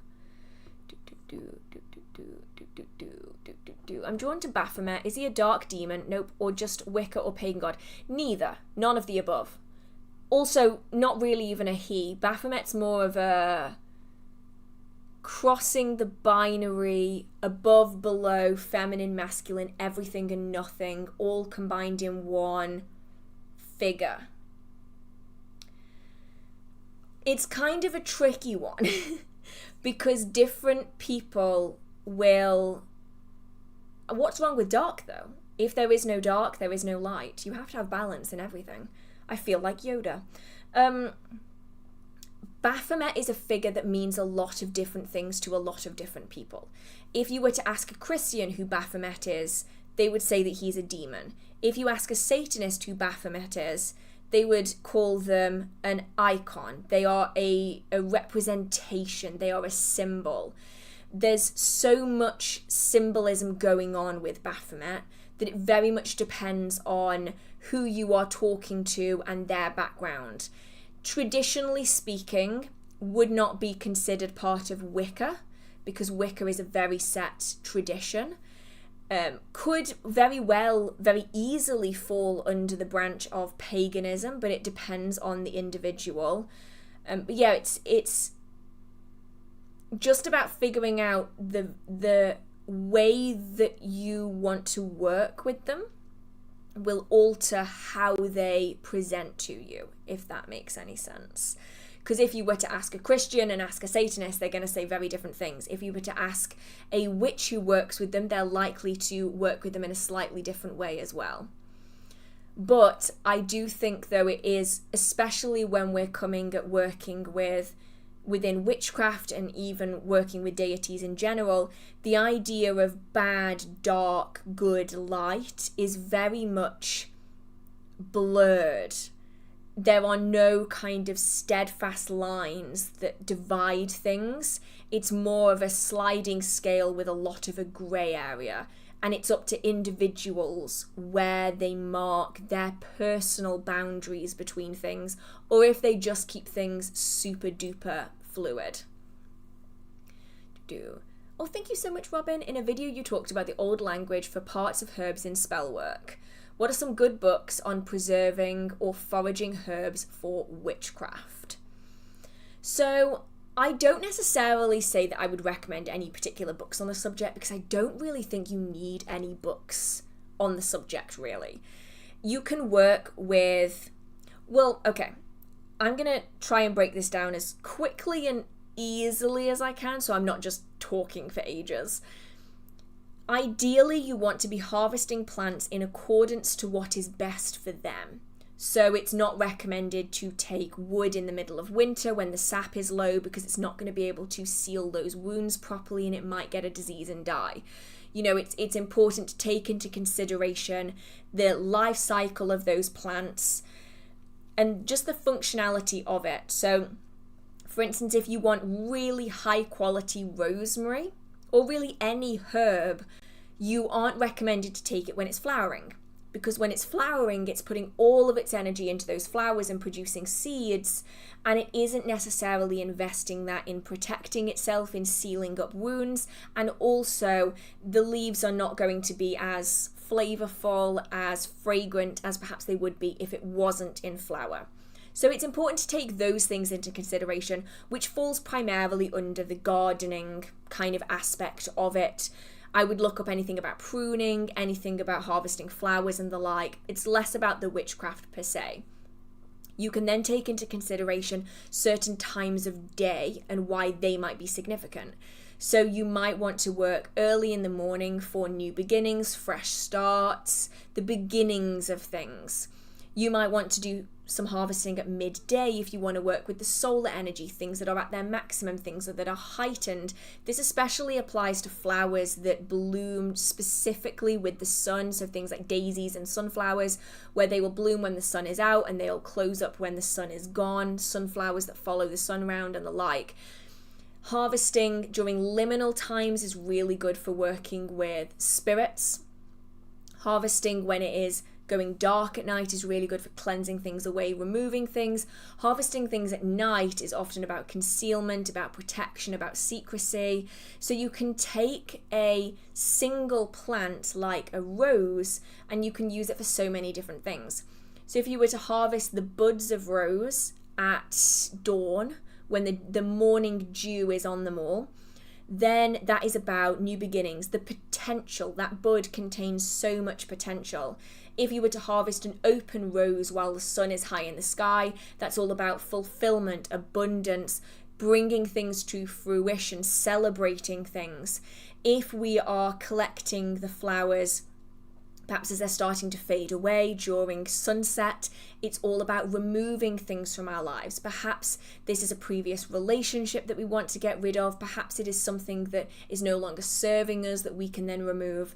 And then at midnight, if you were to collect rose thorns, they can be used for protection style magic. You are doing it under the secrecy of darkness. This is the point where protection is going to be most valuable.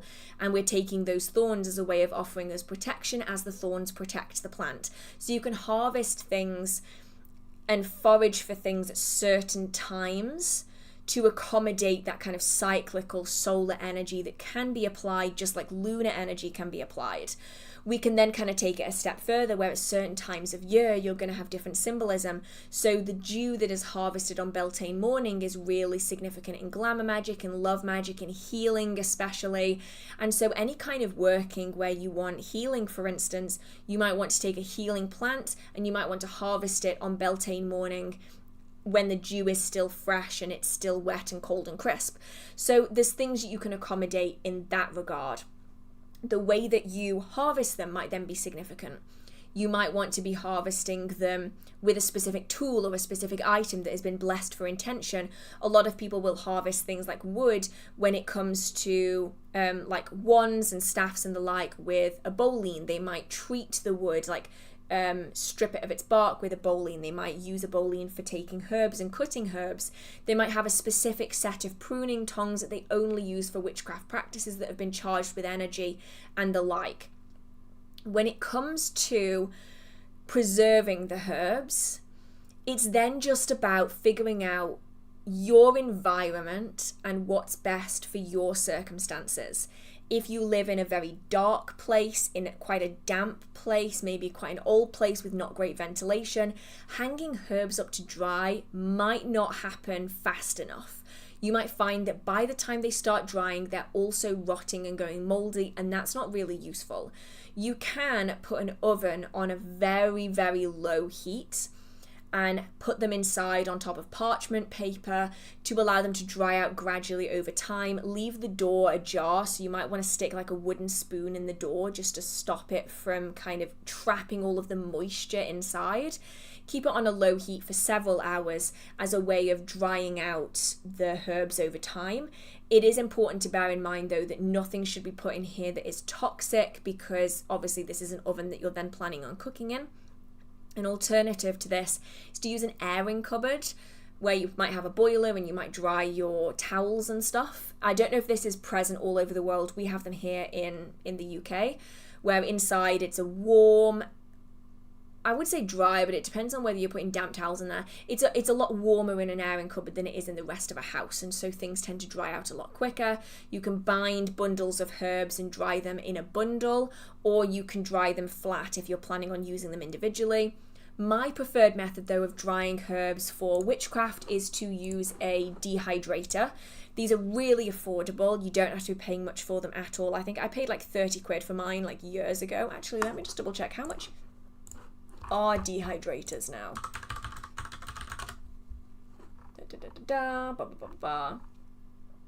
You're looking at about 40-50 quid, I think, for a dehydrator. Some are cheaper. There's one here for like 33 quid. You don't need to go for anything like crazy fancy. You just need like a bog standard dehydrator.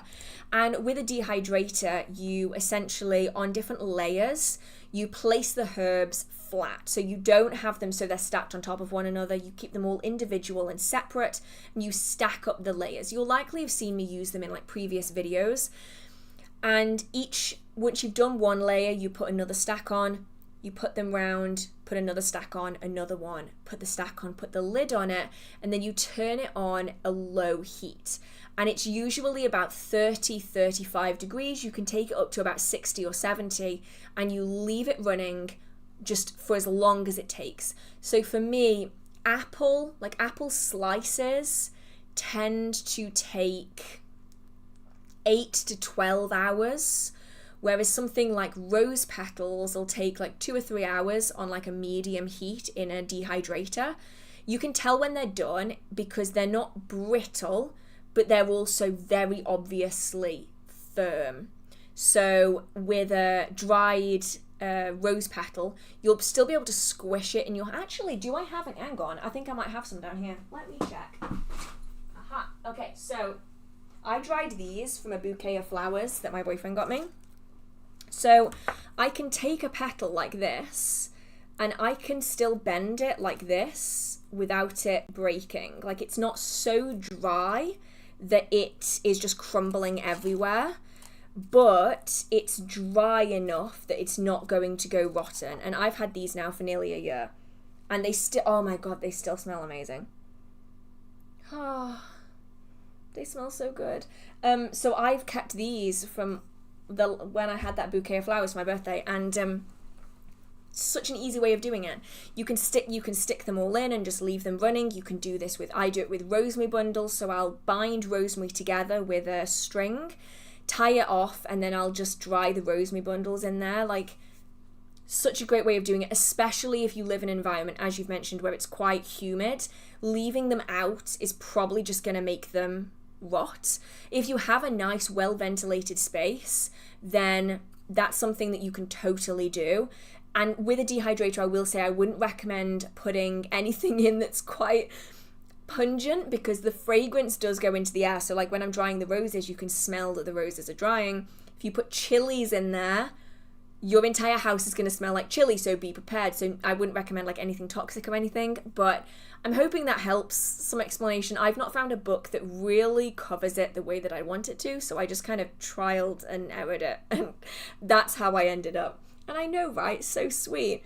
On my birthday, I just got a message that was like, "Are you home?" I'm like, "No." It's like, "Because I'm delivering flowers to your house." It was so sweet. So I saved them forever and preserved them because I'm a sentimental bitch, and that's what I do.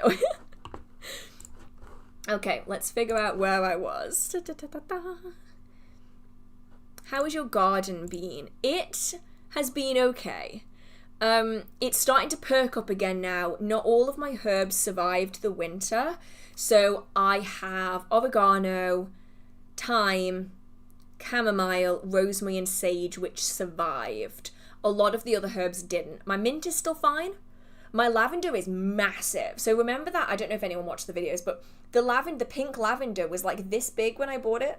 Now it's like this big. It's like a big boy in a giant pot. So slowly but surely, it's like coming back to life. Okay. Oh yeah, and what was the other bit of that? What are your thoughts on growing toxic and dangerous plants? I think as long as you can do it safely and there are no small children or animals that could get harmed by it, totally fine. Just make sure that everyone in the home knows they're correctly marked, they're kept in a way that isn't going to harm anybody.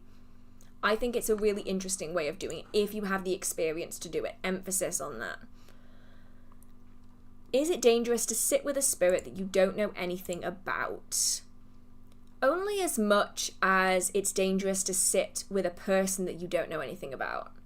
Same principle. It's just about knowing where you feel comfortable, where you draw the line, what behavior unsettles you, and how to get out of it again. Can your own puppet be a target for bad spirits? Yes, totally. It will act as it will act as a tag lock. It'll act like a scapegoat, same as like a witch's bottle will. So that's why it's about, if you keep a puppet for yourself, make sure it's protected when it's not in use. Actually, make sure it's protected even when it is in use, because if it's linked to you and it contains your energy and your items, then it will likely attach things to it. Okay. Oh no! Have you ever worked with Telismatic images? From what I understand, it's useful for building names for spirits if you're having difficulties. I have no idea what this is. Let's find out. I like learning these things from people. Let's have a look.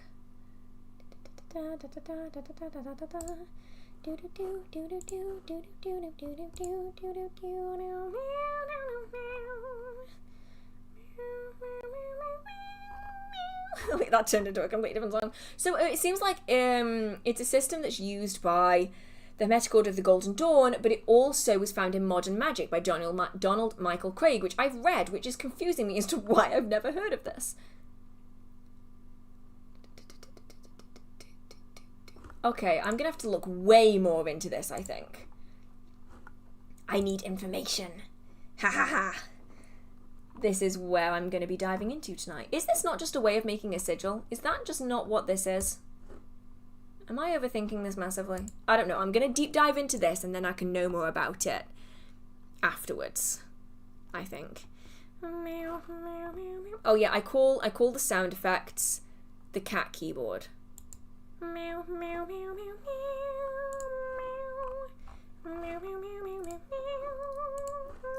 You can turn everything into meows.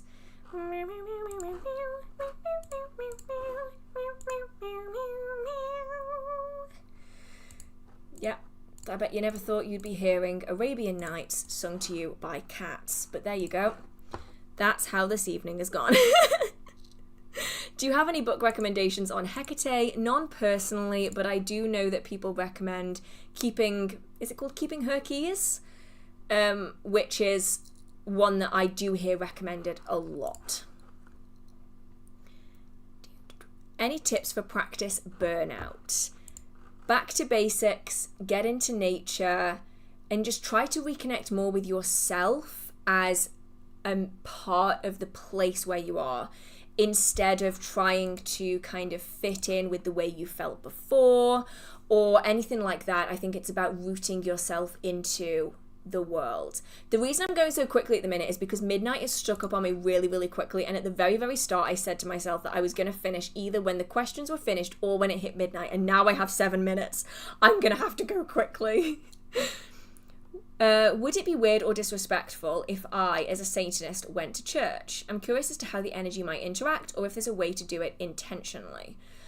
I don't know if it's necessarily disrespectful unless you're being disrespectful, do you know what I mean? I think that it's one of those places where, oh, shut up. Oh, the entitlement of random people on the internet. If you don't like it, fuck off. It really is that simple, isn't it? Oh, now I get to ban you. Fun. Okay. So, what was I going to say? I love doing that. It's so satisfying. What even was to say? Oh yeah, it's only disrespectful if you go about it in a disrespectful way, and I don't think that's something that you would do. It's very much about just going in, like, being respectful that other people are there to worship, that they have a different belief system than you, and just taking in that environment and those energies. It always happens at the very end of the night too when I get people like that. Let's have a look. What Z do I have in here, Z? Why am I adding Z's onto the end of everything? Oh no, it's done that thing where at the very end it rejigs and it... Oh shit. Okay, well that's actually kind of perfect timing. Exactly, the devil's work never really was this interesting. I was always really confused, right? If the devil... maybe this is my naivety. If the devil is meant to be punishing bad people, why is the devil a bad thing? Surely it's doing what it's meant to be doing. If you aren't bad, then it's not going to be a problem for you.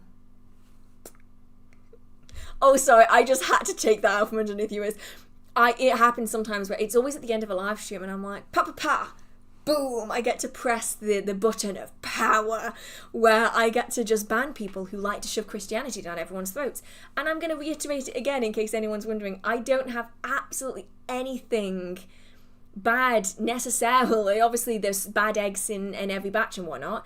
I don't necessarily have anything bad about Christianity in general. You do you, boo, whatever you fancy, right? Just don't come onto a witchcraft channel knowing what you're about to get into if you're then going to have a problem with what you find. That just seems like punishment. Is that masochism or is that sadism? I forget which is which, but it's one of them, and I'm not sure that it aligns with their belief systems. So I just get so confused by it. If you know you're not going to like it, why watch it? It just makes no sense to me. Okay. Anyway, if anyone has any kind of last minute questions, or we could just have a bit of a chit chat before the end, let me know. But yeah. It's one of them. Oh yeah, that's the truth. They do think that they're saving us. I will never understand that one. Like, save yourself. You do you. You do you, boo. It's fine. You save yourself. Don't worry about me. I'm fine. I am, I'm struggling a little with content. The YouTube algorithm changed again and it's confusing me. But generally speaking, I'm really enjoying where I'm at. Like, generally, I'm getting out into nature. I'm doing me candles. All is good. Oh, here we go. How do you cast a spell without any negative feedback? Oh, yeah. This one's really easy to answer, and you might kick yourself when you hear how easy it is. That's not meant to be like a ha-ha-ha moment. That's just everyone does this at some point. How do you cast a spell without any negative feedback? I cast a money spell and I fell and injured myself, and that's not the way I wanted to get money. but did you tell it that? I mentioned, this is like a full circle moment here. I mentioned at the very, very start of the stream, magic is like energy. So think of electricity. It's always going to take the quickest route from A to B. And if that means going through the spire of a church or through an old oak tree, it's going to do whichever way is quickest and easiest. If you do a spell that is very, very open-ended and you've just said, I want money, it's going to take whichever route is the quickest and the most effective. If those options are a promotion, which involves a lot of work and pulling lots of threads and going through lots of people, or an injury at work, it's way quicker to do this, which requires like one thread to pull and just you, versus this, which requires like 15 threads and 3 different people. It's going to pick this one over this one any day. And so you got what you wanted, but you didn't get it in the one that you wanted because the wording is kind of, it's not specific enough. So that's why when it's doing, when we're wording our spells, we need to be wording it in a way that is the best for us. So not so specific that it's limiting us. So we're not saying I want exactly £102.50 before the 17th of April, you know, we're not being that specific, but instead we're saying I would like to receive more money in a way that is positive for my life, a promotion or bonus from work, and have that be the working in mind. You're giving it lots of options, but you are offering an easy, you're like tailoring the route so it has to take the easiest option of that tailored route.